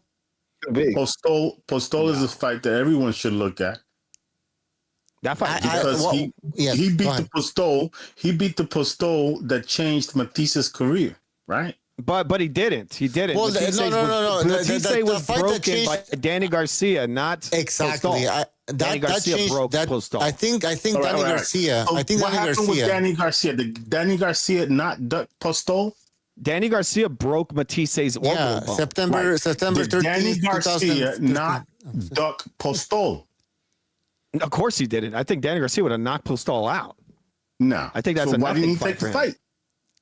Well, wasn't that guy at a lower weight? I thght he was at a lower weight. Listen, at the time. Danny went fight, it wasn't Postal beat Matisse. Postal step aside money not to fight him. I don't think Postal was as good as what people think he was. He wasn't that great of a fighter. I don't think Postal was as good of a fighter as people believe. I mean, you brought up Matisse as an example of his greatness. Matisse was already broken before he fought Terrence Crawford or Postal. He was already broken. He was good enough to be avoided by Danny Garcia. And then he got broken again by Ruslan, and then he got broken by an old Manny Pacquiao. He quit again. He kept quitting. I mean, there's a lot of boxers that we can go through that avoided somebody else. Like I can bring up Floyd Mayweather, who he fucking avoided. But point is though, when it comes to Crawford and Postal, that was one of the worst Crawford performances in my opinion, because the people were booing actually at that fight. He was running so much, people were booing. So Crawford couldn't figure this out. Crawford couldn't figure Postal out. He was on the move the whole fucking time. Did you see the fight? Of course I saw it. I have made a video about it. I broke it down. How he didn't run from Postal. Yes, he did. Oh, I'm sorry. The crowd was booing. No, he did not. Go watch that fight. The crowd was booing. Dude, I was one of the few 50,000 people who bought that Yes, fight. and you know the crowd was booing, and it's on video. I mean, you cannot debate me on this. The crowd was booing. It was boring as fuck. Because Postal would not engage. He got knocked on his head and almost got knocked out. Crawford was running around. He was circling. Crawford was circling. The same thing happened with the guy that he fought at 154. Guy, listen. What's his name? Who? The undefeated guy. The guy he fought at 154. Then Ortiz. Madrimov. Right, Madrimov. Everybody doesn't give him credit for that fight. But what happened in that fight? Madrimov was landing so many shots. Madrimov gave Crawford a better fight than Canelo. True. I don't think Canelo fought as bad of a fight as what people say. No, but I think he was disappointing for a bigger guy. They wanted him to do more, but he really wasn't much bigger than that guy. But anyways, let's go back to Postal. The Postal fight. Listen, I agree with you. Who is the filthy casual? I think Postal could have done more. He was just walking but the Crawford was just circling around. He was waiting for Postal to come in so he can shoe shine and win the round. But Crawford wasn't engaging. He was just waiting. He was circling around. He was moving and moving and moving, and it was boring. It was a pay-per-view. By the way, filthy rich. Crawford didn't get another pay-per-view after that, because Bob Arum realized he didn't make any money after that, and the guy was fucking boring. He didn't make another pay-per-view until I think the Porter fight. So, like, that, how bad it was. It was a terrible fight, and it wasn't because of Postal. It was because Crawford was running around. Show me a fight where Crawford fought again like that. Like, even when he fought Kell Brook and Amir Khan, he didn't fight like the way he did against Postal. Against Postal, he was circling around and circling around. It was a terrible fight. He was a little more prime than those other guys. That's a difference. As well, I mean, you could say that. Postal was never a great fighter. So that's a big win. Yeah, he had a bunch of losses after that as well. Like, but he was not. It's like skill wise, he wasn't that good. He was a pillow puncher. He was not a He's not a Hall of Famer. He's not a Hall of Famer. Why did Crawford fight like that against this guy who's not even a Hall of Famer? You imagine what 40-year-old Manny Pacquiao would have done to Victor Postal? I mean, it wouldn't have even been funny. He would have broke his face. Right. So then why did Manny avoid Crawford? Crawford avoided Manny. That's a fact. Bob Arum from Bob Arum's own mouth. Why would a fucking unit? Dude, Bob Arum from his own mouth said it. That's a lie. You can come up. That is not a lie. That is not a lie. Mouth. He says he don't want that fight. Nope, that's not a lie. That's a fact. Why would Crawford need to fight fucking Pacquiao? Oh my God. Why would Crawford need to fight a Pacquiao anyway? You're saying it. Look, he's saying it's a lie when Bob Arum said it literally from his own mouth. No, but listen. We can get caught up into like why that fight didn't happen. But why would Crawford said about Crawford was that he wanted too much money for that fight when that wasn't true. Crawford didn't want that fight. That's why he's hating. Why would Crawford need to fight Pacquiao? Like, think about it. Crawford should be fighting other people. Like Pacquiao, really? The same guy that like he moved up from flyweight or something. What are you talking no, of course. about? Let's stick to reality. Pacquiao was bigger than Crawford. 40-year-old Manny Pacquiao. Pacquiao was bigger How old than was Crawford. Pacquiao? Filthy. How old was Pacquiao at the time? 40, right? How old was Pacquiao? At the time when they were both with Top Rank? Yes. Pacquiao was pretty young. That was before going to PBC. 39. 39? Manny was old. He was about 38. Well, fucking Crawford's 38 right now, and he's old. So I don't know why flyweight Pacquiao should be like. So let me just ask you a question. Let me just ask you guys a question. Yes. What would Crawford have had to do to satisfy you guys? Okay, I'll tell you what. That's a great question. Okay, first, he should have fought a lot of these guys that were with the PBC. I know politically he couldn't do it because they're on the other side of the street, but I would have liked to see him fight Keith Thurman. So you just accept that? I'm answering your question. I'm answering your question. What am I saying that's wrong? What do you disagree with? I'm just wondering. So that you just accept that they were on the other side of the street, so they couldn't fight. Yes, that's it. Well, no. You asked me what he should have done. I'm telling you what he should have done. I think what he should have done. He resigned a contract with Top Rank when he shouldn't have. He did. He avoided. Look, this guy over here had an opportunity. A contract with Top Rank. Hold on. By signing a contract with Top Rank, he avoided these fights with the PBC. Do you agree or disagree? Yes. Well, he got paid more with Top Rank. So do you agree or disagree with me? Then why did he leave them then? That he was running from other fighters? Sue them. Do you agree or disagree?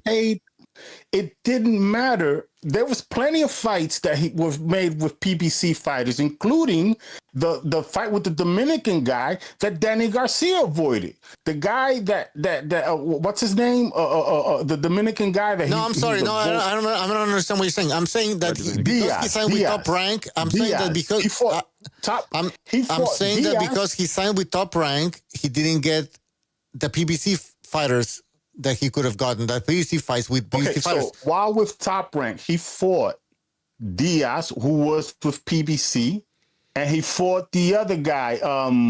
Yeah, but he didn't fight Keith Thurman. Why didn't he fight Keith Thurman? He didn't fight Keith Thurman. Say that again? What Diaz? Okay, the fact that he was with the PBC prevented him from fighting. What the hell's that? No, I don't remember. Listen, you don't know who's Felix Diaz? Felix Diaz? He fought Felix Diaz? Yes. Who the fuck is that? Oh, okay, great. So you guys, okay, Felix Diaz, the guy that Danny Garcia, when he moved up to go and drop and didn't face Postol, one of those, there were two brothers, and Danny Garcia, his first fight at a 143 or whatever it was. Mm-hmm. That guy, what was those brothers' names? It was two brothers. They were I don't know. They're probably they're so irrelevant. I don't even know them. No, it's not irrelevant. Well, You're making it irrelevant, but it's not irrelevant because it answers your point. You don't even remember Felix them. Diaz. You don't even remember them. You don't remember. I don't remember them. They're irrelevant. Felix Diaz lost to Lamont, like an old Lamont. I mean, if you don't remember them, and I don't remember them. Peterson. He lost Felix to a whole Diaz. Lamont Peterson. Felix Diaz whipped Lamont Peterson's ass. But he lost to Lamont Peterson. And he didn't get that fight. He didn't get that call. He could have fought what's his name? Danny Garcia. Danny Garcia wouldn't fight him. So then Felix Diaz then started calling out Crawford. He fought him, whipped his ass. I don't think that guy is really were anybody. avoiding Felix Diaz. That's a fact.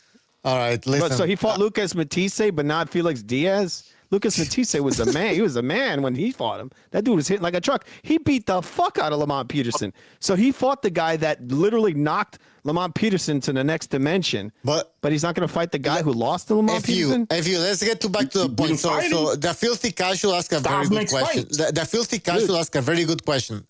He literally, dude. I gotta go to the store. What did Crawford need to do so we would be satisfied, right? So I was saying that he should have fought some of these guys from the PBC side. He didn't, for whatever reason.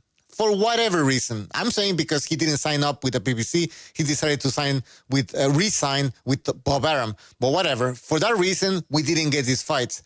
That would have satisfied me, right? But that didn't happen. Also, another point. What would have satisfied me was Crawford moving up to 154 earlier and fight some of these guys. You know, we have a really good division at 154. We got a lot of exciting boxers, very competitive division. I would have liked to see Crawford try to dominate that division. So we didn't get that. We got a Madrimov fight. We got a Madrimov fight at 154. And guess what? I wasn't satisfied because he looked like shit in that fight. And I think a lot of us agree with that. So I'm not satisfied. I mean, does he have the fight? No. Does he have skill that I respect? Yes. I really don't. I mean, but can you name some fighters from PBC that you pretty much would have been satisfied if he would have fought him? You mean like Garcia or Keith Thurman, even Danny Garcia, Sean Porter in his prime. We know Sean Porter. They let him go. The PBC allowed him to fight in top rank because he was washed up, and he was really washed up because right after he fought Crawford, he retired. So that actually, vindicates what I'm saying. That guy was fucking washed up. Errol Spence before the car accident, maybe even Ugas. Ugas is a tough guy. I mean, he gave Sean Porter trouble. He gave Spence problems. That would have been an interesting fight. Everybody always says style makes fights, right? They're saying, oh, Crawford, he struggled against Madrimov. Style makes fights. Well, the more you fight, the more styles you're going to be facing, and maybe you're going to be struggling. But Crawford likes to fight once a year, so we don't know how he does against different styles, right? So if he would have fought Ugas, maybe he would have struggled, just like he did against Madrimov. But the guy, chose a different path. He chose the path of fighting Kell Brook, who was washed up you can't even debate me on this. The guy was completely washed up. He fought Amir Khan, completely washed up. So are we really seeing the best of Crawford? Is Crawford really being tested? I mean, you're dealing with politics when you're dealing with promoters. I'm gonna say two things though. The fighters that you named, as far as Garcia, Ugas, Porter in his prime, I'm a betting man, and I think he beats all three of them. And the second thing I want to say is that I think politics were involved in his career. Maybe Bob Arum didn't want to promote him because he didn't think he would make his money back. But I do not think that Crawford didn't fight those people because he was scared. That's fine. And another thing too. Yeah, no, but hold on. One of these people saying he's the best thing since sliced bread. I don't make emotional opinions like that. That's just not me. I respect him for who he is right now. I'm not saying he's Mike Tyson. You know what I'm saying? I respect him for who he is right now. Yeah, but Tony, you're saying that in your opinion he's good. You believe and all that, but you believe that he would have beaten all these three guys. Maybe you're right. Maybe you're wrong. The only way to find out is if it would have actually happened, but it never happened. So it doesn't really matter at this point what your belief is. We don't know. But I think you're talking about the opinion of what other people name No, I'm talking Crawford. about Like the facts. I'm everybody's talking saying about he's like the best guy on earth. No, I'm I'm not talking about the saying facts. that. No, I'm talking about the facts. The facts is he never fought them, so we will never know. Yeah. That's it. You know, if you want to talk about what would have happened, hypothetical scenarios, then sure, we can delve on that. We can, debate. We can dream, but that never happened. But I never said he was the best welterweight ever, though. I think you're talking about like other people's opinion of him. I'm saying that I'm just saying Crawford was not that. I mean, we never really saw Crawford get tested at 147. And 154, he had one fight. 150. I mean, you want to call him a 5 division champion or whatever? I don't know how many divisions they're counting. So you're saying, okay, because people were calling him the best pound for pound. You're saying he doesn't have the fights to be called that. Okay, yeah, that's a argumentative, that's a respectable point. No, historically speaking, I don't think he's up there with the greats, and I think there's a lot of question marks. You want to call him a 154-pound champion. For why would you want to call him he never unified the division. He got a controversial win against Madrimov. He did look terrible. Then he fights Canelo, who now people are saying Canelo should retire. And I think the Madrimov fight was an ugly fight, but I do think he came back in the later rounds and beat him. Yeah, but still, it's not. Yeah, but that's an opinion. And by the way, there's a lot of people that say it was a controversial win. And it was a bad win. He struggled against a guy that had 10 professional fights. And Madrimov wasn't even the best in the division because then we saw him fight Virgil Ortiz, and Virgil Ortiz did a better job than Terence Crawford. So it's not like Madrimov was the man in the division, and he's still taking over the division after Crawford left. Madrimov just lost again against Virgil Ortiz. So that's what I'm saying. Yeah. So, yeah, I mean, I'm not saying he's Jesus, though, but I do think he's a good fighter. And I think that he's a good fighter. I agree. He has the ability to beat good people, but I can't put him way up there because he doesn't have the fights. Mm-hmm. He doesn't have the fights. I agree. That's what I'm saying. I'm not saying this guy is a bum. I agree with you. He's not a bum. Obviously, he has skills. Yeah, absolutely. Yeah. But if another fight comes up, we can come right back here. We can talk about it. If he gets into another big fight, you know what I'm saying, we can come back and talk about it. But I don't think Crawford has the fights. I think he really got messed up at Top Rank in his career. It messed him up. Yeah. It messed up his legacy. I agree. I mean, it prevented us from seeing Crawford fight very good boxers at 147. Could he have beaten these guys? Probably, man. Maybe. You know what I mean? Like, we'll never fucking know. This is the problem with boxing. There's a lot of scenario. Always, we end up with this, what would have happened, because that's how the sport is, the politics. Yeah, the politics. So, at the end of the day, I think that's what happened. But, I think he's a good fighter, but I don't think he has the fights. You know what I mean? To say he's on a certain level. I don't think he's on the Sugar Ray Leonard, because people want to compare him to Sugar Ray Leonard. He's not on that level. Definitely not. Well, that's the new world of social media. I think he's a great fighter, but I think people go too far. You got to have the fights. When you're dealing with somebody that fought Hearns, Duran, and Hagler, he didn't fight nobody on those levels. So you can't go that far. You see what I'm saying? So I'm not saying he's a bum, but you can't go that far. When you start saying Sugar Ray Leonard, you're going too far. I wouldn't never. You're going too far. Yeah. No, it's not a bum. No, not you. I'm saying when people compare him to Leonard, Leonard fought those three people. You can't compare people to him. You know what I'm saying? So King KO in the chat says nobody knew who Madrimov was. Bud was supposed to KO him, but ended up struggling. That's true. And I remember after Crawford struggled against Madrimov, people were saying, well, yes, of course, Madrimov had only 10 professional fights, but he was an Olympic medalist, I think, or something bullshit, or he had like so many amateur fights. True, but he was supposed to knock this guy out. And then again, Virgil Ortiz, he's not even a gold medalist or anything. He stopped this. No, he didn't stop him, but he had a better performance against Madrimov than Crawford did. So Madrimov wasn't that good. Like, come on.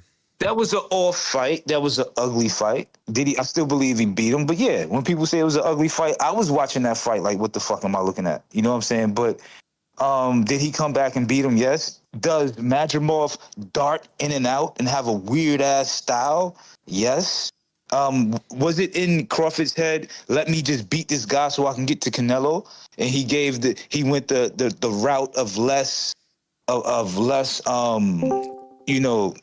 less possible failure. Yeah, taking risks. He took less risks. Yeah. Yeah, maybe.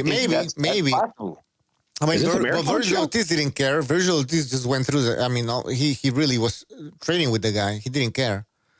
So yeah, I don't know. So, Listen, I don't know. This is why. Sorry, I'm keep coughing. This is what I would have loved to see Crawford fight again at 154, but instead he chose to fight once a year.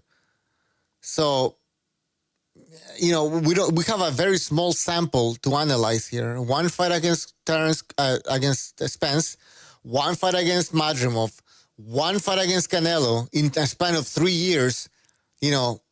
It's not enough. It's a small sample. We need more. He should have fought 5 times in 3 years. But he didn't. Yeah, but I still think it has a lot to do with political opportunities. I remember how happy he was and how he kept telling Turkey, thanks for the opportunity. I think people just didn't want to promote him. I think that has a lot to do with it. I don't think Crawford didn't want to fight. I think Crawford wanted to just, wait for that Canelo fight. You think so? What do you think about that? Well, I don't know. It's just speculation, just like you. I mean, we don't know. I mean, can you prove me wrong? No. Can I prove you wrong? No. We'll never know. Here's what we do know. He wasn't in a hurry to fight anybody else at 154 because nobody else was coming out of his mouth on the tip of his tongue. When asked what he wanted to do, there was never anything of like the next fighter at 154 that was really on his list.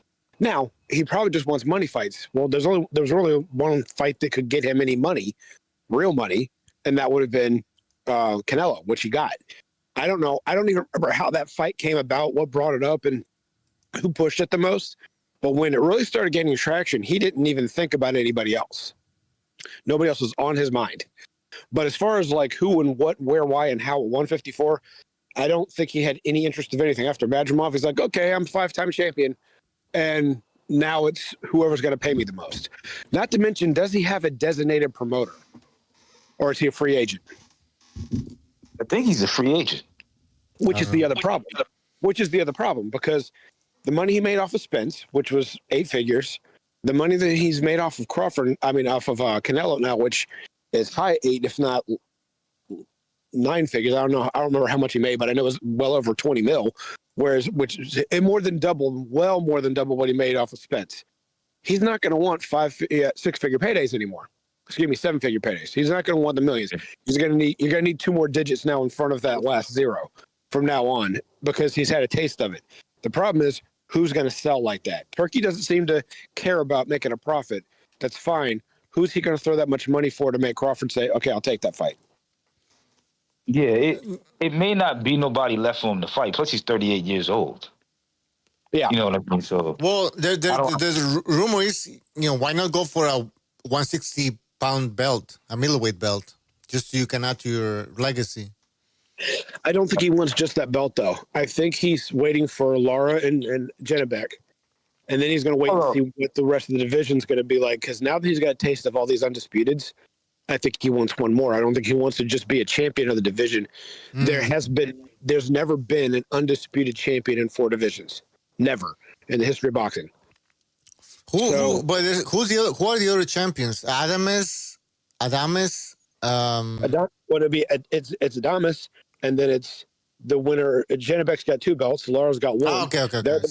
They're about to fight. So now, on the flip side of things, and this will not happen, I know this, but what I was saying on Lady Chan's show and a couple other places the other day is if Boots really wants to make a name for himself and put himself back into the Crawford picture, he goes and fights Adamus, however you say his name. Yeah. He fights him. Because if Crawford does want an undisputed and fights Janibek, and then there's only 1 belt left and Boots has it, then he can actually force himself into that conversation. And then he can also pose the picture of if Crawford doesn't make the offer or respond to an offer right away, he can literally claim, okay, Crawford's ducking me now. He wanted undisputed at middleweight. I've got a belt. He doesn't want to fight me. And then there's solid ground for him to start no longer clout chasing, but being in the driver's seat of trying to get cash in on the Crawford sweepstakes. Mm-hmm. But that's what I think Boots should do, because if he doesn't, if he's just clout chasing by mentioning a name, so that's what people are doing for Canelo for years. Put yourself in a position to get that, and the only way he can really put himself in that position is if Crawford's really interested in going to middleweight, go get that other belt. Because if he gets that other belt, like I said, he's right in there, because there'd only be one belt left for Crawford to be undisputed, and if Boots has it, then Crawford's either got to go through Boots, or he can pull the Lennox Lewis of going, oh no, I'm retired, never mind, and then you have your detractors. Yeah, people could probably almost gull him into that fight by if he tries to retire without fighting him. If the scenario I presented actually comes to pass, they could probably really, you don't want to take that fight, and kind of get as manhood before he retires. That would probably be a good way to force that fight. Well, that's a possibility. Yeah, go ahead. No. I was just listening. I heard him bring up Lara. Y'all are talking about Cuban Lara, right? Unfortunately, he's a fucking champion, right? He has a belt. He's a titleist. He has a belt now, right? Yeah, WBC, I think. Yeah, some shit like that. I don't know. WBA. So he was the regular champion. He was the regular champion when Triple G was the super champ. Then Triple G retired. That belt became the super belt, disappeared, and so he's been elevated to the WBA champion in the division now. It'll be a super belt after the fight with Janibek, because it'll be a unification fight. So the WBA will make it a super. Whoever wins that fight will be the super champ. I think that would be a good fight between them two. It would be pretty interesting. Because of Lara's reach, and Crawford would have a task to get past his jab, to get inside, and Lara has great movement. I think that would be a good fight to watch. Lara's got to get past Janibek before that's even talked about. If he doesn't get past Janibek, then it doesn't matter. Okay.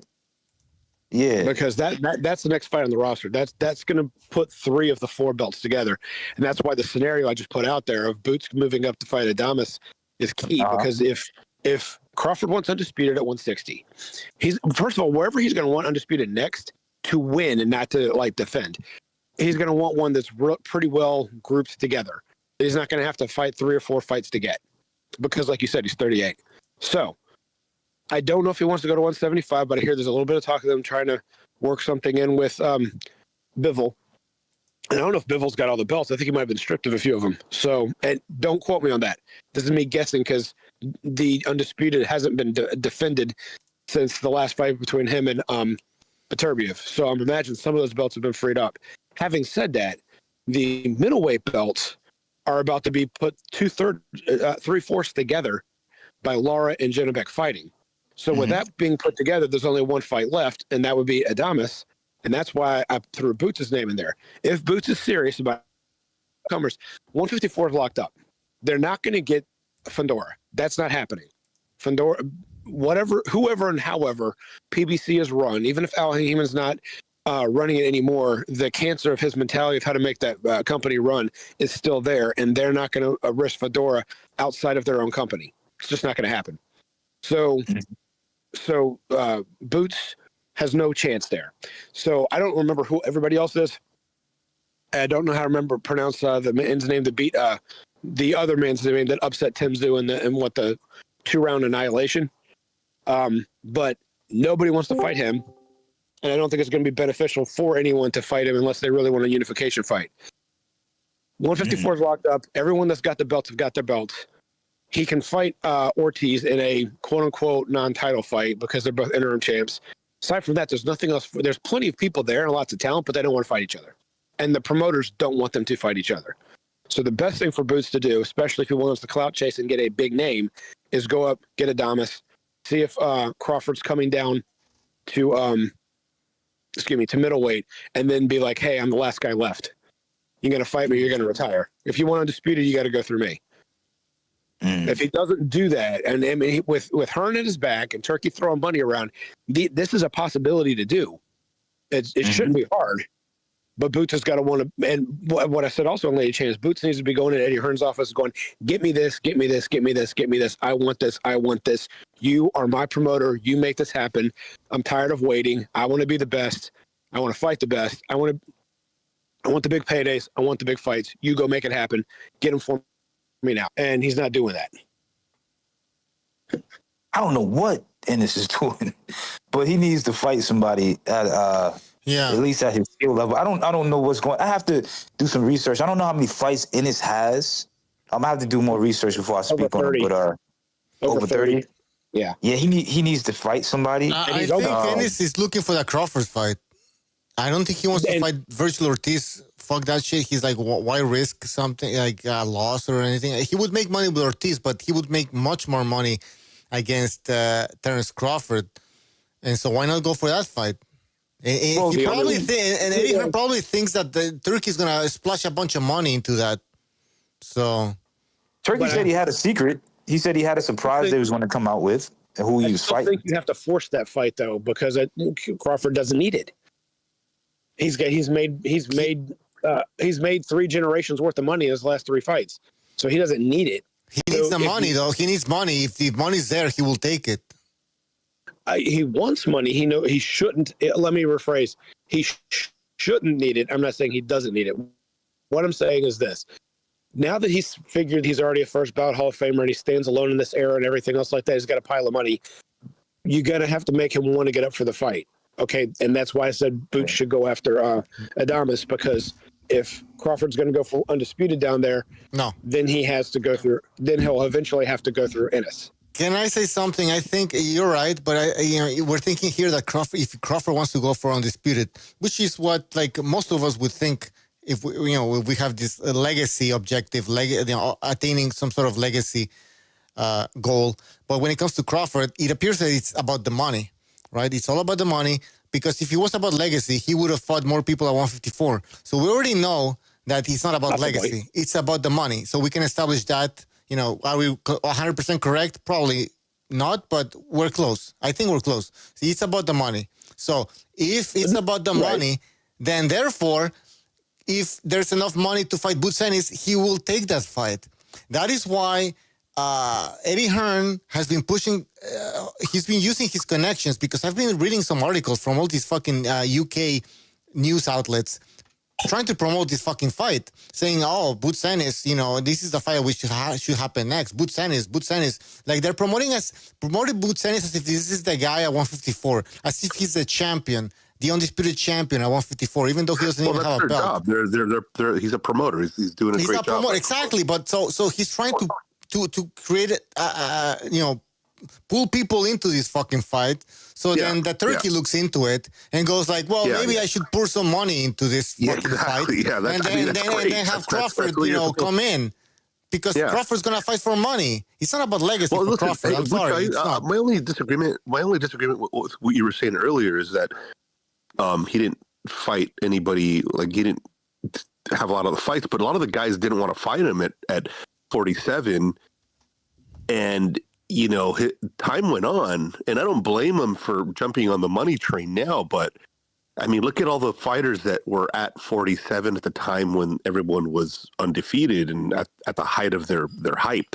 Because it was hype. Now we all know now that all the guys on PBC, it was 100% hype. Keith Thurman, Garcia, all these dudes, Danny Garcia, everyone was Madrazos. Crawford resigned with Top Rank instead of going. I know that. I understand. He knew what he was doing, though. Yeah, he knew what he was doing, but at the same time, it's like you're gonna. I mean, what's better, signing with Al Heyman, and even if you're on the same side, even if you're on the same side of the street. We've seen this happen. Why didn't Plant fight fucking Benavidez when they were both champions? Like, that could have been made too. It doesn't matter if you're on the same side of the street. Why isn't Plant Charlo yet? But it helps, though. It helps. It helped. I mean, when you sign with Top Rank, sure, that just proves my point. He went with Top Rank because of the money, not because of legacy, right? Well, listen, the guy wasn't getting the fight. No. He went with Top Rank because he wanted more money, which I understand. You know, you're getting a security, yeah, right. So he's going there for the money. You're getting money, sure, and you're getting a guarantee. And it's a lot. It sounds a lot better to me than fighting for a platform where you get a stipend. You know, I mean, what's the alternative? If you were fighting, what would you do? I mean, would you want to go to? No, I don't. I'm not blaming the guy. You know, Abner Mara is supposedly still getting checks. So, you know, it's like $50. I mean, it's a funny rumor, but I think there's truth in a lot of that kind of in that humor. I think that some of these guys are still probably getting a little money here and there, or they got job security. Well, not really anymore, but it's a shit show over there. The one thing I will say though is that, you know what, on that side of the street, the guys were not necessarily fighting each other. And if big fights were going to get made because the money was right, they made the fight. I mean, Tyson Fury was on Top Rank and he fought Wilder 3 times. So that's not really an excuse. I just think these guys were really avoiding Crawford. I mean, they were avoiding him for a long time for a good reason. Well, I listen. I don't know. We'll never know. Yeah, I mean, that's it. Points in that direction. I always say that. Please, man. Listen, the fact is that Crawford signed with Top Rank, so he knew what he was doing. That's pretty much what happened. I get it, but I don't blame him for signing with Top Rank. It's better than getting like I said, it's better than getting like that. You know, getting paid weekly or for the money that supposedly you were guaranteed, and you know, from the gate and from the pay-per-view that didn't do shit. So in the chat, Roger that says Bud left Top Rank. They couldn't get him the big fights. He told that to Bob Arum's face. Yeah, but he did sign with Bob Arum. He made a mistake, right? Did he not make the mistake of signing with Bob Arum? Re-signing Bob Arum. He did make that mistake, so it's his fucking fault. He did make it. But it doesn't matter. He didn't fight these guys. But the guy, you know what? The guy didn't have a lot of leverage either. If he had been more of a star, if he had been more of a recognized name, you know, he was on his way. I think at some point, he was one of the most viewed fights on Top Rank on ESPN. You didn't have to pay. Benavidez and Crawford had a lot of viewers. That was one of the highest viewed fights that year that they had. So it's, you know, the guarantee looks good, and I would rather go with that than fucking maybe I get to fight Crawford. I mean, Spence. Maybe I get to fight Danny Garcia. Maybe I get to fight, you know, Charlo. There's a lot of maybes. Well, that's what I was telling this other guy that left. I was telling him, we will never know. We will never know. Yeah. So we can speculate. We can hypothetical scenarios. What would have happened if it didn't happen? So I don't know how good Crawford was at 147, to be honest. I really don't. You know, when I call me a hater, sure, go ahead. We could probably come up with that one. I think he'd probably beat most of the guys at their prime. Like what guys? That's not how it works, Madrazos. That's not how it works. I know. When we read Duran, I don't say. I think Duran could have beaten this guy. I think Duran. It would be. You know, it's highly possible that Duran beat. No, he beat this guy. He beat that guy. Let's rewind here. Who was at 147 when he was fighting at 147? Crawford. Yeah, who was at 47? Sean Porter in his prime. Danny Garcia. Ugas, I think, would have been a difficult fight. Maybe. Well, Ugas gave a tough fight to Crawford, to Spence. He even knocked him out. He fucking knocked out his fucking mouthpiece, and the referee didn't do shit. And the guy was out. So Ugas, and then Ugas gave a tough fight to Sean Porter. There was Keith Thurman, even Danny Garcia. Danny Garcia wouldn't have. Dude, come on, Danny Garcia. You tough fight, man. Tough fight. Danny Garcia gave a tough fight to Crawford. To Spence in the later part of the fight. He gave a tough fight. Well, Thurman was running away from Danny Garcia, even though, you know, I think he won the fight, but Danny Garcia is pretty basic. But still, Thurman was running around this fucking guy. He was scared. That fight was fucking boring. So, yeah, listen, I think Crawford would have beaten all these guys, but Dude, Danny Garcia beat we a better will never version. know. Yeah, but fair Danny point. beat I a think, better version of Amir Khan than Crawford did. Crawford hit that guy with low blows to get a win. Right. Listen. Spence went all the way to the UK to beat a Kell Brook. Okay, sure. Kell Brook was coming off a fucking destruction, beating from the from Golovkin. Broken orbital blows. Two. Yeah, that just tells you about the whole division. It was garbage. But still, like, did Crawford beat a Kell Brook that was fit? No. Crawford beat a broken Kell Brook. Crawford beat a Kell Brook. Now let's take a look at Crawford against Kell Brook. I think Kell Brook was winning the fight. It was only 3 rounds, right? But he was out jabbing Crawford. So imagine a prime Kell Brook against a Terence Crawford. Maybe Crawford would have won. Maybe he would have won. Maybe yes, maybe no. I would have loved to see that fucking fight happen. Jesus Christ! See, this is the fucking thing. People don't I don't fucking doubt get it. what I'm Listen, saying. there's no denying when Kell Brook was at his peak. Kell Brook was a pretty damn solid fighter, and he had that knock. Brook would have for sure beat. He would have beat Crawford, no doubt about it. I mean, look, that guy, Brook ate half it. Bro, he took half a jab and was knocked dead in that Crawford fight. There's a guy that eats Triple G punches like candy. I understand what you're saying. Knock him down. Madrasos, because you're trying to tell me, correct me if I'm wrong, Madrasos, but he would have definitely beat Crawford. Madras, you're trying to tell me, like, yes, I mean, do you think Crawford would have beaten these guys? Probably yes, but, I don't know, man. We're reading off of a shell. We're reading that off of the shell of a Brook. Well, hold on. I'm not saying. Listen, I'm not saying that they wouldn't have given him problems. I'm sure they would have. Yeah, some of them would have given him problems, but you don't think he could beat him. But I can't say for sure that. I can't say for sure that. Oh yeah, but it's a possibility. Brook would have beat him. But that's you don't know. You don't fucking. Okay. Hey, Madrasos. Hold on. Like the other fellow right here, he's leaning towards a victory. I can lean towards a maybe. I think Brook had way more skills. Hold on. Can I just say something here?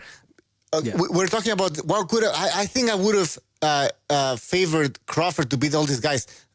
I'm pretty fucking sure most people thought that Crawford was gonna run through fucking Madrimov, right? What happened? Oh yeah, I did. That is my and then what happened? And then, hold on. And then after the fight, when and then after the fight, guess what? After it's a close fight, people will tell me he had a great amateur guess record. What? Styles make fights. Well, yes, Styles make fights. So if Crawford doesn't fight these fucking guys, then we don't know what would have happened. And Styles make fights. So maybe he loses to Ugas. Maybe he fucking struggles against Danny Garcia. Maybe this happens against this other guy. But we never, we don't know. We don't know. Okay, what you're saying is we don't know, but you're leaning in the direction of maybe Ugas would have beat him and maybe Kell Brook would have beat him. I mean, Danny might have knocked him out, bro. Danny might have knocked him the hell out. I get your point. And I'm kind of leaning the other way. However, when I saw the Madrimov fight, and I think I saw it with you guys. I had my score was like a draw. Okay. And after I saw it with you guys, I'm like, I gave two more rounds to Madrimov. I thought Madrimov won. Yeah. I think in a fair world, I think Madrimov should have got the win.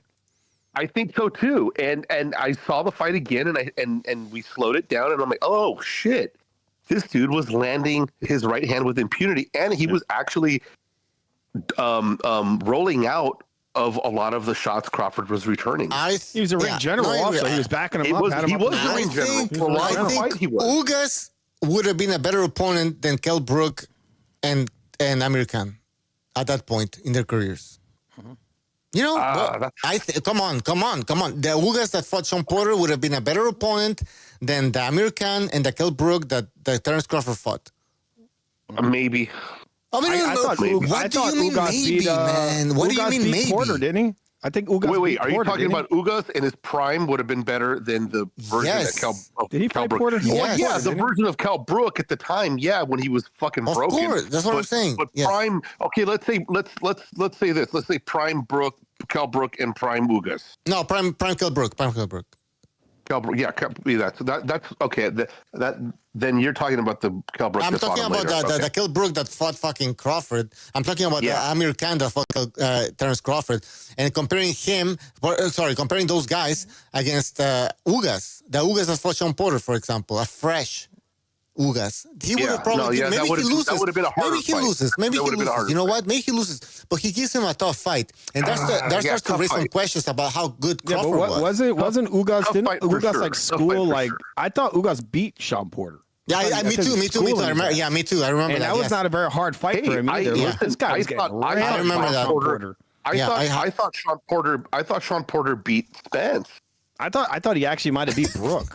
I thought he beat Spence. If it was like that knockdown at the last round, he got dropped. But he was so many blows in that fight. But I thought he was. I'm sorry. No. I had it wrong. I'm sorry. I thought it was that drop made it a draw. I thought he was beating him, and when he got dropped, I thought that would made it a draw. Do you know how many low blows that guy got away with in that fight? He hit Crawford with one, and they made him stop. This fucking dude is throwing combinations of low blows. It's fucking crazy. He throwing left uppercut, right uppercut, jab to the dick.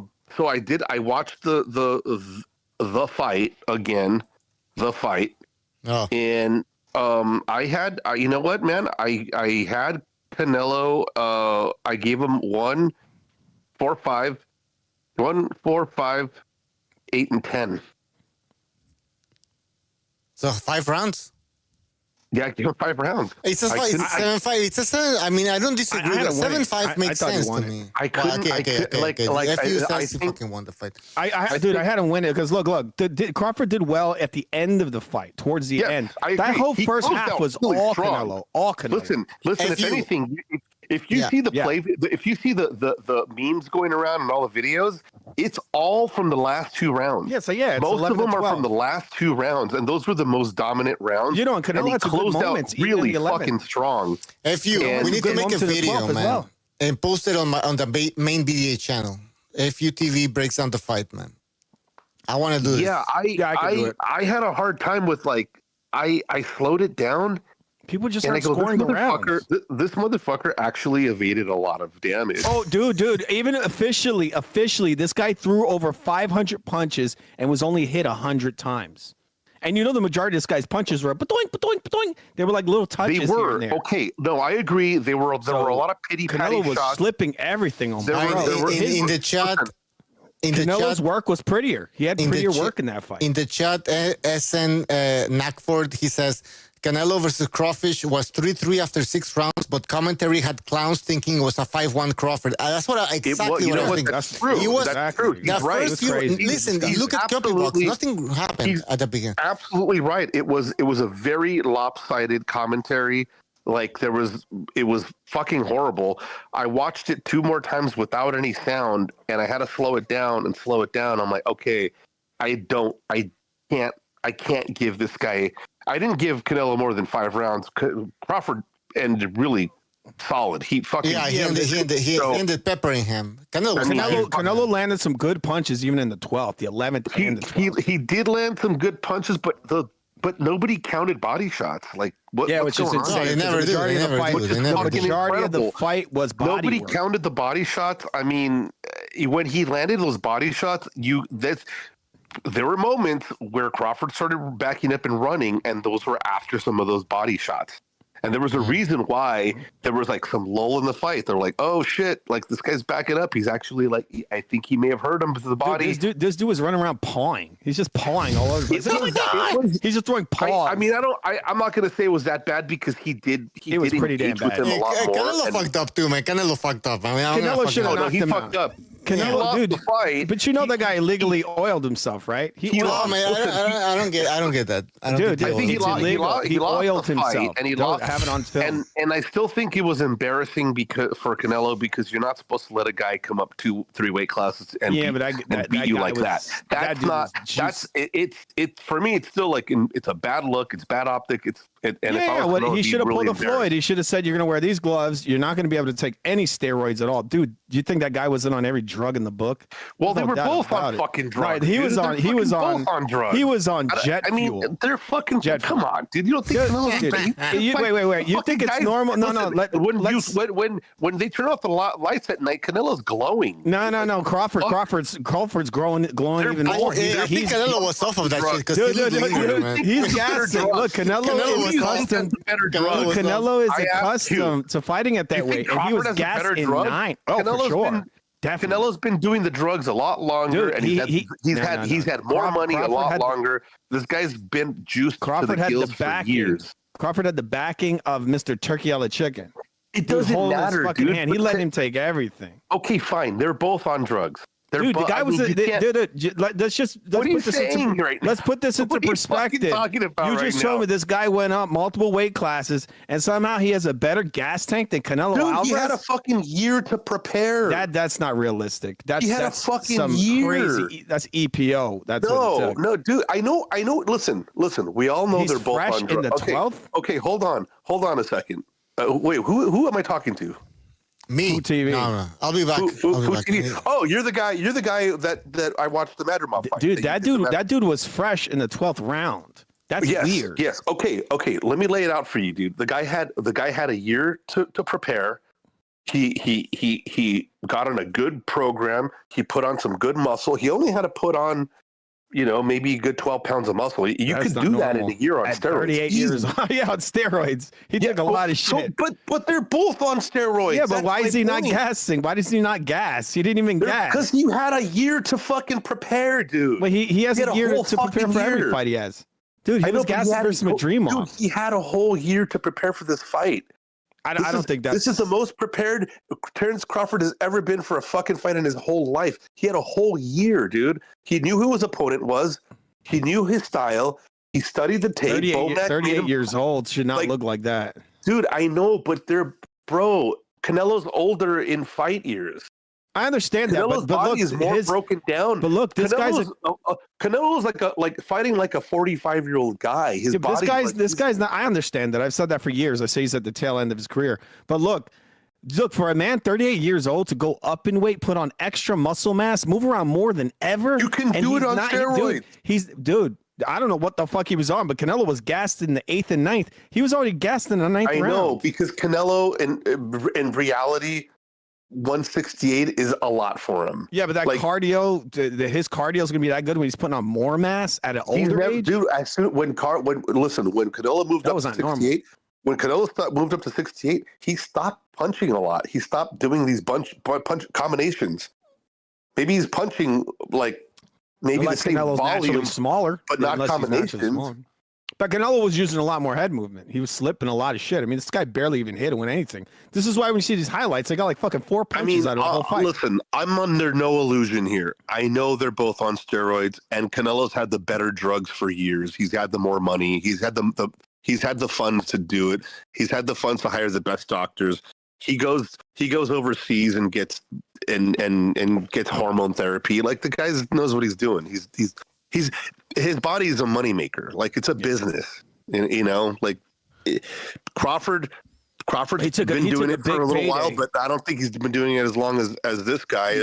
Maybe he has, but not as good. He wasn't the A side in this fight, Canelo. No, he wasn't the A. Crawford wasn't the A side. He was the sacrificial lamb there, and then now they're trying to sell Crawford. Who was the sacrificial lamb? Canelo.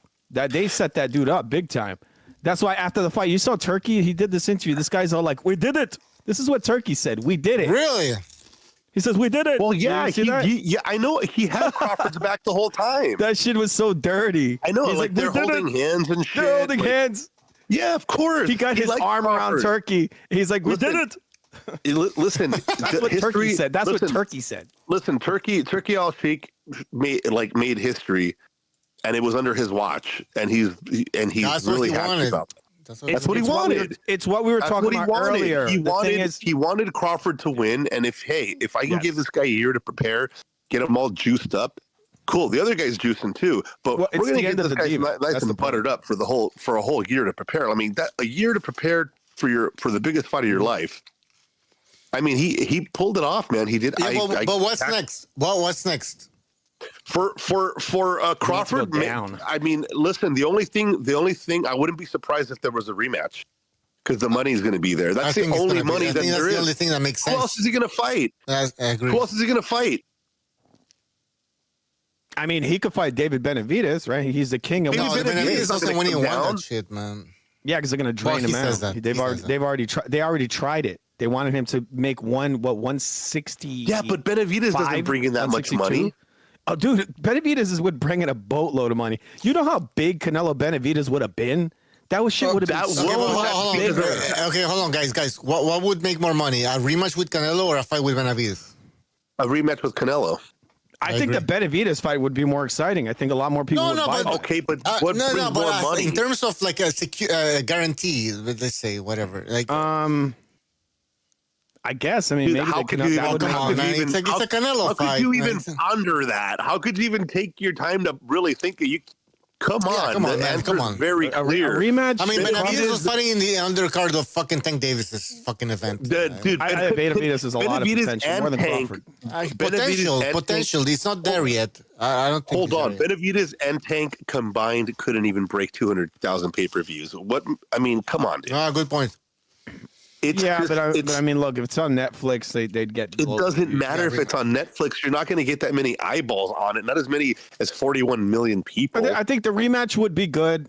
The rematch. I think the rematch. Listen, if you market the rematch and you do all this hype about the rematch and all this bullshit and make it some WWF shit. Say Canelo had a herpes flare up. You'll probably get 30 million people watching it. You might. You probably get more than the first and one. And that's a lot more than you would get with Benavidez. Benavidez, you'd probably get maybe 5-6 million people I think Canelo, look, if they come out of this and Canelo gets the nod in a rematch, and then he should immediately set up that Benavidez fight. And I bet you that thing would be one of the biggest That would be fucking huge. That would be one of the biggest fights in boxing history. That would be huge, dude. If by a miracle Canelo were to win the rematch, dude, it doesn't have to be a miracle. Come on, well, dude, listen. Turkey wanted. He talked about it.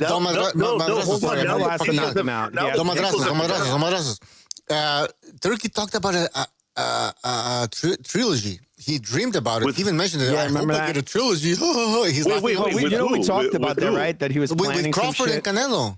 Remember they had that dinner. Yes. They had a dinner. Yes, dude. He said it. Okay, well then there you go. There you go, Crawford. Okay, then there you go. Then Canelo will probably get a nod for the rematch, and then if they do a third fight, maybe who knows? What are you doing? WWFing this shit? They're gonna WWF the shit out of this. Yes. It's about the money. That's about the money, stuff. dude. It's a business, man. It's a business, and they're gonna. Funny. It's so funny. We talk about legacy.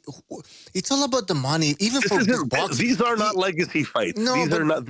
No, it's all about the money. Even for these boxers who claim that they're doing this for the legacy, it's about money. At the end of the day, it's all about money. Let's fucking. I mean, they've already had their legacy fights. They've already had their future Hall of Famers, the both of them.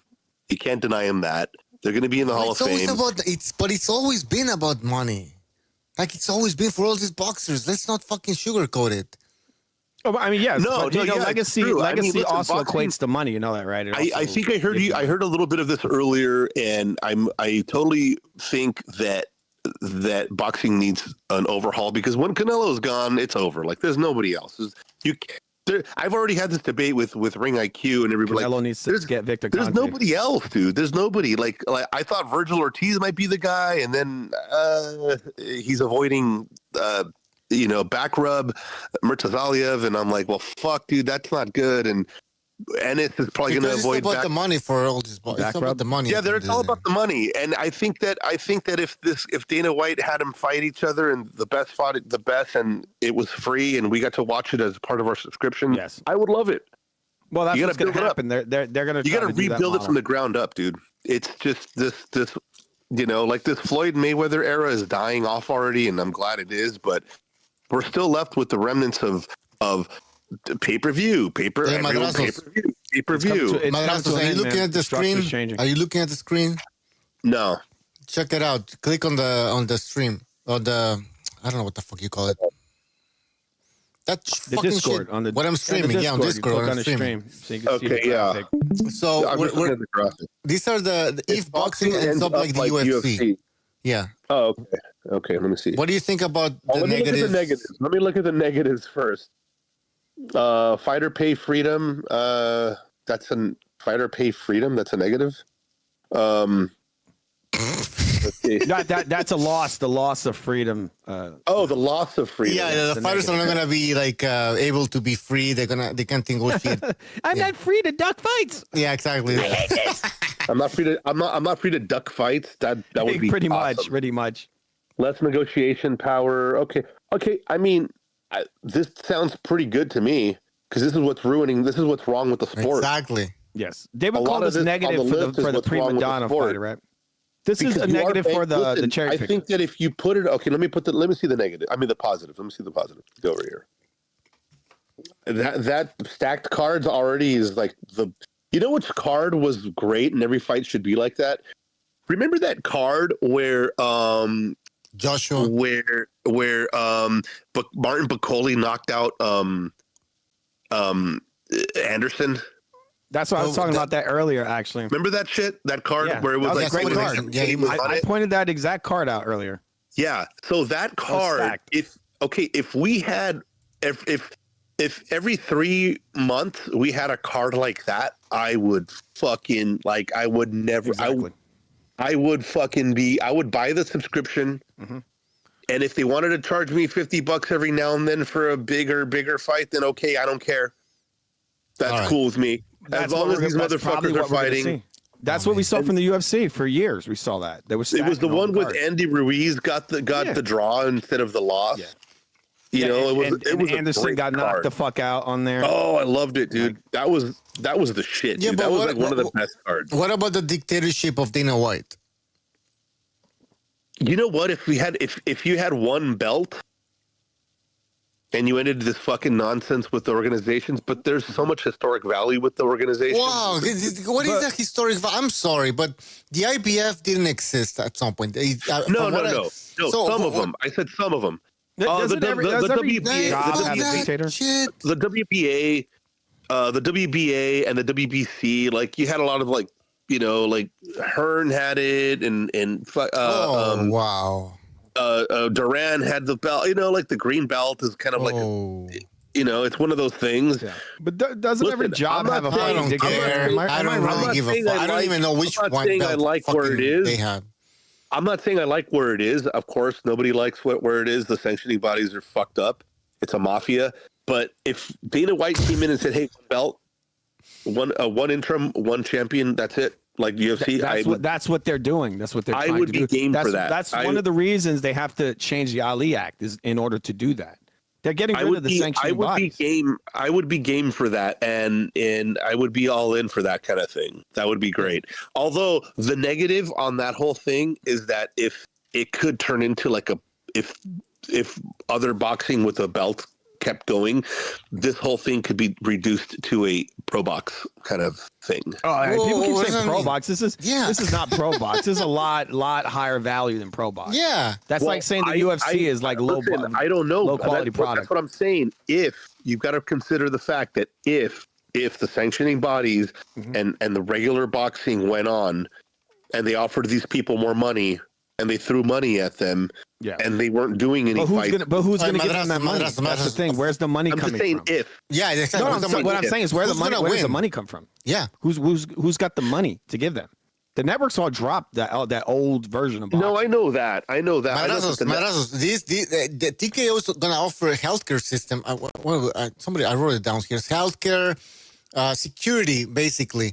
So a lot of these up and coming. What do you mean healthcare? What do you mean healthcare? They're offering healthcare. They're giving them a certain amount. They're giving them. I think it's up to $25,000. For possible injuries? Any fighter. Yeah. These are even the lowest level fighters are getting money for injuries. And they're getting a certain amount of money, guaranteed money per fight. Guaranteed. You know, if you're an up-and-coming boxer, you want a guarantee of money so you can, balance it out. And you say, well, maybe I shouldn't stop. You know, you had some boxers working at Home Depot. Was that on your list? Train? Was healthcare on your list? He didn't write it on the list, no. Oh, okay. No, well, I should. I'm going to write it down. I didn't see it on your list, dude. But the bonuses are a big hold deal on, too. Hold on, that is a very good idea. Better refs and judges. Okay, well, healthcare. What else did you say there was? Was there like a 401k or stock options or anything like that? Probably. I mean, I didn't read that shit, but there's probably, of course. I mean, that would be cool. Okay, you're working for a company. They give you benefits. You got the proper dental care. I should have fucking had dental care. Okay, you had full health care, dental care, vision, everything. Then you got a 401k, and if you had profit sharing, that would be even better. Yeah, probably. Yeah. I'm not kidding. This was the why not? No, of course not. Another company. No, like this should be a real job, and then you had a retirement account. This would be fucking amazing because you wouldn't have broke ass motherfuckers at the end of their careers. You would have guys that would at least they would be okay. I don't know if they're going that far. Yeah, they're going to listen. Yeah, exactly. Listen, they're no. You got to treat it. If you have the money, you got to treat it like a legitimate enterprise. You negotiate your contract. Dana White in the 3 knockdown rule, in that interview he had with the 3 knockdown rule, he said that they already have around 700 fighters. Now, of course, these 700 fighters are lower level that are going to be coming up. They can all get all these fucking benefits. I'm sure 100 million for all. We don't know how many fights they're gonna have or whatever, but yeah. So I guess they're planning to give these benefits to fighters that are gonna be well established. But they already have 700 fighters. That's a lot of fighters, man. I think the 25,000 goes to all of them. If they get an injury, I think it's up to 25,000. Okay. Cover the medical. That should cover everything. I mean, unless you broken fucking hand, that should cover everything. Because, I mean, in boxing, they don't even cover that. You make $2,000, you can break both your hands and your fucking jaw. Yeah, and they're not paying you for any of that. These guys are getting money. They're going to pay if they get injuries. They're going to pay to get this stuff fixed. Does that cover everything? $25,000 doesn't cover in the U.S. stuff. That kind of sweetens the deal. I didn't know that. That's really nice. If you break your hand or something like that, it should be totally fine. Yeah. I mean, I would want it to go further. Like X-rays and possibly surgery. You might be able to get a surgery for $10,000, $15,000 hand surgery or whatever. Yeah, these guys get a lot of stuff in the UFC. They give these guys like stem cells and all kinds of stuff for injuries. So I can see that even going. I have a question, guys. They don't make as much money. Why do you think that the California State Athletic Commission is going to support changes in the Ali Act? Why do you think they are in favor of that? What do they get out of that? Bribes. Bribes? I mean, okay. Bribes. I don't know about it's a possibility. Why not, man? I mean, they got it for the UFC. Why wouldn't they get it for boxing? This is nothing. Like, California is the 5th largest economy. What are they going to take bribes from Damn, boxing? how long have you been on, Bucho? Huh? Like, fuck. Bro, I leave, I ate, I had dinner, I went to a show, and you're still here, bro. That's crazy. We started at 6. Did you go home? He's chilling out, man. You jerked off. You I'm took a drinking. shower. I'm having a blast here, man. I'm just having some chilling here. I finished a whole bottle of wine by myself. You're taking mescaline and shit? Fucking damn. He's chilling out, dude. Man. He's chilling. Yeah, yeah, well, what does the California State Athletic Commission get out of this, of supporting this that I don't know, man. Money. I mean, maybe they say we're gonna bring in a bunch of events. Money. They tell them certain things, Okay, hold on. If they have the fights here, if they're hosting all the fights here. I think it's good, the whole change, because boxing needs competition. It's been very stagnant for a while. Well, yeah, that's what we're saying. I mean, it's gonna. I think it'd be a better. It needs an overhaul. It just needs an overhaul. But this goes. It needs an overhaul. This goes outside of the United States, right? This carries over in every other all around the world with these changes. Yeah, that's because Ali Act isn't just in America. I think it's in the UK as well. So this is going to carry over. Yeah, I don't think so. I think it's only in America. I think in boxing, I think it is in the UK as well. It might be in other parts of the world. This is going to carry over throughout, for their organization. And these changes, I don't think are bad. Like I said, like they need to be able to kind of strong arm these fighters to actually to do what they're supposed to do, right? Fight their mandatories, fight the next guy in line. They have to do that because it's not good for the sport. These guys get cherry picked. We gotta get this straightened out. Yes, the Muhammad Ali Boxing Reform Act is United States federal law. Yeah, that's what it was. Yeah, it's a federal law. It is How not- come that they have it no was, jurisdiction over it? But it reads It was enacted outside in the of the U.S. United Congress States, I to think. protect professional boxers. Okay, yes, professional boxers' integrity, and it's only applicable in the U.S. Yeah. You didn't check if it goes anywhere else because I heard it's another. How can parts it of go the world. beyond the No, United how can States? it's a federal? It's a federal I'll tell you law. right It now. doesn't go. No, over. what Julio's I think referencing it is that is. they have laws similar to it. I didn't forget what it's called. No, I it's think, I called the think they have it in the Commonwealth law. UK as well. Maybe Yeah, maybe they they have tried very they follow it similar up as like what's it called? Fuck, I don't even know these lawyer terms.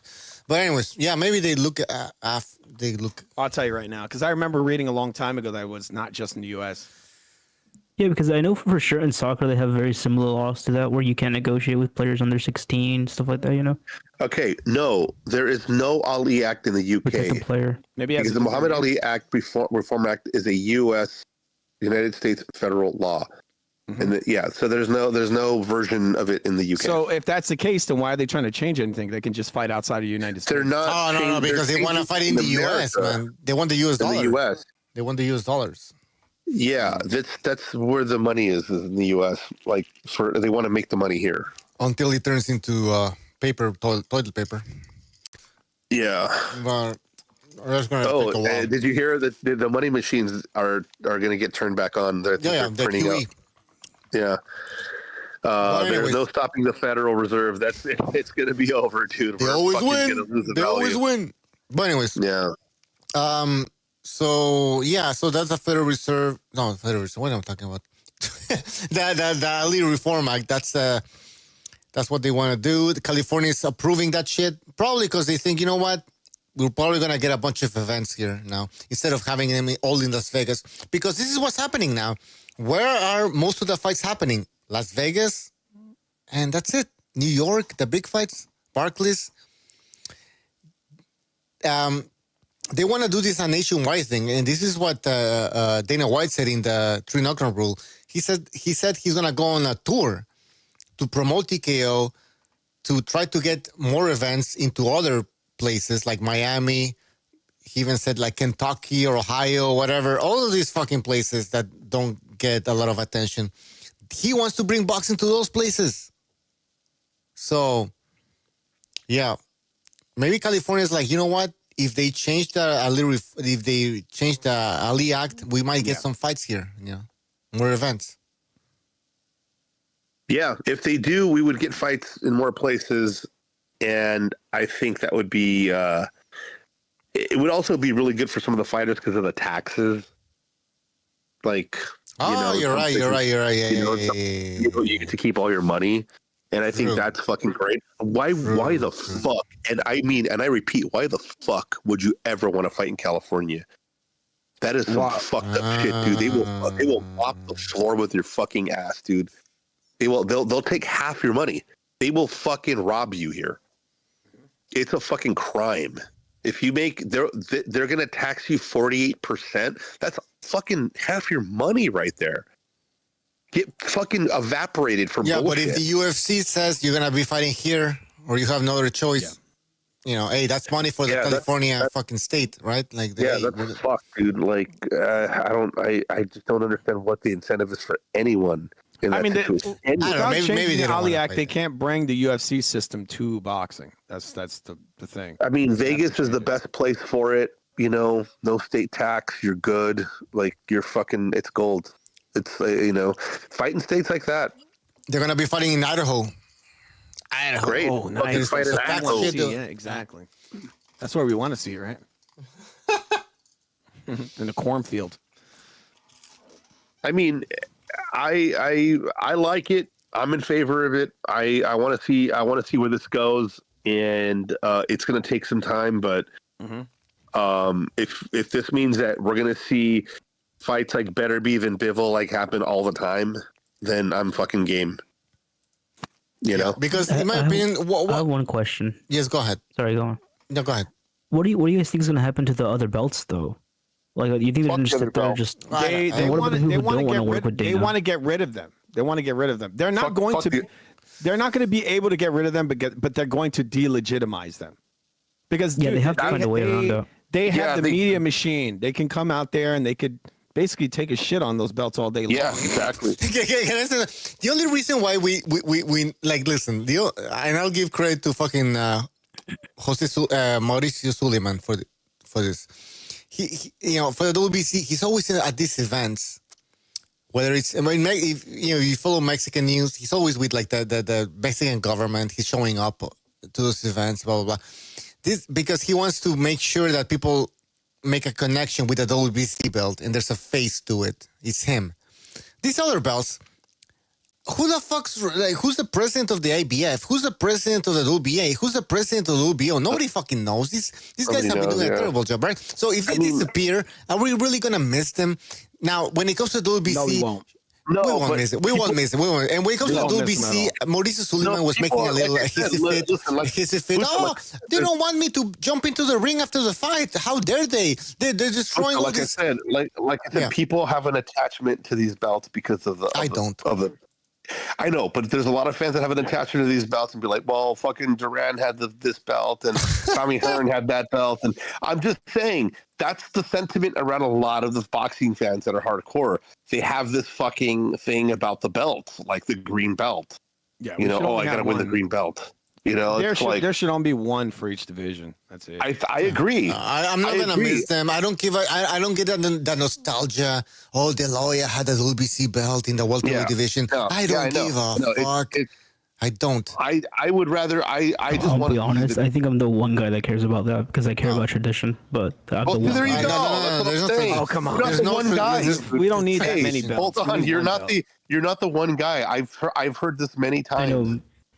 I've heard many people talk about how, they can't get rid of the WBC or, they can't get rid of the WBA. It's been around forever.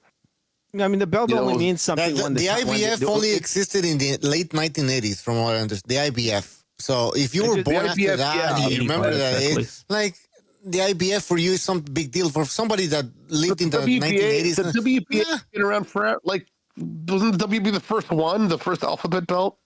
I mean, it's been around forever. WBA? Yeah. A lot of people that are it was before the there's a lot of people like this dude that just said right now, hey, this nostalgia around these belts. I've heard it many times. Listen, we don't like it. I don't like that there's so many belts. I fucking hate that shit. And I hate the fact I hate the fact that if you're a champion they need to go. And let's say you're a young champion and you're winning because of accolades and you're not making money, you have to pay all these fucking fees. That's some fucking. Oh no! Exactly. If you care about boxers, then you should be caring about the fact that they have to pay a bunch of fees. I remember. Johnny Tapia. Johnny Tapia was complaining about this. Remember that Johnny Tapia? They even made it even Mayweather talked about it. It was a long time ago, man. Yeah, a lot of guys talked about that. These fees. It's a fucking scam. It's a fucking total scam. Look. The only thing I have nostalgia for is having real fucking fighters fight real fighters, man. Come on. Let's have real fights. If they could make these fights by having less titles, then great. Yes. Let's have less titles. At this point, who gives a shit about the belts? I mean, there's bigger problems right now. One per division is all we need. I mean, yes, there's nostalgia when it comes to belts, but if they have to go for a better good, then go ahead, But what they could do is they could take all those titles and then just mark them up on one belt. There you go.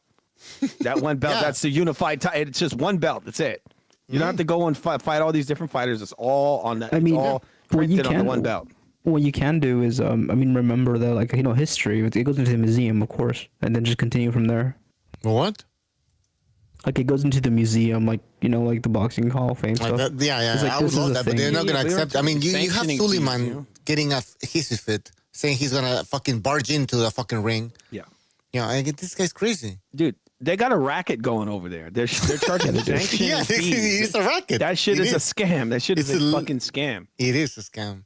That's why they're making more and more of them, and they're charging all these fees. Like, get the fuck out of here. They got like a business within the business. It's like, come on, stupid.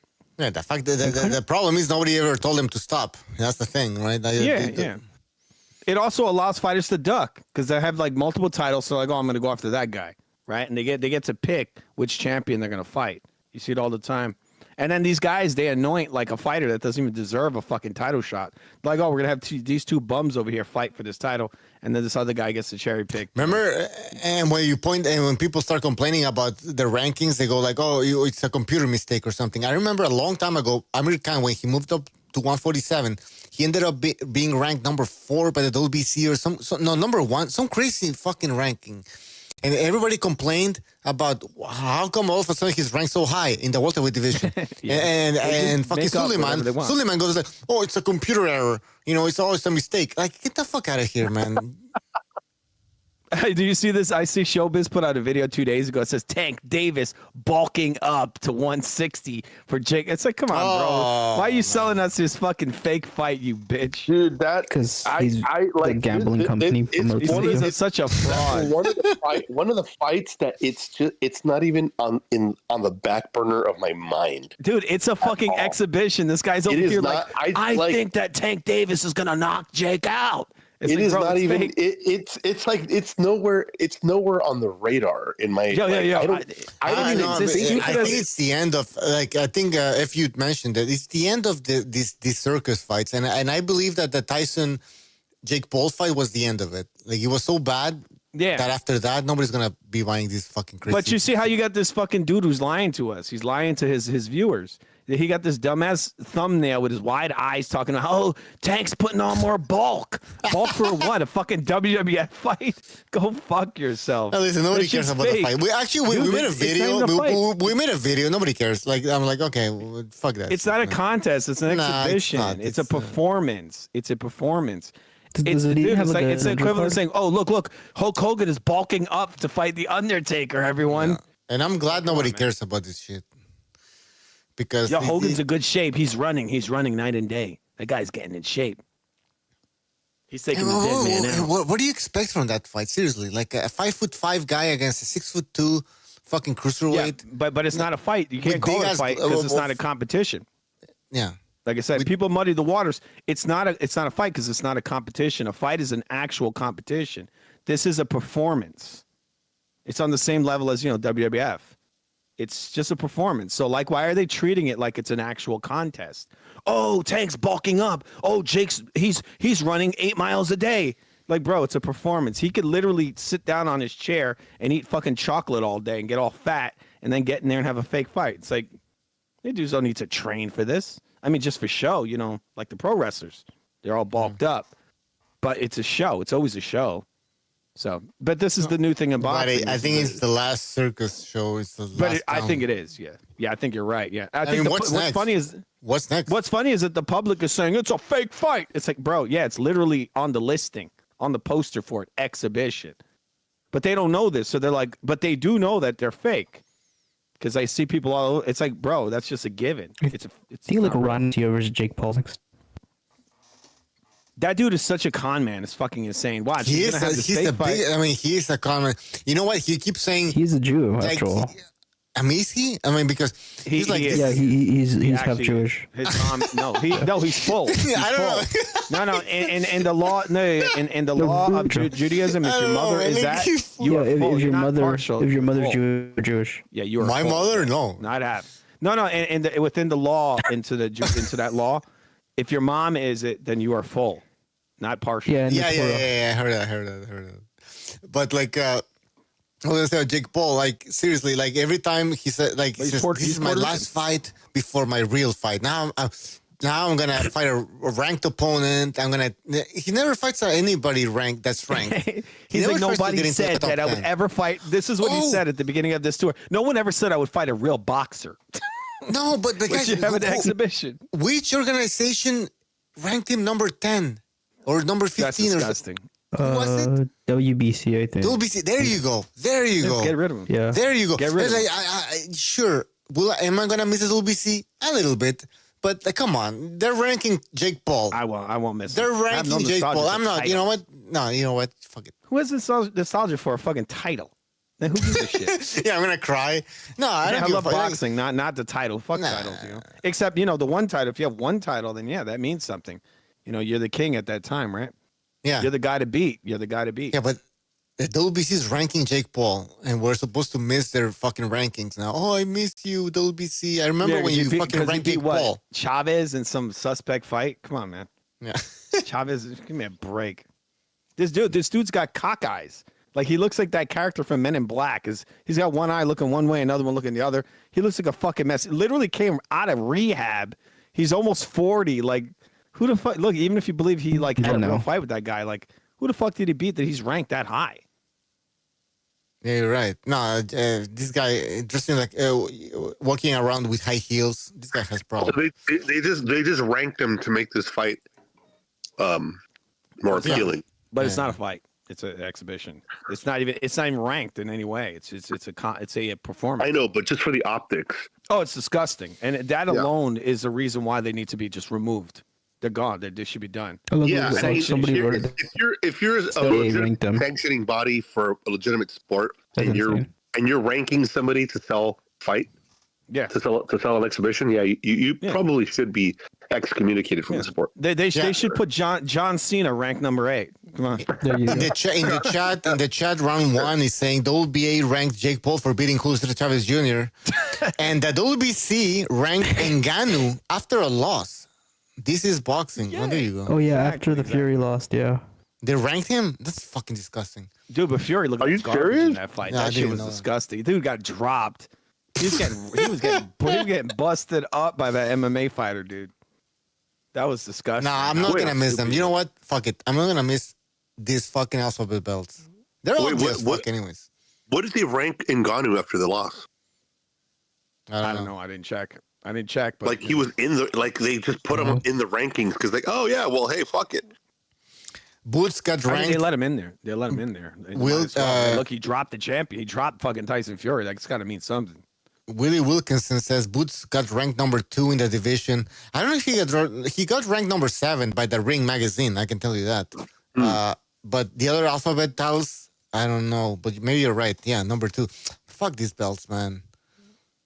Who the fuck was this guy that Boots Ennis fought? Seriously. Who the fuck was this guy? That fight also looks suspect. Like, how the fuck are you up there? You don't even know how to block a punch. Lima? Like, you don't even know how to block. Yeah, like, Lima. Everything that hits him, he falls over. This shit just looks so fucking suspect. It was. I mean, he came in with his chin up. Yeah, but look, if you're a guy and you're a pro, dude, you can get any guy. They're gonna survive more than one. Dude, you could literally get any guy who's a pro. Did you see how he didn't tuck in his chin at all? He just dude, look what I'm saying. Look, I've seen this guy fight. I've seen him fight. Any guy that's pro is going to survive. No, I know what happened. He saw his cousin sitting in like the 5th row getting popcorn, and he put his chin. Hey, what's up, dude? I mean, the guy's chin. Man. He was there to make way up in the air. He was there to make Boots look good. That's what he was there for. Negotiating. Negotiate. Yeah. That was a disaster, dude.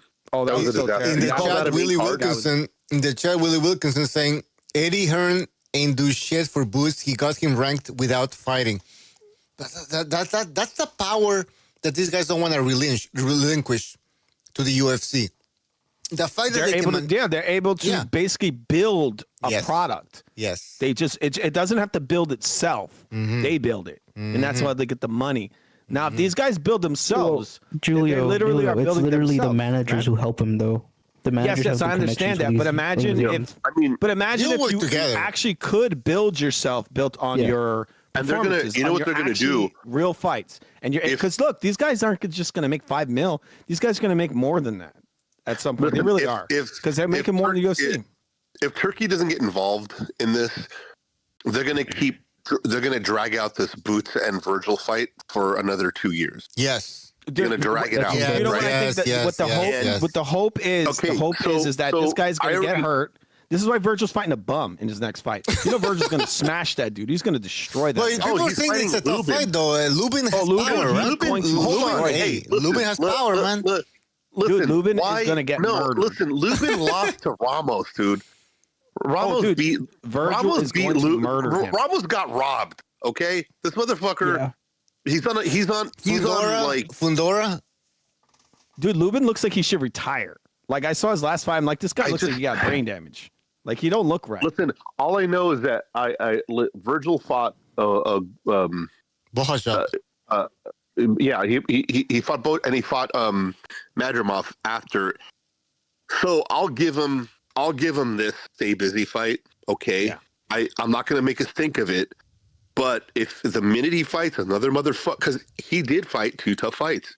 Yes. Other than the fucking Delorme and I don't know who else he fucking fought that was 1 round. Yeah, but those were bullshit. But he came off with 2 good fights.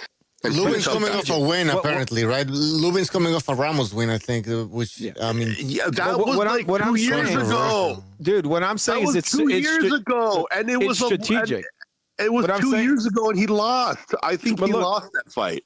The reason why I excuse Virgil is being strategic, because what he knows is that Boots wants this guy to fight the best top competition, while he fights bums, and then he steps in after Virgil takes some fucking hellacious shots, right? Gets multiple time concussed. He's like, now I'll fight him, right? I'm not going to give him shit for this one, but if he fights another bum after this, I'm going to be like, dude, just you got to stop, man.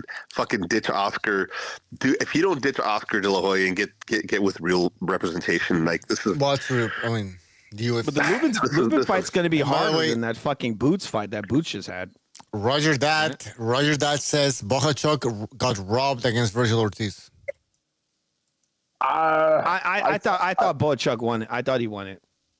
I saw that fight again. I had it a draw because I thought Virgil did. I had a draw too. That worked. I had a draw. I forgot how many rounds I had it, but I had Bohachuk winning it. I mean, he dropped the guy twice. He dropped him twice. I thought it was close. It was close. It was. I thought it was very close, even with the knockdowns. Yeah, the knockdown. Those were not good. And he kept getting up. He kept getting up, shaking his head and his glove, like no. I'm like, yes. You got knocked down, motherfucker. He didn't look right in that fight, dude. He was getting dropped by every little shot was dropping him. Yeah, he looked like shit. And he never. I don't think he ever recovered from the first knockdown. After that first knockdown, you could tell he was shaky the whole fight.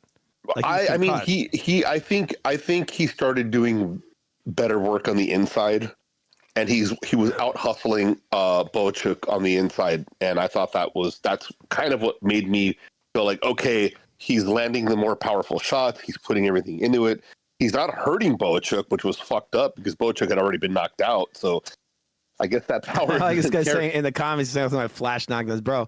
It doesn't matter if they're flash knockdowns; they're still. He got knocked down twice. There's still knockdowns. Yeah, there's still knockdowns. This flash shit don't matter. I heard the commentators saying they're talking about flash knockdowns. Those were not, and actually, technically, those were not flash knockdowns because when Virgil got up, he was still rocked. He stayed rocked through the whole fight. You could see he was bobbling his head like a damn bobblehead. Like he was like Anthony Joshua. That's what was actually really not impressive. That No. What I'm saying is, look, Anthony Joshua gets fucking discombobulated. No, what I'm saying, what I'm saying, his coordination is like he looks like Frankenstein, dude. Yeah, the thing is that Virgil's so good that he could still keep his composure and keep his base. Anthony Joshua's the kind of guy that gets hurt and he falls apart. Like he loses all his fundamentals are gone. Like he doesn't know how to block or slip. He don't know how to slip or anything. Virgil keeps it all. He could fight while he's rocked. He could fight all these. He did a good job with that fight, and that's why he had that dog, and that's why I gave it a draw. I didn't see him winning the fight, but round by round, I scored it. Round by round, I thought he lost. It was close. It was a close fight. You're right. I'm not upset with that decision. That's totally fair. Yeah. It was too close to call for me, and if you had Bohachuk winning, like. Yeah. One of the things that there was a case to be made that in one of those rounds, it might have not been a 2-point round. That was the big thing they were saying. It could have been the case. That's that kind of. Yeah. But I thought it wasn't a very good showing against a guy that was already in that division because the other 2 fights were against guys that had just come up like him. So the fact that he redeemed himself with Madrimov was a very good win for him. Wait, Bucho, what the fuck is that? Is that a tiger or a jaguar? What is that shit? No, that's a dog. It's insane that this guy Bohachuk just got pieced up by some like. Oh no, he got knocked out by this dude. What's his name? It's like the most bootleg dog I've ever seen. He just fought him like 2 weeks ago or 3 weeks ago. He won because he got that lion, that tiger. That's not a dog. That looks like a cat. Who was it? Who was it that Bohachuk got knocked out by? He just fought him again. What? I forgot his name. Oh yeah. His last fight. Yeah. He looked like shit. This is the guy that knocked. He looked like shit. Yeah. He looked like shit, and he gave up. I think he just gave up. He didn't. He didn't have. It was the fight activity. It was too much activity for him. Yeah. Anyway, so I think that this fight's going to get dragged on, and they're going to hype it up a lot. And if Turkey LFC steps in, we're going to get it. But if he doesn't, then we're not going to get it. Eddie Hearn right now, he's stepping around. He's doing his own business. He's not doing these fights with Turkey. You notice that, right? He's stepping around now. That's a scary ass dog, Butcher. That looks like a human pretending to be a dog. That's the whole point, man. It's a dog. He got the dog. You know, when you say he got a dog, that's him. That's a dog. That looks like. I don't eat chocolate because I got that dog in me. Exactly. That dude looks like he got certain he got some charges, man. That's a mugshot right there. Yeah, it's a mugshot. He did some shit. He was a dog. It looks like the mug dog. You know, the one from the root beer.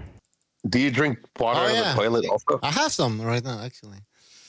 Fuck, go drink some. This shit's delicious. Are you drinking water out of the toilet?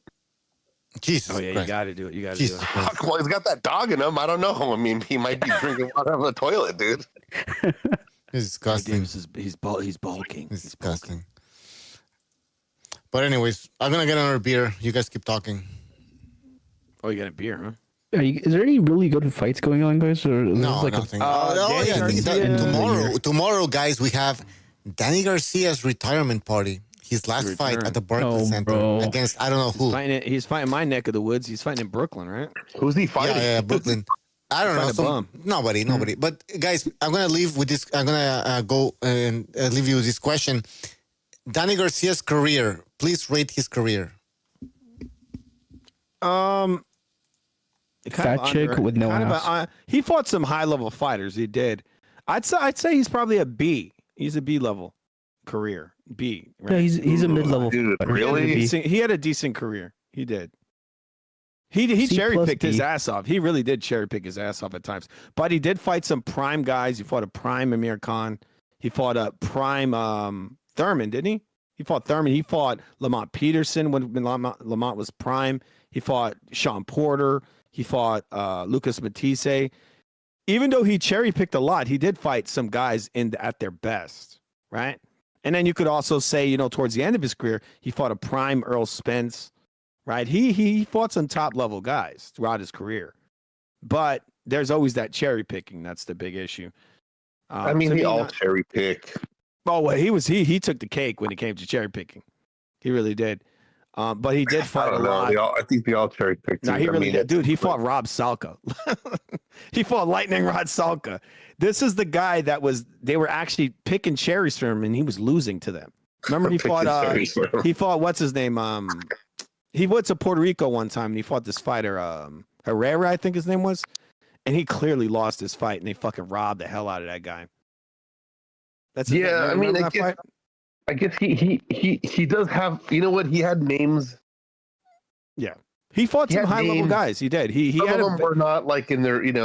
Yeah. But a lot of prime guys. That's why I give Danny more respect than I give to a guy like Crawford because Danny fought a lot of prime welterweights and some of the top level guys at the time. Like I said, Porter, prime Thurman, right? And Thurman was a very dangerous fighter. A lot of guys didn't want to fight. Even Floyd Mayweather ducked. Malinology was in complete garbage. Oh yeah, but that Malinology was at the end of his career, and also that was a garbage. Yeah, but he was still decent. Malinology was always like a good contender. But that was a bullshit stoppage. You know how many kidney punches he hit Malinology with? Yeah, that was some disgusting stuff. He did fight Eric Morales, but that was Morales at 70 years old. Yeah, that's why you didn't hear me even bring that up. Okay, okay. Let's count the good ones. But he was a legend, Eric Morales. Okay, let's count the good ones in their prime or prime-ish. Like what? He lost to Keith Thurman. He lost to Sean Porter. Yeah, but Eric Morales actually the Eric Morales he fought. There's a case to be made that he actually might have beat Chino Maidana. That Morales that Danny fought. Oh yeah, that guy out while he was on steroids. I think Morales was a better pressure fighter. Danny fought Morales while Morales on was a better steroids. he beat fucking Maidana. We won. Okay, if you take both of those guys, I think Morales is a better pressure fighter. Yeah, and Danny knocked him out. Featherweight. He fought him twice, right? I think he beat him twice. Am I wrong? Yeah, but the second one was a fucking knockout, obviously. He knocked him out, but Morales was a beast. All right, and he was on steroids. So okay, some of the prime guys he beat. I mean, was okay. Lucas Matisse, maybe. Without Danny Garcia, what's his name? Peterson wasn't that. Postal doesn't even beat Lucas Matisse without Danny Garcia because he broke that guy's face. He fucked him up, man. He broke his eye. Okay, even though it was I think it is his best to win, actually. It is. What do you think his best win was? He knocked out Amir Khan in 2 rounds? Oh yeah, in like 2 rounds. He laid him out. But Amir Khan has a fucking glass jaw. Yeah, but look, Terrence Crawford couldn't knock out Amir Khan. He couldn't even knock him out. Maidana couldn't knock out Amir Khan. Yes, sure. He couldn't. He couldn't. Yeah. Danny could punch like a fucking dude. He could punch like crazy. This is what I'm Such saying, a big man. puncher. Terrence Crawford couldn't. There were low blows. It was a dirty ass fight. That's how he wins. All right. Danny wouldn't even look. He would lay you out. I'm struggling. I'm struggling here to find You're looking at the fucking floor. Okay, let's go with at least his 2 best wins. What Amir Khan and who else? Yeah, but look, Skull Kids in the comments, he's been bringing up Lara. This guy even fought Lara. I know it's an older Lara, but still, that was a good Lara. I mean, he beat Robert Guerrero. He lost. He lost to the ghost. Dude, he lost. I mean, that's fine. Floyd also beat him. They make a big deal out of Floyd beating Robert Guerrero. Oh, if you look at the highlights. Hold on. Everybody beat up Robert Guerrero. Hold on. Somebody fucking brought up Lara. Somebody brought it up. Yeah, it's an older Lara. He lost to a mummified version of Lara. Like, come on, dude. That's. Garcia was Lara's real ages. He lost to a fucking mummy. Yeah, Danny's shot, man. Danny's that was shot. Now. What are you talking about? He's old. He's more shot than Lara is. Garcia was shot when he fought Spence. Oh yeah, definitely. That's true. I mean, He was gone. He started to give Spence problems at the end, at the second part of the fight. If you look at it, so he's been gone for years. Danny's been done. He beat Ivan Red. I mean, that was I don't know. That was a nothing fight, right? Yeah, and then Adrian Granados. That wasn't like. Fuck. No, Danny, I don't know. I'm gonna say C plus. I guess I'm C plus. Career wise, I got to give him a B, man. He did fight a lot of prime guys, man. Come on, C plus. I give Crawford a C plus. He got a C plus. He did okay. All kinds of shot fighters all day. I mean, he managed his career well. He made a lot of money. He made money exactly. He made money. So yeah, I will agree with Food TV. The resume looks like the names look good. Dude, prime Keith Thurman, prime Sean. Wait, that fight was a piece of shit. Prime Earl Spence. He's actually not. Man, that was a nothing fight. Because Earl Spence was coming off a car accident. He was off that car accident, but still, it's a little better than the one that Crawford got. He was fighting some prime guys, a better version of Amir Khan. Knocked him out 2 rounds.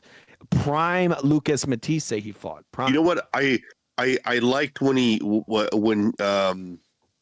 I think he stopped Vargas, and because Vargas was tough, and I thought okay, when he was going to fight Keith Thurman, I thought he was going to be, I thought he was going to give him work, and he did. I mean, it was a close fight.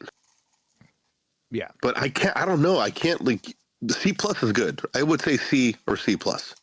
I mean, but look, if you're going to give him a C plus, then what could you give Crawford? Yeah.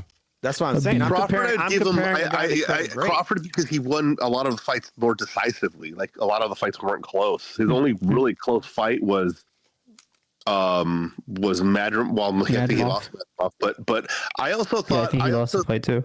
I thought, what? I also thought that Sean Porter gave him a better fight too.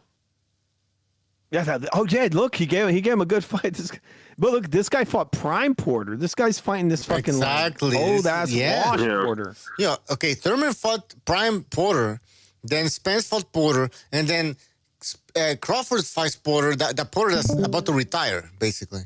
Yeah. Well, that was his retirement fight. His last fight. That was his retirement fight. His dad said he's finished. He's done. Yeah, that's why he said he pulled the plug. He was done. It's like I don't give as much credit to people when they fight the retirement fight. If somebody wins a retirement fight from another guy, Spence. What was the Spencer Crawford fought a retirement fight? Yeah, that's a retirement fight, bro. Don That guy hasn't Madrazo, fought in over answer me this 2 question. years. Yeah. Was Spence his retirement fight against Spence? Sorry, was Spence retirement Crawford. fight against Crawford? Yeah. Well, he didn't know he was going to retire after No, that. no. I know. But looking at right now, looking at it, right, was that his retirement fight? I would say, I mean, yeah, pretty much. That was his. He didn't know he was going to retire. It's been He 2 didn't know he years. was. Don Madrazo, it's been 2 fucking years. Wait. We don't know where he is. No, he knew he was going to retire. Earl Yeah, Spence exactly. said I in don't know. 2019. Come on, man. What the fuck? 2019. He said in the year 2019 that he was going to retire. He obliterated that fucking dude. Madrazo, That can dude we was done, man. can we say that he's retired at this point? Oh yeah, I would say. Okay, so he's retired. He's retired, man. Yeah, exactly. well, come on, You man. got Amir Khan retired. Brooke retired. Every time this guy fights, retired. Even Canelo's saying he might retire. I would That's all say that that. does. I would he's say trying to that make car accident fucked that dude up. like the NFL or something. That Isn't that fight, crazy? that fight put him Yeah. over the. He's retired. He's trying to make it to the Crawford's one of NFL. the greatest cherry pickers. You know in what? I boxing think history. the car accident fucked that dude up, but the fight fucking put him over the hump. Like, Oh, of course, there's dude. He never should have got even approved to get in the ring anymore. Look, that guy was in the hospital. He said for weeks he was in the hospital. And for weeks he was in the hospital. I did a couple of videos on it. This guy literally said that he doesn't even remember the accident. He says he woke up in his house. He doesn't even remember being in the hospital. Oh, I know. I know. I mean, would you? A lot of people would. He was in the hospital for weeks. He don't remember any of it. There's an interview where he says he doesn't remember the Crawford fight. He said he didn't remember being in the hospital, but yet he was there for weeks. He didn't remember being in the Crawford fight. There's literally an interview like that. That is crazy. That dude is so fucked up. That dude was brain damaged. That is so sick that they let him get in the ring like that. Yeah, and they should because he was high. He was clearly high. No, dude, they're just trying to make money off he was of him. high. The guy was fucking Brain he got damage. fucked up, man. Brain The damage. dude fell out He of was a car out of over 100 miles. Mucho. Essentially, they told him like, do it for your daughters, bro. Dude, he fell out of a car at over 100 miles per hour onto his head. That guy is fucked up. I can't believe he ever fought again. That's crazy. I wouldn't be surprised if he didn't pass the medical exams, but it was They the probably put him corruption. through. Yeah. Make that money. Yeah, He was worth of money, course. man. He was worth more than Crawford. He was a star, a legitimate star. That's why they passed the baton, and I told people that. He was supposed to fight Canelo. Spence, not Yes, Crawford. And so they passed it on to Crawford. That's why they were like, this guy's done. We're finished with him. And so this guy had more legs, Crawford. They haven't given him a fight since then. He's brain damaged, man. He's all fucked up. That guy. I think he's so fucked up. There's no doctors that can approve that. He would have to fight in fucking he's East done. Asia or something, fucking Malaysia or whatever, to get a license. That guy's brain Like Thailand? is so dude. Thailand, he I don't know. he took like half a jab from Crawford and fell down. He's gonna fight a ladyboy next. This guy was one of the most durable fighters in boxing. He could eat all kinds of shots and never fall down. He fights Crawford, he eats like half a jab and he's down on his ass. Well, and he gets up all Julio, wobbly. he almost got knocked out versus Ugas. He got rocked versus Ugas. Yeah, exactly. And Ugas is a notoriously soft puncher. He's not a big puncher. And so that's crazy. Remember I remember he got knocked across the ring. Fucking He dropped his everything mouthpiece. yeah. He's looking for it. He's completely out. And the referee is allowing him to, no, don't hit him. Like if you turn your back on an opponent, you can't turn your back on an opponent. It's usually over. Yeah, exactly. Crazy. It should be stopped. The fight should be stopped. You don't want to fight. Oh, it's crazy how the referees are all in it. But yeah, that was the plan. The plan was Spence to fight Canelo. The plan was for Crawford to beat Earl Spence, and then they sell his ass to Canelo Alvarez. That's what it was, I think. Mm-hmm. Because, like I said, that was Earl Spence's place. He fucked up. He got into that car accident because he was the cash guy. Earl was worth money. So, Bucha, you were saying that you heard Turkey say that he thinks that he wants a trilogy, or for sure, or was it just kind of like he said, yeah, sure, a trilogy would be fine? Was it in passing? Was it like something official? What are you talking about, Crawford Canelo? Yeah. I wouldn't be shocked if we're getting a rematch. Dude, when those fucking guys were in that guy's house negotiating shit and having a dinner and talking, I knew there was some weird stuff going on there. That's weird to have that. You Aside have from the promoter. holding hands with Crawford. Like Oh the yeah, brother- he's literally holding Crawford's hand. No, These guys we're are getting a having rematch, dinner. Julio. Don't worry about it. At the first press conference they had, this guy said, "Yo, the rematch." Remember that? He said that. Oh, the rematch. He laid it all out. It's just fucking weird. I don't know. He was, dude. Remember that he was sitting in the stands, and the reporter asked him, and he says, "Yes." He's like, "What happens after?" He says, "The I mean, rematch." it's a little strange. Like no one's heard from Canelo at all. He's golfing, bro. Dude, He's enjoying his life. he wasn't turning over those body shots. I remember that. He throwing these fucking open hand slaps to this guy's body. He was fighting as if he was fighting fucking Berlanga or something. Like he looked like he was It's playing like, around. Buchu, There was you a ever point fought, he you threw ever an like play overhand. fight against like your little cousin or something? It felt like that. he was Dude, fighting. he like looked that, like yeah. he was doing shit like he was like everything. like he was like Yeah. doing shit like he would never do in a regular Yeah, but fight. Like like stuff he's like even- messing around with in the gym. Even that was enough to keep Crawford on the move. It was after, if it was later on in the fight when Canelo got tired, that Crawford felt confident to start like letting his Money hands says go. Crawford. Dude, his best shot in the fight was like one pull counter. You know, was Canelo's like- hitting with. I've Canelo's hitting seen with those catch. videos, like the He's combinations. hitting with A lot of he's the hitting with shots didn't everything. even land. They're landing on the gloves, yeah, and then yeah. all of a sudden, like a left hook lands, and like, oh look, he landed 20 shots. He didn't land 20 shots on Canelo. Oh, Wait, no, do you no, guys, no, do you he guys was trust landing this fight? I'm almost gonna nothing. He take was this guy landing in the bet. I'm not No, defending almost nothing. Canelo. Almost The guy, he looked tired, but they make it out to be more than what it was. If it was so much, then why the fuck are they showing us the same punch a million times from It's the different same angles? round Yeah, nine. well, they'll fight It's always one round pull nine. counter. It's always round It's like nine. one Yeah, pull I would counter. say they're showing the same. All the clips that they're showing are from the same round. Like Yeah. Dude, they're Canelo from the was same Canelo they're looked from good in round that. 12 and round 9, and that's it. But look, the more slick work in that fight was Canelo all day. Like he was doing some slick shit, hitting him with right hands. Like Canelo's a slower guy too. Crawford got longer arms. He's got less war torn. He's got faster hands. Canelo's hitting this guy with right hand, slipping shit. Everything this guy throws. I saw some he's missing highlights. Everything. He's like hitting Crawford with a straight right hand. I'm like, how the fuck did he land that? How did Crawford not see that? You know what I mean? Yeah, dude, Canelo's literally walking forward, hitting this guy with overhands with no terrible. setup. You're With no literally setup. seeing two washed up fighters fight each other. And this is supposed to be Crawford's biggest fight. At 38 years old, so if Crawford's fighting his best fight at 38, what's to tell you about his whole career? Which is my whole point, right? Well, he's a classic underachiever. That's what he is. I mean, best but, win no, is come his on, old you know what I Canelo. mean? That's like Sugar Ray Leonard having his best fight at 38 years old. No, Sugar Ray Leonard was fighting a young Duran, a young Thomas Hearns, Benitez. Yeah, he wasn't fighting at 30. Well, Sugar how Ray old was he Leonard's when he fought? 38. Dude, he was like 38 Biggest fight when of he fought. his career.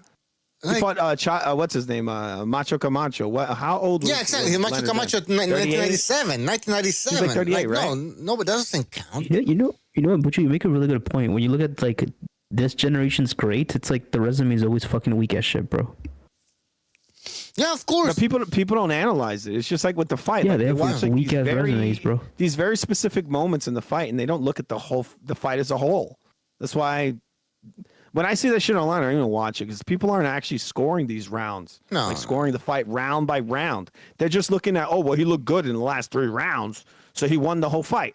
It was the same shit with the Madrimov fight. Like, dude, this guy didn't beat Madrimov. They don't know how to score a fight. They don't know how to score a fight. You They score don't know how a to fight score. They round. don't. You score a fight round by round, not by like who won the last 3 rounds. By the way, Dude, King I know people King KO have- says Ray Leonard was undisputed by 25. Well, there you go, right? Again, But Leonard was a great fighter. He didn't have his best fight at 38 years old. Like FTV said, I think at 38 years old he was fighting Camacho, and he got knocked out. Yeah, Camacho was like ridiculously good, and he had crazy fat. He's known for he was having some of washed the up as fastest well. hands in Hey, boxing. Camacho He was washed up as well in 97. But his hands were so By fucking 23, fast that, like, Salvador Sanchez have fought 5 Hall of Famers. Remember that. yeah. Five The Hall of standards Famers. are so low now that guys at 38 find washed up fighters. They're like, oh my god, he might beat every fighter in history. Yeah, This is the stuff these people say because he's fighting this washed up guy.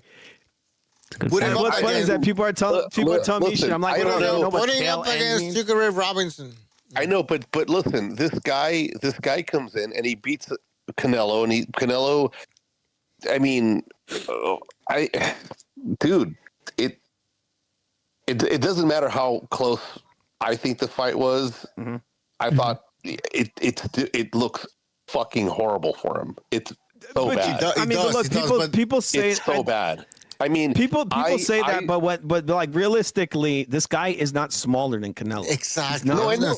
He's not smaller. I know. He's longer. Can somebody explain to me how is it possible that a guy that was fighting at 135 doesn't look that small against a guy that's been fighting at 168? He's taller. He's longer. He was never that big. Yeah, he's 5'7". You know what the fuck? But can this be explained to people? Can this be explained to people? Because I think some people don't understand this. They just say like, "Oh, look, he lost." You want to make it simple? One of the things that there's other things going on at the same time. One of the things that really like was always stirred it up for me, and I'm like, why do people keep saying? Do they not see? Are they blind?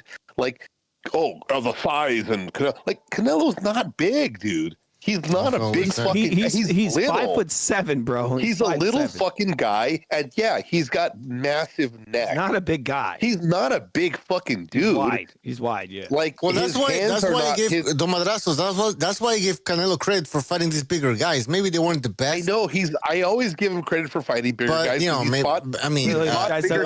Caleb Plant an all-time Hall of Famer? No, Caleb Plant is not a Hall. But they're bigger than this guy. Ever since he moved up to 160, he hasn't fought a guy smaller than him in years. He has not fought a guy smaller than John Ryder. Was the only guy maybe that was his size, and that was it. But other than that, even when he fought Charlo, he fought Charlo, he was like, "Oh, he's so much bigger. He's a bigger guy than Charlo." Like, no, he's not bigger than Charlo. No, clearly, Charlo was bigger. Charlo was bigger, man. So was Crawford. Crawford was bigger. Everyone's been bigger than this fucking dude. But at the same time, you've been fighting at a weight class where you've been fighting bigger dudes. You should have dispatched this guy. Oh, Canelo been fighting some bigger guys. The reason why I don't want to, I usually don't want to talk about this because people are gonna say, "Oh, you're just hating. You got your prediction wrong." So you're saying you're criticizing Crawford. Well, no one. So I don't want to get into it, but the fact is that the guy didn't look as small or small at all against Canelo. Like, so what are you talking about here? You were saying that Canelo's going to be much bigger. He looks that's and by the way, he's with Snack. He's with Devin Haney. Devin Haney as well. This guy looks big as fuck every time. He never looks small. He was fighting at 135. Haney's a notorious weight puller, bro. I've seen him in real life. So big. It's insane how big he is. Keeps growing, that guy. Shakur Stevenson against Cepeda. Shakur looked bigger. I'm like, well, what the fuck? I thought Cepeda was gonna win, but now looking at this shit, it's like he looks almost smaller. He can't hurt this guy. He's still pinning him down, by the way. He's still pinning him on the ropes, but still, he looks smaller than Shakur. What is Shakur doing at fucking 135? What is Devin Haney doing at 135, 140? Write this in the positive column. Dana White doesn't like Snack. That's a positive. Okay, that's good. Oh yeah, you're right. He criticized. Yeah, he has a beef against Victor Conte. Yeah. They're beefed for a while, and they're still beefing. Well, we'll see what happens then. But yeah, no, there are other steroid kings out there. It's like that's not the only one, you know. If you've got money, if you're competing at a higher level in the sport, at a competitive level, you're on drugs. There's no way around it. Everyone's on. I'm under no illusion. Snack is great. I'm not gonna fool myself here. I'm not gonna tell myself fairy tales. Yeah, we know they're on drugs, but you have to admit that Bud Crawford was the ace. I don't see other boxers. You had to get into the triple digits in the Tour de France to find a guy that wasn't. Yeah, but who do they want to win the fight? Who do you think they wanted to win the fight? You think it was Canelo? It doesn't matter when you hear that commentary. It has no bearing on steroids. But it does. I want to see a non-American boxer be pulling the shit off. Yeah, I want to see someone who's not on Snack do this. I have not. Yeah, I want to see a Mexican guy. I want to see a Mexican guy. What are you talking about? I want to see a Mexican guy beat 3 divisions above his real weight, man. A guy that's not American. That's taking steroids? Yeah. No. That being big, that can drop down in weight and be fighting in another division where he shouldn't belong. That like Devin Haney or Shakur. Dude, everybody would have been on some. They would look if it was Crawford. I don't was at know. I mean, David 168. Benavidez was He's American. He's American. If He's American. Crawford was at 168 and Canelo would have came up 2-3 different weight divisions, Yeah, he had to move up. identical size, and never gassed through the whole fight, they would have been on his ass saying drug cheat, fucking drug Well, if cheat. you, let me remind you about, and this is, I was thinking about making a video about this, Manny Pacquiao. Let me remind people, Manny Pacquiao. and I was following this whole thing, and probably you guys were as well, that shit that Pacquiao got from the Floyd fans, the LDBC community. They were claiming that this guy was on PEDs because how is it possible for a guy to move up from flyweight, basically, all the way to welterweight and keep his speed and power? Never seen before. Never seen before. It must mean that this guy is on something, right? Even Floyd, and I have an article where Crawford is saying that he doesn't give credit to Pacquiao because he said he must be on something. Again, let me repeat that. Yeah, Crawford like this said, hold on, because I want people to hear this. Yeah. Crawford said that Pacquiao was on something because what he accomplished was basically he didn't do it impossible on his own. without the help of any fucking PEDs. He said Okay, I don't so think he did it on as soon his as own. I That's what say he said, that right? Crawford is on something because he managed to move up to 168 and not lose his speed and power, I'm called a hater. But all these motherfuckers were saying the hypocrisy.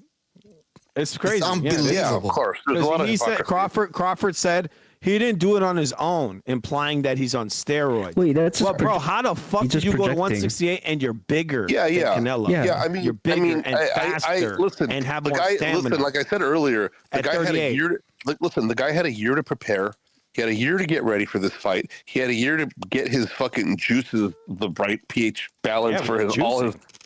He had a year to prepare his juices, his regimen, his workout, his diet. He put on a good amount of muscle. I mean, the guy put on a good amount in 1 year. He packed on solid muscle. He wasn't flabby. He was not flabby. He put on some solid weight. I mean, it is crazy. It's lean muscle. It's lean. It's lean muscle. Exactly. He put on good muscle, and you don't do that unless at 38 years old, unless you're fucking juicing. 38, man. He keeps growing into every weight class. Juan Manuel Marquez. I remember when Marquez fought Pacquiao the fourth time. Marquez was on. I mean, look at that fucking guy. Just look at his body, man. At late 30s, impossible, right? He was 37 when he fought Floyd, right? Am I wrong? Or 38? I think so. But when he fought Pacquiao, Look at the way he was looked. like, how old was he for Pacquiao? Anyways, he looked. 38. He was 38. You know what? I around said, there. I said, I don't give a fuck. I think Pacquiao's on something. Let it be a roid fest. Let it be a roid fest. It's gonna be fair, you know, and it's true. Marquez was on something. He was. But in the lens of history, it's not fair because look, Floyd's over here and he's not letting these guys take steroids. He's not letting them take anything. He's making them wear pillow gloves. Floyd was on steroids. No, I understand that, but he's not letting those guys take. He's not letting them take anything. Right? I mean, this guy Canelo clearly let this guy take steroids. Of that. This is the absurdity of that career. That career was just so absurd because at a certain point, it's like you're cherry picking, you're on steroids, and you're commanding the contract and the fight. It's like, dude, you have so much on your favor going for you. You have everything is in your favor. Right. And he still lost against Castillo, and he still lost against every fight. And that's when you know it's a business, and that's when you know it's a marketing thing. And but that's the shit that pisses me off because that's what and then it just gets too big and it's too much, and these guys have way too much to lose. And there's so many. There's like a little local economy around you because all these motherfuckers around you are getting paid a lot of money, and you have $500,000 a year friends hanging out with you, and now you're responsible for all these people. You're responsible for all these jobs. You can't lose. You can't do any of that shit. You've got to take the best fucking drugs you can. And if we're going to talk about these guys doing drugs and trying to stay on top of their on top of their injuries, like you're gonna come into a fight with a fucking injury or two. There's no way around it. The camps are going to take it out of you. And I think that Canelo, in the end, he fucked up by taking in 2 camps. Because, I think he had 2 camps before the fight. before the Crawford fight. I think he fought twice in 1 year, and Crawford and no 3 times in 1 year. Well, Crawford he had only like fought two. He had like 2 fights after Crawford he had had 2 just fights one exactly, fight, and it wasn't this the guy had 2 fights that took it out of him. The fights weren't shit. It was the camp. People keep saying, "Oh, those fights were nothing. Like they didn't matter. They the guy had 2 back-to-back camps, 3 camps in 1 year because you're fighting 3 times. Dude. I give him credit for being active and fighting bigger guys, but shit, what a fucking shit show leading up to this fight. I mean, it's bad optics. He shouldn't have lost to Crawford in the end, but he looked slow. He looked slow. You gave this guy a whole. He should have just never taken that fight. To be honest, he's always going to fucking year to prepare. What do you think's going to happen? Yeah. Like, what do you think's going to happen? You give a guy a whole year to prepare to put on lean muscle mass and. Well, what he should have done is he should have had extreme blood testing and said, made it where. What for? What for? He could have pulled a Floyd. He could have pulled a Floyd. Well, like, bro, he we want extreme blood testing. But I don't think he thought he was going to lose this fight. He let that dude do everything he wanted. I think he was confident. Suspect. The gloves. I thought he's like was on steroids. He didn't do shit. He's like, I'm going to beat him. I'm going to beat this guy. Well, I thought he outpointed him. I thought he beat him. If you go round by round, I didn't think he lost that fight. People want it's a popularity contest. I think which is weird. I don't know. I think he lost the fight. I don't think he won the fight. Yeah, round by round. Round by round. I don't think. I just watched it and I scored it punch by punch. Ring generalship. Canelo Alvarez most of the fight. This guy Crawford didn't do anything really when it comes to ring generalship till the very end of the fight. The very very. I mean, I agree. If you watch the highlights, you watch the highlights. Well, Canelo's pushing this guy back. He's slipping his shit, hitting him with shots, harder punches. This guy's throwing out little taps and running around and throwing. He's literally pawing out his right hand and throwing nothing. He's going full rounds, throwing nothing. The first 5 rounds, this guy's what is he landing? Like nothing. I mean, I listen. I kind of. It actually was kind of pathetic. I could kind of see it, but not really, because I had it even going into to the last 2 or 3 rounds. I had Canelo actually win no. rounds. I even gave rounds the 10th 1, 2, 3, round. 4, 5, and 6. I thought Canelo won the 10th round, and I had it pretty much even going into the last 2 rounds. I'll tell you because I remember very clearly. I had Canelo winning the 1st, 2nd, 3rd, 4th, 5th, and 6th round. I had Crawford. Whoa. I had Crawford winning. I had Crawford. Crawford stepped it up in the 6th, in the very beginning of the 6th round. But then only in the beginning, he threw a blitz at the very beginning of the 6th. Then Canelo took back the entire round. The 6th round, almost the whole round was owned by Canelo. Then Crawford won the 7th round because this is when he started edging into the fight. He started actually throwing punches. And then I had Canelo winning the 8th and 9th round. After that, I had Canelo winning the 8th round. No, I just tell you right now my score. Then I had Crawford winning. I had Canelo winning the 8th and 9th. After that, I had Crawford winning the 10th, 11th, and 12th round. Yeah, I had Canelo winning the 8th. He didn't win the 9th, but he won the 10th. I remember winning the 9th. I thought he won it. I could go rescore it, but on the night of the fight, I had him winning the 9th, and he had some really good moments in there. That's pretty bold. He had some really good moments in there. Yeah, that's bold. I would really watch those punches because this guy really not landing too many. I saw there was a really nice moment in there where Canelo threw a catch and shoot, and he actually rocked Crawford with a right hand. Rocked him. Crawford ain't rocking this guy with nothing through the majority of that fight. He hit him with a good clipping shot at the 12th round at the very end of the fight. Outside of that, Canelo's rocking this guy multiple times in the fight.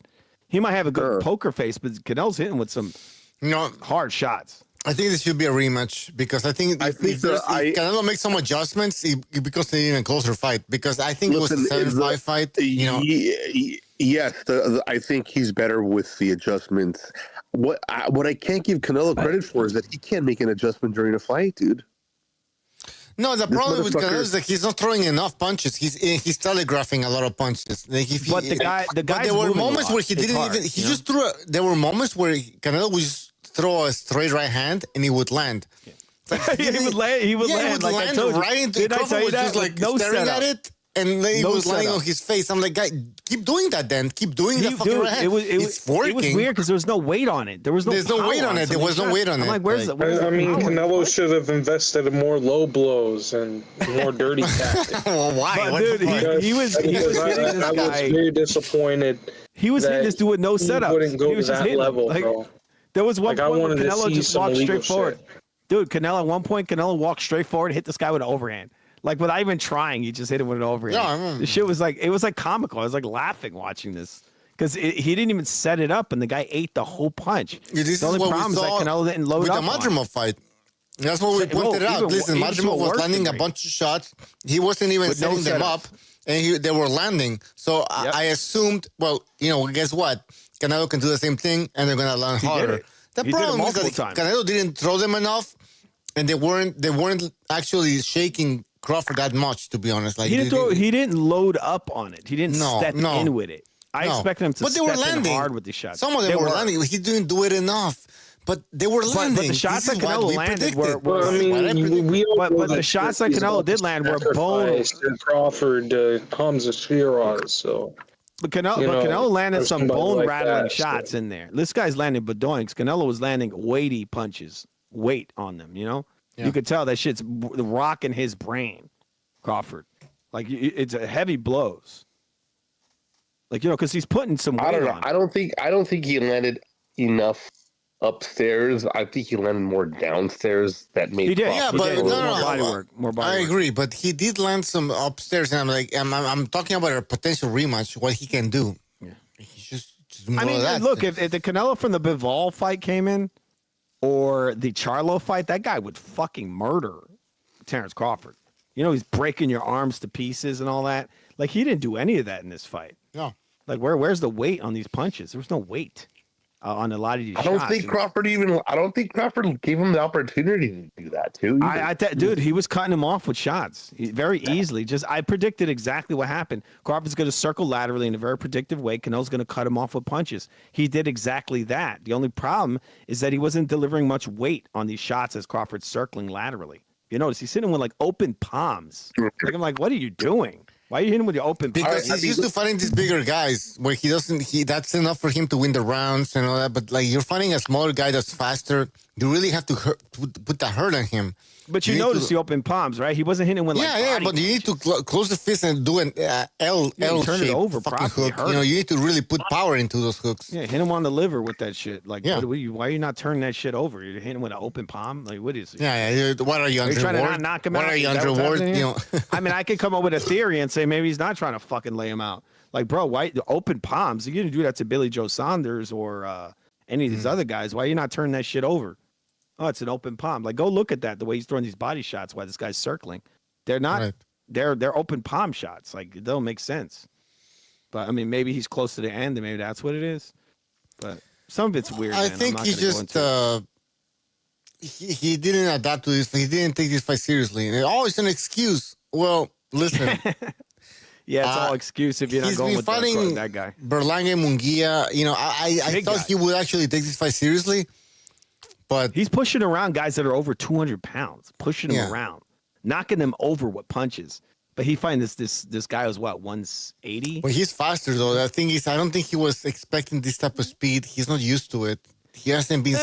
No, he fought Lara. Lara was faster than this guy. No, but that was how long? That was like 10 years ago. was a man. long It was. That was Even 11 Billy years Joe, ago. but Billy Joe Saunders was way more slippery. When Yeah, that was a long time way ago more too. Like slippery. he's been getting complacent, He is older. He is older for and sure. he's getting old as well. But, that's an excuse. You're giving excuses. Like there's no. But for an older excuses.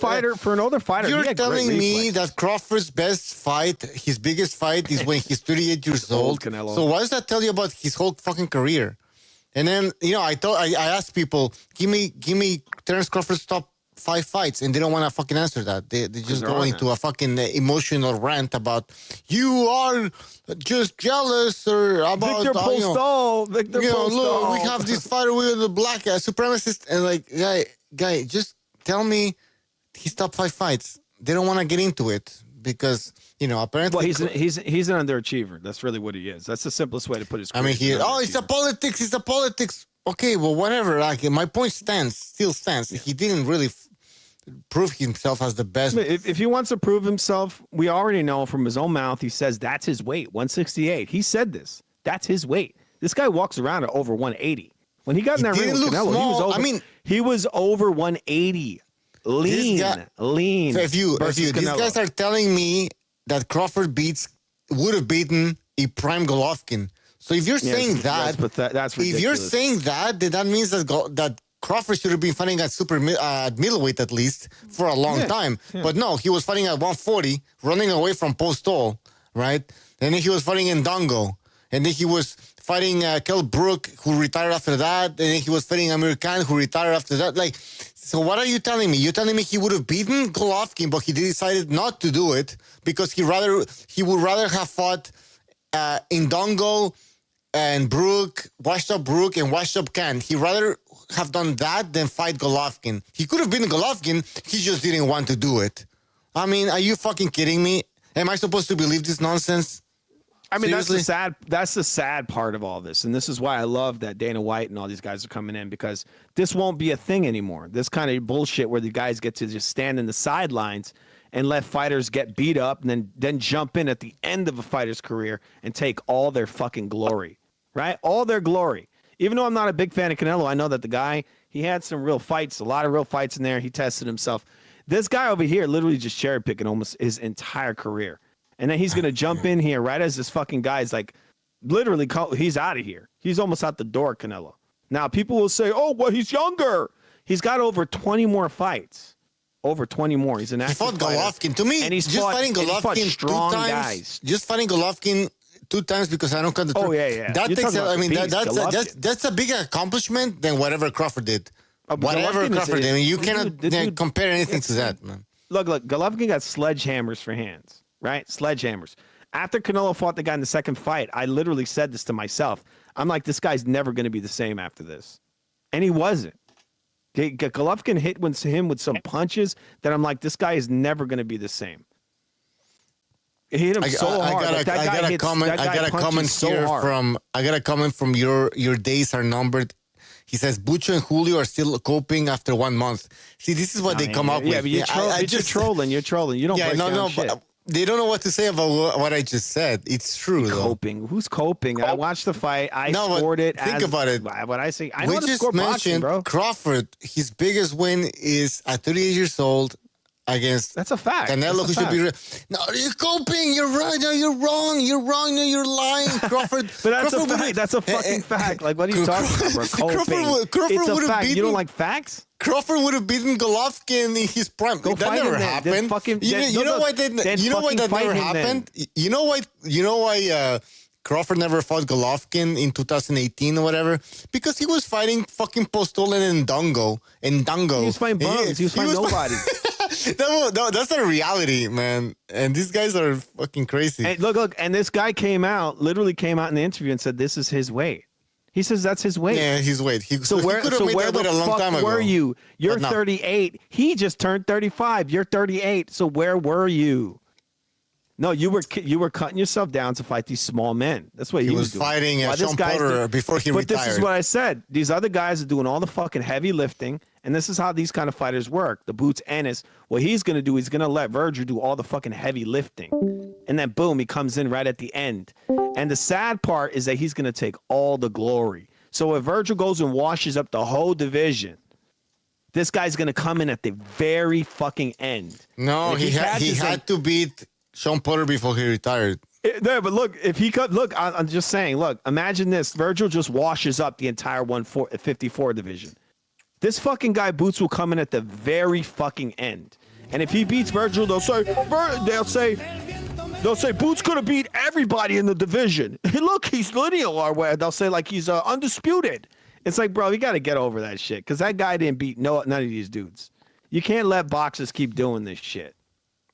That's not right to let these guys just cherry pick or do tune-ups and then they go and fight this guy after they're war-torn. That's not right. They shouldn't even allow that shit. We got a super chat here from Mars Boxeo. He says, even Big Mac admitted in the Netflix series that Crawford should have moved to 160, 168 a long time ago. How do you spend 10 years at 135, 140, and now at 39 years old, okay, 38, 37. We've never seen it. You know that? He's in talks to fight Bivol. He's in talks to fight Bivol. Like, listen, it doesn't make sense. I mean, it just proves that the guy was big. I've never seen it, dude. I've never seen it. Like, that's why my prediction, I predicted this guy was going to get laid out around the 8th or 9th.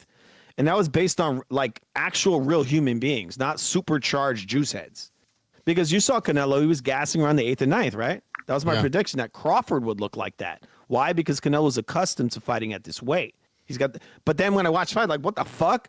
Like, this guy's up in the fucking 10th round. He's like, it's the first round. He's completely like fresh. He's not heavy breathing. He's in the 12th. He's still sharp, and he's like fucking, like, what the fuck is going on here? But even with that, Canelo's still slipping everything. Like, okay, so let me break something down for you real quick. Yeah. Check this out. I hear what you're saying about you're kind of confused about the smaller man moving up a weight class and how he's got so much stamina and how he has power and 10th, 11th, 12th looking fresh, right? Not normal. Okay, let's check this out. I beg to differ. Right now in the UFC, you have Islam Makhachev moving from 155 up to 170 to fight for the belt, to fight Jack Della Maddalena, the champion. And guess what? Islam Makhachev is like a minus 300 favorite. Now, Vegas knows that a 155 guy is moving up to 170, and he's a minus 300 favorite to win. It's not no superhuman. It's not Islam Makhachev is 33 years old. He's not 38, and he's only had what? How many fights? Yeah, I know. J.R. Smooth. I'm sorry, I don't even know who these guys are, but like, how good is the other guy moving? How good is the champion? They're both champions. Yeah, I know they're both champions. I understood that the first time. I'm just asking, how good is the other guy above? How old are they? There's so many variables that I'm not aware of, you know? Well, my point is that this guy's acting like it's not human. Dude, it's not human. I'm talking about JR Smooth. It's not human when you put all the variables, you put all the inputs into the whole fucking equation, right? So and I'm talking about boxing here, not yeah. You gotta. How old were they? How good is the opponent moving? How good is the opponent that's the champion above in the weight division? Makhachev just turned 33 years old, just a couple of days but this is equal because Jack Della Maddalena and Islam Makhachev are similar age and at their point in their career, just like Crawford and Canelo are similar age and similar points in their career. No. But you're talking about MMA. I'm talking about boxing and boxing history. I'm saying it's possible for a human being to move up. I've never seen a man at 38. I've never seen a man. You're saying like only somebody on EPO can do this. For sure, EPO, yeah, for sure. No, but I'm saying the guy's 38 years old. Makhachev is on EPO because probably he might be a minus 300 favorite. No. Makhachev. What weight is Makhachev going up to? Because I know Makhachev is killing himself to make the weight he's at right now. Well, he went from 155. He gave up the belt at 155 to go to 170. Yeah, but that makes perfect sense because Makhachev is a 170 guy. He's killing himself. Yeah, there's these boxers that for some reason they're able to make these weights, these lower weights, and then all of a sudden they should be. I mean, like, listen, if you look at Canelo and Crawford, I don't think Crawford looked that small. But I mean, look, if we're going to go by the example of Makhachev, that would be like Makhachev going up 3 weight classes, which would be what? Light heavyweight? And he's going up to light heavyweight at 38 years old? What do you think Makhachev would do at 38? Going up in weight to fight these big motherfuckers. Well, he's not going up to light heavyweight. No, what I'm saying is that using that example, he's going up 2-3 weight classes, right? He's going to be fighting light heavyweights. He's going up 1 weight class. That's 1 weight. Yeah, but how many pounds? How many weights did they say Crawford went? 15 pounds. He's going from 155 to 170. Jumped 2 more weight classes. That's 1 weight class. Well, he jumped up 2 weight classes, so that would be middleweight. So Makhachev going to middleweight. Imagine what that would look like at 38 years old. Do you think he would be? But he's not. He's jumping up 1 weight class from 155 to 170. But you're talking about 1. We're talking about a guy who went up 2 weight classes. Well, yeah, but he went from 147 to 168. That's 20 pounds. And the big hype around Crawford. 154. He was at 150. He made 154 easily. Like when he fought Madrimov, when Crawford fought Madrimov, when Crawford fought Madrimov, he didn't look like a midget in there. He looked pretty much. No, but the hype was that Crawford only had 1 fight at 154. So throughout the media tour, they kept saying he's actually going up 3 weight classes. No, exactly. At 38 years old. 15 pounds, 14, 15 pounds, they both went up the same. So he went up a lot of weight, man. He came in at that weight. 135, 135, 140, 147, 154, 168. Yeah, it was that dude. And it's one thing to do that, but to not gas at 38 years old, I've never seen it. Yeah, I mean, that I factored into my equation why Canelo was going to win, but then like. Have you guys seen Marab? There's wrestlers in the UFC that'll go for 2 or 3 takedowns, fail them, and be dog tired. Marab Dvalishvili will shoot 100 takedowns and not get tired. People are like, wow, how the fuck does he do it? Some people are just built different. but he's a wrestler. That's the difference. Yeah, people are His built discipline different. is wrestling. These guys are boxers. The discipline When you is fail a boxing. wrestling takedown, most people don't even try again for like 2 or 3 minutes because if you fail, you're going to end up on bottom. You're fucked. But that dude, that ain't even as long as a boxing match. Boxing matches are longer than MMA fights, and there's constant movement. And you got to factor in that he's carrying a heavier body. He's an older man.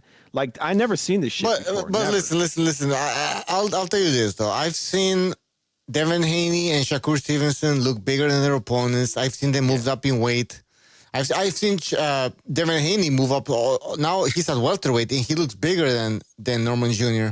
He was talking about fighting. He was talking about, so there's something weird happening, and I'm looking at it. And somebody can tell me you're wrong, you're crazy. It's genetics.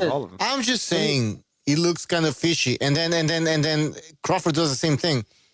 I don't know. I'll just leave it at that. I don't have any evidence. We brought this up because this motherfucker had the nerve to come out there and throw Manny Pacquiao under the bus. But yet this guy is clearly on steroids, on heavy amounts of PEDs. Not just one compound, many.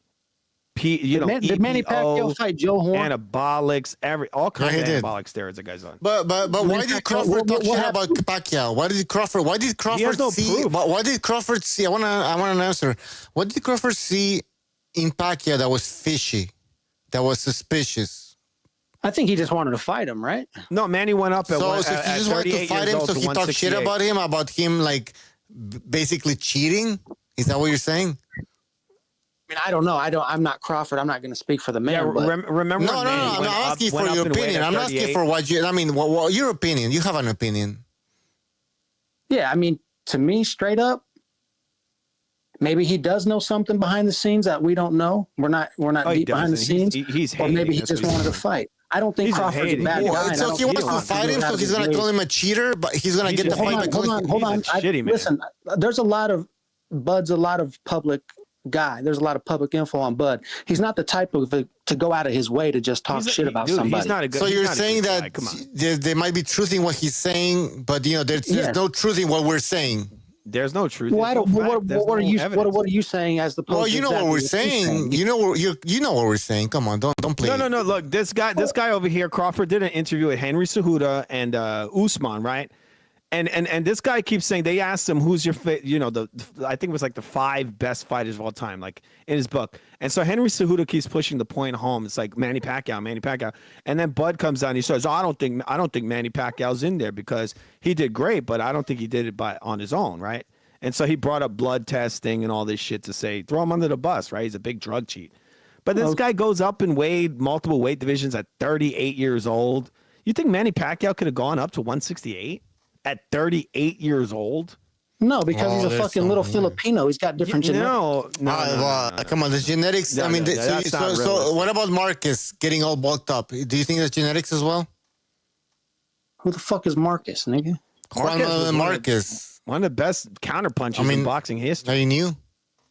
Come on, man. He did what Floyd Juan Manuel Marquez. Yeah, I know who he is. He's a slugger. Okay, so why are you asking me who Marquez is? Marquez ain't a slugger. You call him Marquez? Yeah, I don't follow their whole careers, but I can bring up plenty of pure counterpuncher. He was a pure counterpuncher. He was not a slugger. What about him moving up in weight has to do with Crawford? What does that got to do with anything? Well, I don't know. All of a sudden, he got all bulked up. What do you jump? 2 weight divisions? Well, it's like 2 weight divisions. Yeah. Well, if you look at what he looked like when he fought Mayweather at 144 catch weight. Well, actually, Mayweather didn't even want to do the catch weight. He lied. He ended up weighing 147. He looked like flabby. And then when Marcus fought Pacquiao in the 4th fight, he looked much like bulkier. It sounds like you're saying Marcus. It's Marquez. Yeah, Marquez. No, it's Marquez. It's Marquez. Yeah, you're saying Marcus. Have another cerveza, fool. I mean, come on. He said Marquez. No, it's Marquez, man. It's Marquez, man. Yeah. Whoa. It's Marquez. clear what he's saying. He's talking about fucking Manny Pacquiao. And I mean, this guy doesn't know. But I say Marquez doesn't get it. Are you serious? What do you mean Marquez? Do you mean the guy? Yeah, he's like, do you think Marquez? I follow the UFC, brother. I follow the UFC. That's you don't know. Well, you're in the wrong channel, my friend. We're talking boxing. You need to be up to date, my friend. By the way, Mark's Boxeo. You need to be up to date. Mark's Boxeo says, never forget Aaron protected 140 butt from Pacquiao. Well, he did. This guy in here earlier There was a dude in here earlier who said I was lying. They literally have Bob Arum on a recording saying that he does not want Bud fighting Manny Pacquiao because Manny Pacquiao is all wrong for him. Like, he's going to fuck him up. That's why he never fought him. Because he knew that old Manny Pacquiao was going to fuck him up. He said it. You go look up for it online, you'll find it. Crawford stopped Joe Horn. How come Pacquiao couldn't stop Joe Horn? Jeff Horn, dude, Manny Pacquiao almost put Jeff Horn in a grave. He got robbed, He had that dude in the hospital. You saw that guy when he looked like after the fight? He got robbed, but he didn't stop him. Bud stopped him. Well, Manny Pacquiao had he had to fight that guy in Australia. The motherfucker's hitting him with elbows, with headbutts, headlocks, throwing his ass on the floor. The dude was like suplexing him. He did everything to this guy. So wait, JR Smooth, whatever your name is. You're saying that Marquez wasn't on anything. You're saying Pacquiao wasn't on anything, and I don't know, bro. I wasn't there. Okay. Well, then why are you getting all agitated when we say that Crawford maybe might have been on something? Now you're ready to defend him, but when you get to these other guys, you're like, I don't know. No. My only point is that Islam Makhachev is moving up 15 pounds, just like Terrence Crawford is. Crawford moved up more than 15 pounds, bro. I don't know. A lot more. You don't know shit. So why are you fucking defending this guy? Why don't you say I don't know when it comes to Crawford? You go came here defending him like a little bitch, but when it comes to these other guys, I don't know. What's up with that? Tell me. No, because go ahead. When I first came in, go ahead. Go ahead. You were listening. Don't be a come on. Don't be a fucking. Don't be that guy.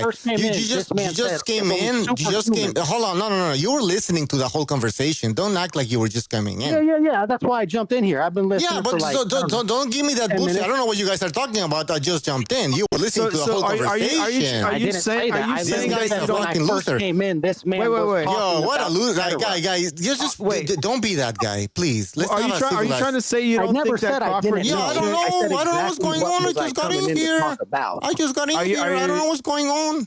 Come on, you were here. Are you saying that you think that Bud didn't take shit? Is that what you're saying? No, what I'm saying is that when I first jumped in here, I never gave the impression that I was clueless. I came in here with the point that Islam Makhachev jumped up 15 pounds, just like Bud Crawford. Yeah, you're defending Crawford. You're defending Crawford, and then you're like, "Who's Marcus?" I don't know who's Marcus. Come on, yeah, man. But Bud jumped more than 15 pounds. Also, we're talking about the guy taking PEDs, and that it's a scumbag move to go throw Manny under the bus when he's clearly on PEDs. So here's how I look at it: if one of them's taking PEDs, they're all probably taking PEDs. Yeah, but they're not throwing this motherfucker under the bus. So the UFC guy you mentioned is probably taking PEDs as well, right? Yeah, but you didn't see Manny Pacquiao come out and throw Bud under the bus. There's plenty of people in the UFC doing some shit. When did you see Manny come out and say Bud's on PEDs? I don't think he's as good. He's a PED user.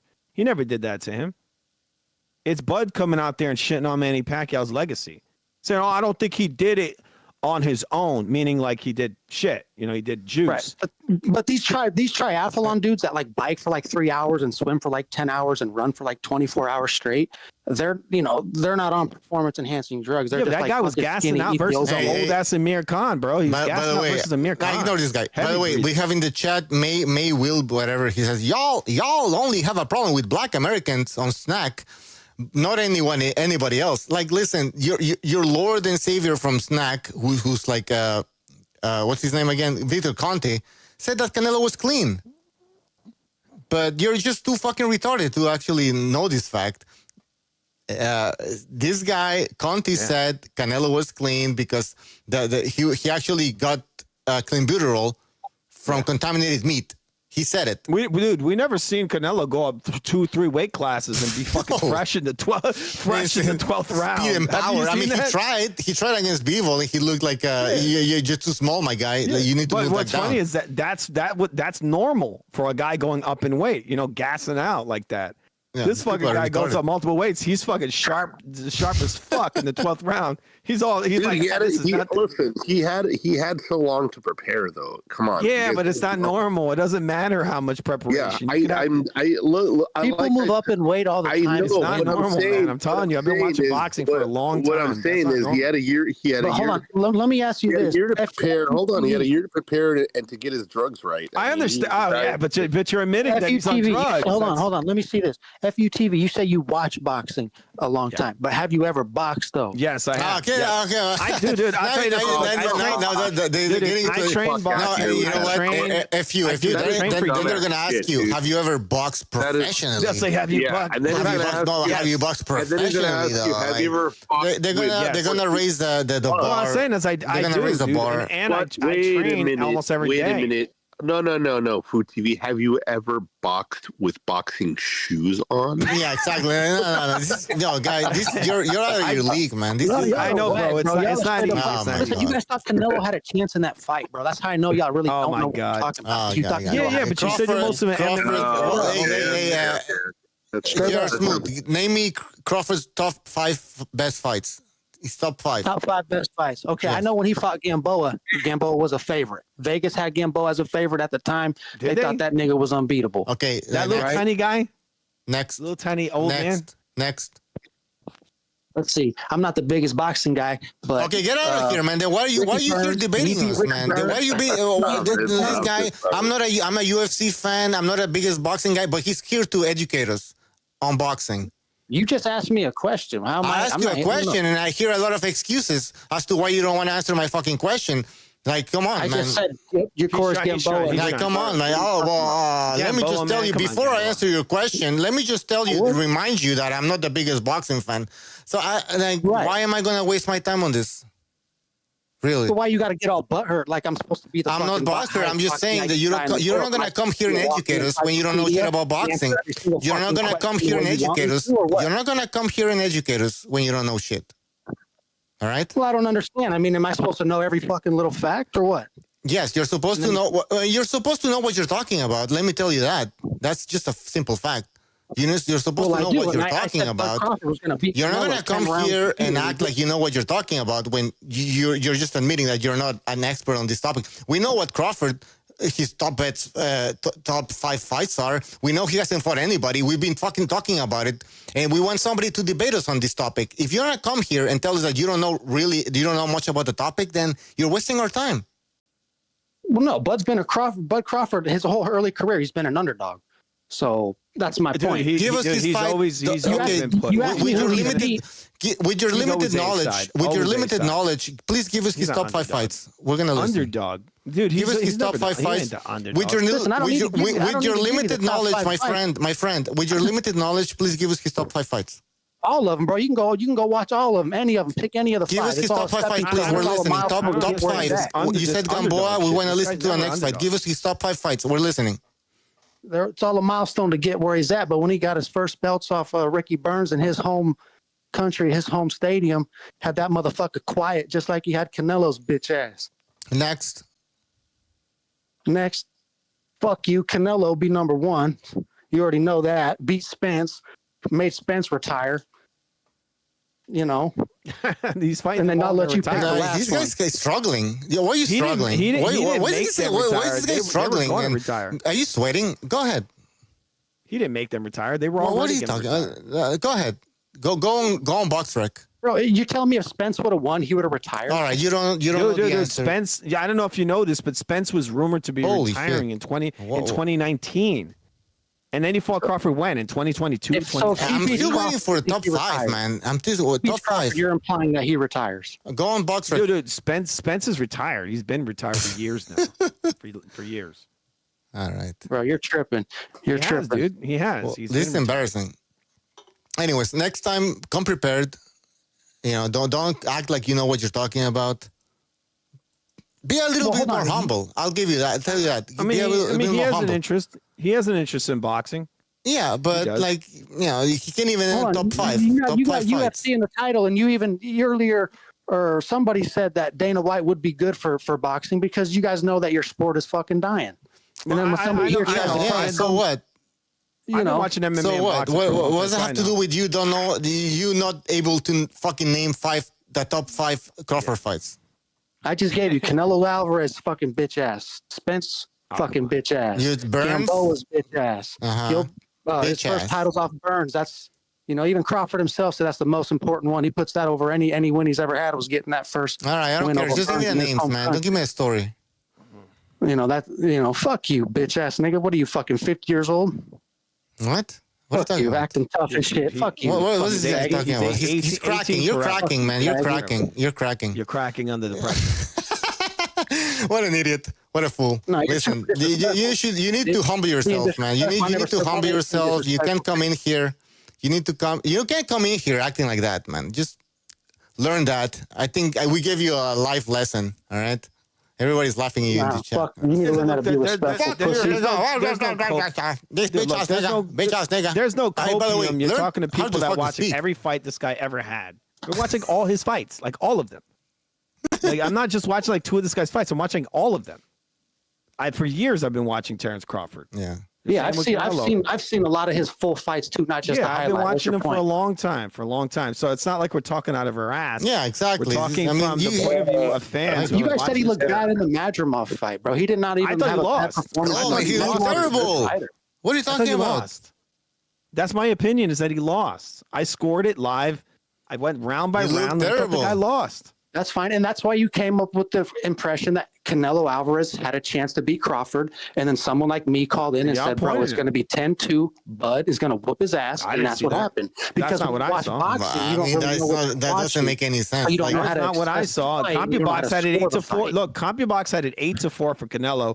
The AI had it a draw. The judges had Crawford. Look. Let me just finish. Look, the judges had Crawford winning by 1 round. By 1 round. 10-2, Bud won. But I'm just telling you these different numbers. I'm not just telling else with a human no. My own Crawford won. Me scoring it. I don't trust fanboys. I don't give a shit what they say. These guys literally see one pull counter and they give the guy a whole fight on that. That's why they keep repeating the same stupid highlight. These are 12-year-olds on TikTok who don't These are even a bunch know of fucking idiots. All they see is one pull counter. Look at the Madrimov fight. He looked like shit in that fight. Yeah, everybody. Even Spence is gonna tell. Even Crawford's gonna tell you he looked bad in that fight. Like he looked terrible. They said, he just struggled a little bit, dude. They said he struggled a little bit. This is what they said. He's struggling a little bit. Is losing like 8 rounds. Bro, he lost. He lost fight. But I don't care because it's a popularity contest. I know this already in boxing. They've once again given. Are you guys talking about the Vanderbilt fight? I mean, every fight this guy has is a popularity. Listen, I just find it hypocritical of Crawford talking shit about Pacquiao, moving up in weight and accomplishing what he accomplished and questioning that, basically questioning his accomplishments, and then him doing basically almost the same thing. Him being and saying like, no, I did it the right way. He didn't do it the right way. How? I think it's fucking dumb. That I didn't get any help. I just went up at 38 years old. At 38. Anyways, hold on. I think it's really disingenuous for someone to move up in weight and take steroids and call out somebody else doing that thing. That's the kind of scumbag that he is. It's like I could do the steroids and I can move up in weight. I can do the same shit, but you can't. Or I'm going to call you out on it, or I'm going to say something bad about you. And the sick part is that no one will ever call out the fact that it's obvious that he was on heavy steroids. So you've got to respect the guys that do steroids, but don't talk shit about anyone else doing steroids because they're doing it. But no one will ever call it out. They'll never call out that. It's fucking dumb, dude. I'm tired of that bullshit in the sport. That kind of shit in the sport makes it look really bad. Like you're already fucking like, oh, look at him. He's got his money in the cookie jar. Meanwhile, your fucking hands are full of fucking chocolate chips, dude. It's like, and you saw Crawford 2 months before the fight. Crawford was a fucking fat as hell, and then like just a couple of weeks later, boom, he comes in, he's all jacked and shredded. It's like, bro, that's not normal. It's just dumb, dude. Like it would be like Canelo going up to somebody and going, "You're on steroids." It's like, really, you motherfucker. You know, really, you motherfucker, you're going to call somebody else out for doing steroids? Like, he's not going to do it. He's never done it. He's never called. It's he's got more fucking decency than that. He's the definition of a fucking hater. That's what Crawford is. He knows that Manny Pacquiao will always be above him in boxing history. Yeah, always. He can never take that from him. Well, I mean, he probably is gonna try to make a case. I beat Canelo, who's gonna probably retire now, right? He's gonna be saying, I beat this guy. Well, Manny was trying to fight four division undisputed champion. Like, but look at him. I'm trying to get his 5 best wins. I can't get it out. I can't. Like J.R. Smoot can even give me his fucking 5 best wins. Right? It's a struggle. It's a struggle. Oh, didn't you? Yeah. I've been listening. I just gave you 5. So are you saying Canelo's a nobody though? Are you saying? Wait, Canelo's hold a on. nobody? I'm trying to get 5. No, I'm trying to get 5 best wins, and I can't get Well, them. I gave Go you ahead, one Don. on Just Canelo, and you're five. saying that's not a good Just 5. win. So Just is 5. Canelo not Just a good 5. fighter? No, I can get the didn't 5. I can get them 5. Didn't the guy say he's not a boxing fan? Prime. Who did 5 prime fighters that he beat? Sir, you're not a boxing fan, are you? You're 5 prime. right? Yeah, I'm a fan of real sports. Fucking not these guys where they hide and cherry pick their whole Well, career. you better go. You better go with your people, my friend, because you're in the Would wrong agree place. with that. I You're agree in the with that, wrong but, place. you know, boxing. Yeah, I know. This is all OGs and unks. That Yeah, are this is holding on to OGs, my Muhammad Ali. friend. This is all They're all 50-year-olds. fucking This is all racist because a 50-year-olds. black guy beat a fucking 50-year-olds. Mexican. Yeah, No, you're just exactly. mad a black guy beat a Mexican. Just Why? be honest, So bro. wait, Yeah, exactly. I don't understand why you're like debating with these guys that watch boxing. It's like us going to a UFC channel and debating you. Right. So then why would he have? Is Dana Isn't it White kind of- good for boxing and all this? Isn't it UFC kind of talk like earlier? retarded Well, if you're here defending Crawford instead of defending Dana White, man. I just don't get what your angle is. Like, are you just trolling? Because it would be like me going to the UFC thing, going like, I have limited knowledge of UFC, but I am going to tell you how UFC is. I like MMA. Dude. I bet you I could tell you more about MMA than you know. Bro. Yeah, tell me when I said how boxing is, or what I recommend J.R. boxing should Smooth. do, or J.R. tell me when I Smooth. said that. Actually, J.R. Smooth. I think I agree with you. The UFC is doing really good things, and I don't know if you listened to the fucking show from the beginning. Probably not, but I think that the boxing should adopt a lot of the things that the UFC is doing, and I think what, maybe Dana White would be good for boxing. He is. Listen, he is I think good. the They're fan both good bases, for it. when a UFC fan comes to a boxing channel fan base, like you say, if it wasn't so toxic, I think they're trying to merge the two fan bases together. It's not the But fan when base. people- when people like the fan base. They don't care about the someone has a fans. They different don't know. opinion, you guys instantly get butthurt. And that's the difference between UFC No, fans. it's not the UFC fans don't give a fans. It's not the fuck. You can say fans. It's whatever not you're the going to say, You and think they're not going to be like, well, you're on the wrong channel, buddy. I think you could go elsewhere. No, UFC fans have guy, thick J.R. Smooth. skin. Think about it. What you're UFC fans saying. have Take thick a skin. step They don't back. care about that Take a fucking deep pussy breath. boxing. Take a step back and think about what you're saying. The fans are not in the equation. All right. The fans are the only reason this sport exists. Fans are the sport. Dude, I've been covering. Do you think the UFC is actually thinking about, well, the fans are not getting along? The fans, they don't care about that. It's about the. No, I'm saying you guys, dumbass. The fucking companies they don't are trying to bring the fan care. bases They don't care. together. Man, J.R. Smooth, Fan man, you base is think trying too to- highly of they're trying to yourself, bring my the fan friend. bases together. You But I'm saying it's people like you who No, are too sensitive because you watch boxing all the time. No. People who have thick skin watch MMA. This guy thinks that this guy thinks that Dana White's discussing with Turkey and Chicken TKO about the boxing fans. Like, hey, the boxing fans, the boxing fans are too sensitive. The boxing fans are too sensitive. We should not do this and that. UFC guys, the two fan bases are very different, man. It's dude. I've been watching. Why? It would be like saying the badminton crowd should talk to the golf crowd. No, look, like I've been watching MMA. I've been watching, dude. I've been watching MMA since I was a little kid, bro. Fans need to unite on this whole thing. A lot of boxing fans. A lot of boxing You fans act like are it's MMA crazy to fans. think a boxing fan would be a fan of MMA and vice versa. It doesn't matter, man. What the fuck are you talking about? Dude, I've been an MMA fan for years. I know both sports. It is crazy. It's not the same sport. I know both sports. It's not the same sport, dude. It's been around for a long time, and the crossover isn't really there.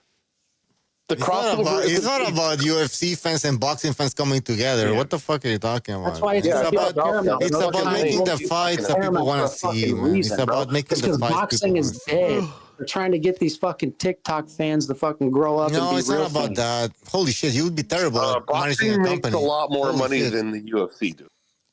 Yeah, you're out of it. Who has more fans though? Straight up. Who wants to watch a fight? The first card from the last card in fucking UFC is banger, bro. You can get two people you never that even has heard of. nothing to do with on the a great fans. fight. I'm sorry, but that has to do with the control over the fighters. That has nothing to do with the fans. That. We spoke about that earlier already. We went. No one's disputing what you're saying. No, nobody's disputing that. I'm a big MMA fan as well. I've been watching MMA and boxing my whole life, so like I know this. There's a lot of crossover there. Like if you like good fights, you're gonna like MMA just the same. Some people don't know as much about it. They weren't exposed to it. I watched MMA when I was a little kid, and I watched boxing as well. Well, let me say this. You guys talk about the sweet science of boxing, right? And so it's hit and not get hit. Yeah. When you look at Terrence Crawford, No, I don't talk about that. That's not really the sweet. I don't talk about that.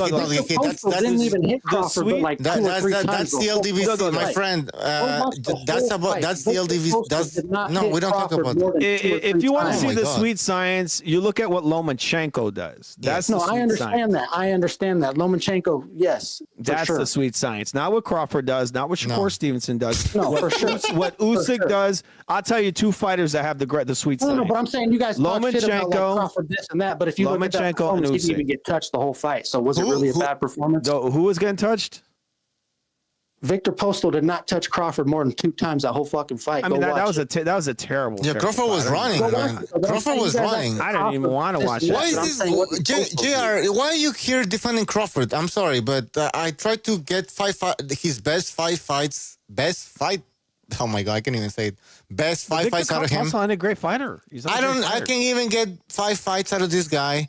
He was running against Postal, but you're here trying to defend the guy. Why? What's going on? Well, I don't think I'm defending him. I think I'm bringing the points that you guys were mentioning or that I've heard you mention in the past because I'm not on here often. So when I get on here, I got to bring up the bullshit. Yeah, that you guys always well, bring up the bullshit. Why are you here bringing this? No, hold on. You're here defending Crawford. Here, every time I listen, tune in, this and that, 10, 15 minutes, I hear cope. And last time I was tuning in, motherfuckers was talking about Postal Crawford. Postal did not touch Crawford that whole fight. But nobody ever talks about that. Nobody mentions we talked about. You don't want to talk. I mean, listen. Crawford was running away from Postal. It was a boring fight. It was one of the most boring fights. It was so boring that it was so. Let me talk. Don't get emotional. It was so boring that Bob Arum decided not to put Crawford on another pay-per-view again. That's how bad the fight was. I agree. You know, if you got Crawford winning, that's fine. But if he won by a very small margin. He couldn't figure out Postal. Is what we're saying. Is what I'm saying. Right. I'm gonna speak for myself. Right. So and what is wrong with that? Why is that triggering you? Why is that triggering you? It doesn't trigger me. I agree. It's a boring fight. But everyone talking shit about Crawford like it was a terrible performance. It was a terrible performance. I'm sorry. Okay. Sorry to cut you off. Sorry to cut you off. But listen, it was a terrible performance for what I just said. The crowd was booing. He was running around. To me, that's a bad performance. Now, for you, it might not have been a bad performance. For you, it's a great performance, or a good performance, or a decent performance. It was not a great performance. Fine. It was a mid performance. Mid performance. Okay, so you saw it as a mid performance. I saw it as a terrible performance. I'm with the crowd. I'm with the crowd, but I'm with Bob Arum, who decided not to put this. I'm with Bob Arum, who decided not to put this guy on another pay-per-view. I'm with Bob Arum as well. So yeah, but no one wanted to watch. Let's leave it at that. You don't have to come in here and try to convince us that you're pissed off because we're saying it was a bad performance, right? I'm not pissed off. You say it's a bad performance. Okay, so why you fucking you just said you came in here because you said you came JR. No, hold on. You came in here saying that I heard you guys talking about it was a bad performance, so I had to jump in. Right. You can understand why it was a bad performance from my part. Why you think it was a bad performance from my part. You can understand that, right? Yeah, and so just listen. Just a second ago, how you were talking and you described it, you said Crawford couldn't figure out Postal. He didn't. I still stand by that point. Listen, it's never once been mentioned Postal couldn't even lay a glove on Crawford. It's always cope about Crawford this. I don't really like Crawford. Crawford. I'm sorry, my friend. JR Smooth. Crawford's supposed to be the pound-for-pound boxer. Crawford's supposed to be the guy that can move up all the way to super middleweight to beat anybody, right? Saying he couldn't figure out Postal. I have to fucking mention that. It's about Crawford. I agree. Some people, you can't figure them out. It's just like that. Southpaws, right hand. Some people give you problems. It's like that. You're fighting the best fighters in the world. Great fighters can figure almost a great fighter would figure out Postal. I mean, the guy lost to a bunch of people, right? Crawford couldn't. Yeah, and then we mentioned, we added into that. We added Crawford's run at 147. What he needs to do. Yeah, after he realized how bad he got. Yeah, he realized. Yeah. That's and why then he we started mentioned losing. how Crawford struggled. He didn't fight anybody at 147. Then we mentioned this and that. So there's a whole historical fucking thing, a narrative that we're bringing up over here. And when you connect all of those stories together, you come up with a conclusion that there's a big asterisk next to his fucking career. And that's why we were saying what we're saying. I mean, that's why I brought it up. That's why I'm bringing up this fucking postal fight. I'm saying there's a big asterisk next to this fight. There's a big asterisk next to this other fight. There's a big asterisk next to this fucking other fight. And well, that's what's the problem with boxing. Then that's why boxing needs a whole makeover. Because if we're gonna have a guy have a whole career and then at the end of it be like, we didn't even see enough, or we don't even know yet, or there's still questions, then what the fuck is this sport? How are you going to agree. That's Crawford's fault. That's all his fault when you really go through it. I mean, Crawford fights who's in front of him. That's his Crawford, fault. I have a hard time Crawford decided to resign with Top Rank. I don't want to fight this guy. I'm scared of that guy. He's an underachiever. That's what he is. He didn't want to test himself. You notice he keeps. Why does he keep fighting old men? Why does this keep happening to him? Right? Why didn't he fight young Canelo? He's older than Canelo. So why didn't he fight 30-year-old Canelo? Why is he getting this guy when he's on the end of his career? And people say, "Oh, Crawford's older. Canelo's over 20 more Let fights." me ask, was that fight even realistic? Let's see. Back it up. What are you talking? 5, It 6, was 7, 8 because years, from his own, from his own mouth, he said he's always been this way. He was just cutting himself down to fight the smaller men. Listen. Crawford couldn't get fights at 147 because he supposedly was on the wrong side of the street. So why didn't he just move up in weight and fight people at 154? But look, he renewed with he Top decided Rank. to stay at 147 and fight a washed-up Kell Brook, a washed-up Amir Khan. Who else did he fight? Washed-up from Porter. Belarus or something? What's the guy's name? He fought Avanesian. Okay, so give me some names that he should have fought. He fought Jeff Horn. We already gave you the. Okay, we're gonna give them again. We're gonna give them again because somebody else asked this question before. So he should have fought them. He should have fought Sean Porter in his prime. He should have fought Ronnie Garcia. He should have fought Ugas. He should have fought Errol Spence before the car accident. Hell, he should have fought Pacquiao. He should have fought Kell Hold on, Brook. let me stop you there because I remember fucking Crawford 2-3 years before they fought. There's a video of him backstage saying, "Nigga, let's fight." Right? So it's not like it's on them. They want to hold up. They want to wait. Yeah. I'm sorry, my friend. I'm sorry, JR. You must be new to this. You must be new to the sport. Everybody calls each other out and they never fight. Well, who's talking about fighting? That's how it works. I'm sorry. I'm sorry about showing you the reality of the sport. But everybody calls each other out and they never fight. And calling each other out is nothing. There has to be a contract. There has to be a real determination of trying to get a fight happening. There's no determination. There wasn't any determination from Crawford. He decided to sign up with Top Rank, resign So are you saying with Crawford Top was Rank. ducking all those guys, Ugas and all? I'm telling you, he re-signed with Top Rank. You can take it the way you want. All right, I'm telling you, he decided to re-sign with Top Rank, and then that's why he couldn't get the PBC fights because he re-signed with Top Rank. You want to call it a duck? Go ahead. I'm just telling you what happened. Well, I'm saying, did Crawford duck them, or was they ducking Crawford? Well, he ducked them. He re-signed with Top Rank. I don't know what you don't understand. Dude, this guy literally re-signed with a promoter that he later called racist and sued him. Yeah, and then he called him a racist. You couldn't give me the fights, so you're a racist. You're racist. He's a con. He's a fucking con. He's man. a racist. That's what he is. He ducked those motherfuckers. And then when he saw the time was right, he left Top Rank and then fought. But listen, when they were boxing, even say that even he went to that promotion, he probably still wouldn't have even fought them. Fucking who knows? You're hypothetical. Maybe yes, maybe no. Okay. I don't think he's the only one coming up with this. I think he has people behind him that are setting this up. They got a strategy. Like, oh, now it's time to fight him. Now you fight him. Because it makes no sense. These people saying this guy's ducking, right? They're all ducking him. But when they're at the end of their careers, now they have no problem. Now they're going to fight him when they're at the end. They're not going to fight him in their prime, but they're going to fight him when they're old. That doesn't make any logical sense. You're going to fight him. You're not going to fight him when you're strong, but you're going to fight him when you're weak.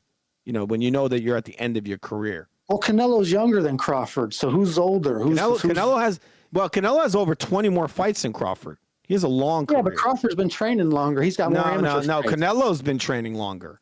Canelo has a longer career. You're trying to defend Crawford for no reason. Listen, when it comes to Terence Canelo Crawford, has a longer career. But usually boxers, they start to go on a decline in their mid-30s. Canelo's already almost there. right? So he's on a decline. Canelo's 22 years old fighting top level guys at 22. Yeah, This fucking dude ain't fighting nobody top level. Glover Teixeira won the world championship at 40, bro. What are you talking about? He was like almost 41. But that's a So different. what? You're thinking, different sport. Hopkins became a champion. He became light heavyweight champion at 30, 40 something. Like, who cares? Those are exceptions. The norm. It happens. It happens. It happens. But usually that's the thing. It happens. But for the most part, it doesn't happen, right? Like, well, Crawford's the exception. He's fucking doing it. That's why he's a great. He's the exception. He's not a great. No. The fact that Crawford. Well, listen, yourself, man. I asked you for his top 5 fights. You had to struggle to name his top 5 fights. So that's kind of proves my point. This guy is not that great, right? I mean, people I throw think he around fights great, who's in dude. front of him. People throw around. I agree. I asked you for much. his top 5 fights, and you're proving my point. It's a struggle. It's a struggle to bring up 5 fights.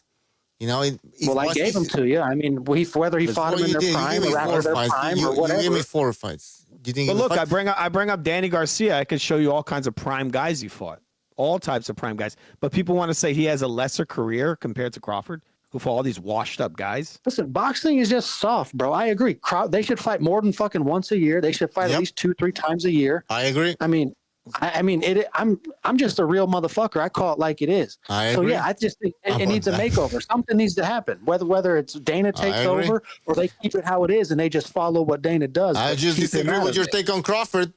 I agree with everything you're saying, Seth Crawford. When you come here talking about trying to defend Crawford, you look like an idiot. Look, this stream's going on for hours. People have been saying all kinds of positive stuff about what Dana White's doing in Turkey. Yeah. There's not an argument. All right, we should end this fucking show. I'm gonna go to the fucking Sobers fucking stream. I'm gonna have a drink over there. All right. What, Sobers is still doing a stream? I think he's doing that. Yeah, I think he's live. Never ending stream. Yeah. All right, guys. Thank you for joining us. His live Everybody. go on for like 12 hours. He's always live, man. It's not 12 hours. Yeah, it's fucking insane. Right? There's like some guy picking his nose and brushing their teeth or something. All right, they pick their nose. He's like, "Hey, you're gonna eat that?" All right, I'll see you. I'll see you there if you guys jump on. See ya. Thank you for joining. All right, everybody on YouTube. I want to thank you for being on the show. I don't know how many hours we did. We did like hold on. Oh, we did a long. We did like Jesus Christ, 7 hours? Because I had to restart. I think it was 7 hours. Holy fucking shit. But anyways, we'll see you next time. Yeah, we're gonna be doing. I want to do a show every 2 days, 2-3 days. All right. And we're going to be posting more videos. Yeah, I know we don't have a lot of boxing going on lately, but it's obviously going to pick up at some point. But yeah, in the meantime, hang in there. We got you. All right. Having said that, let me play some music. We'll see you next time.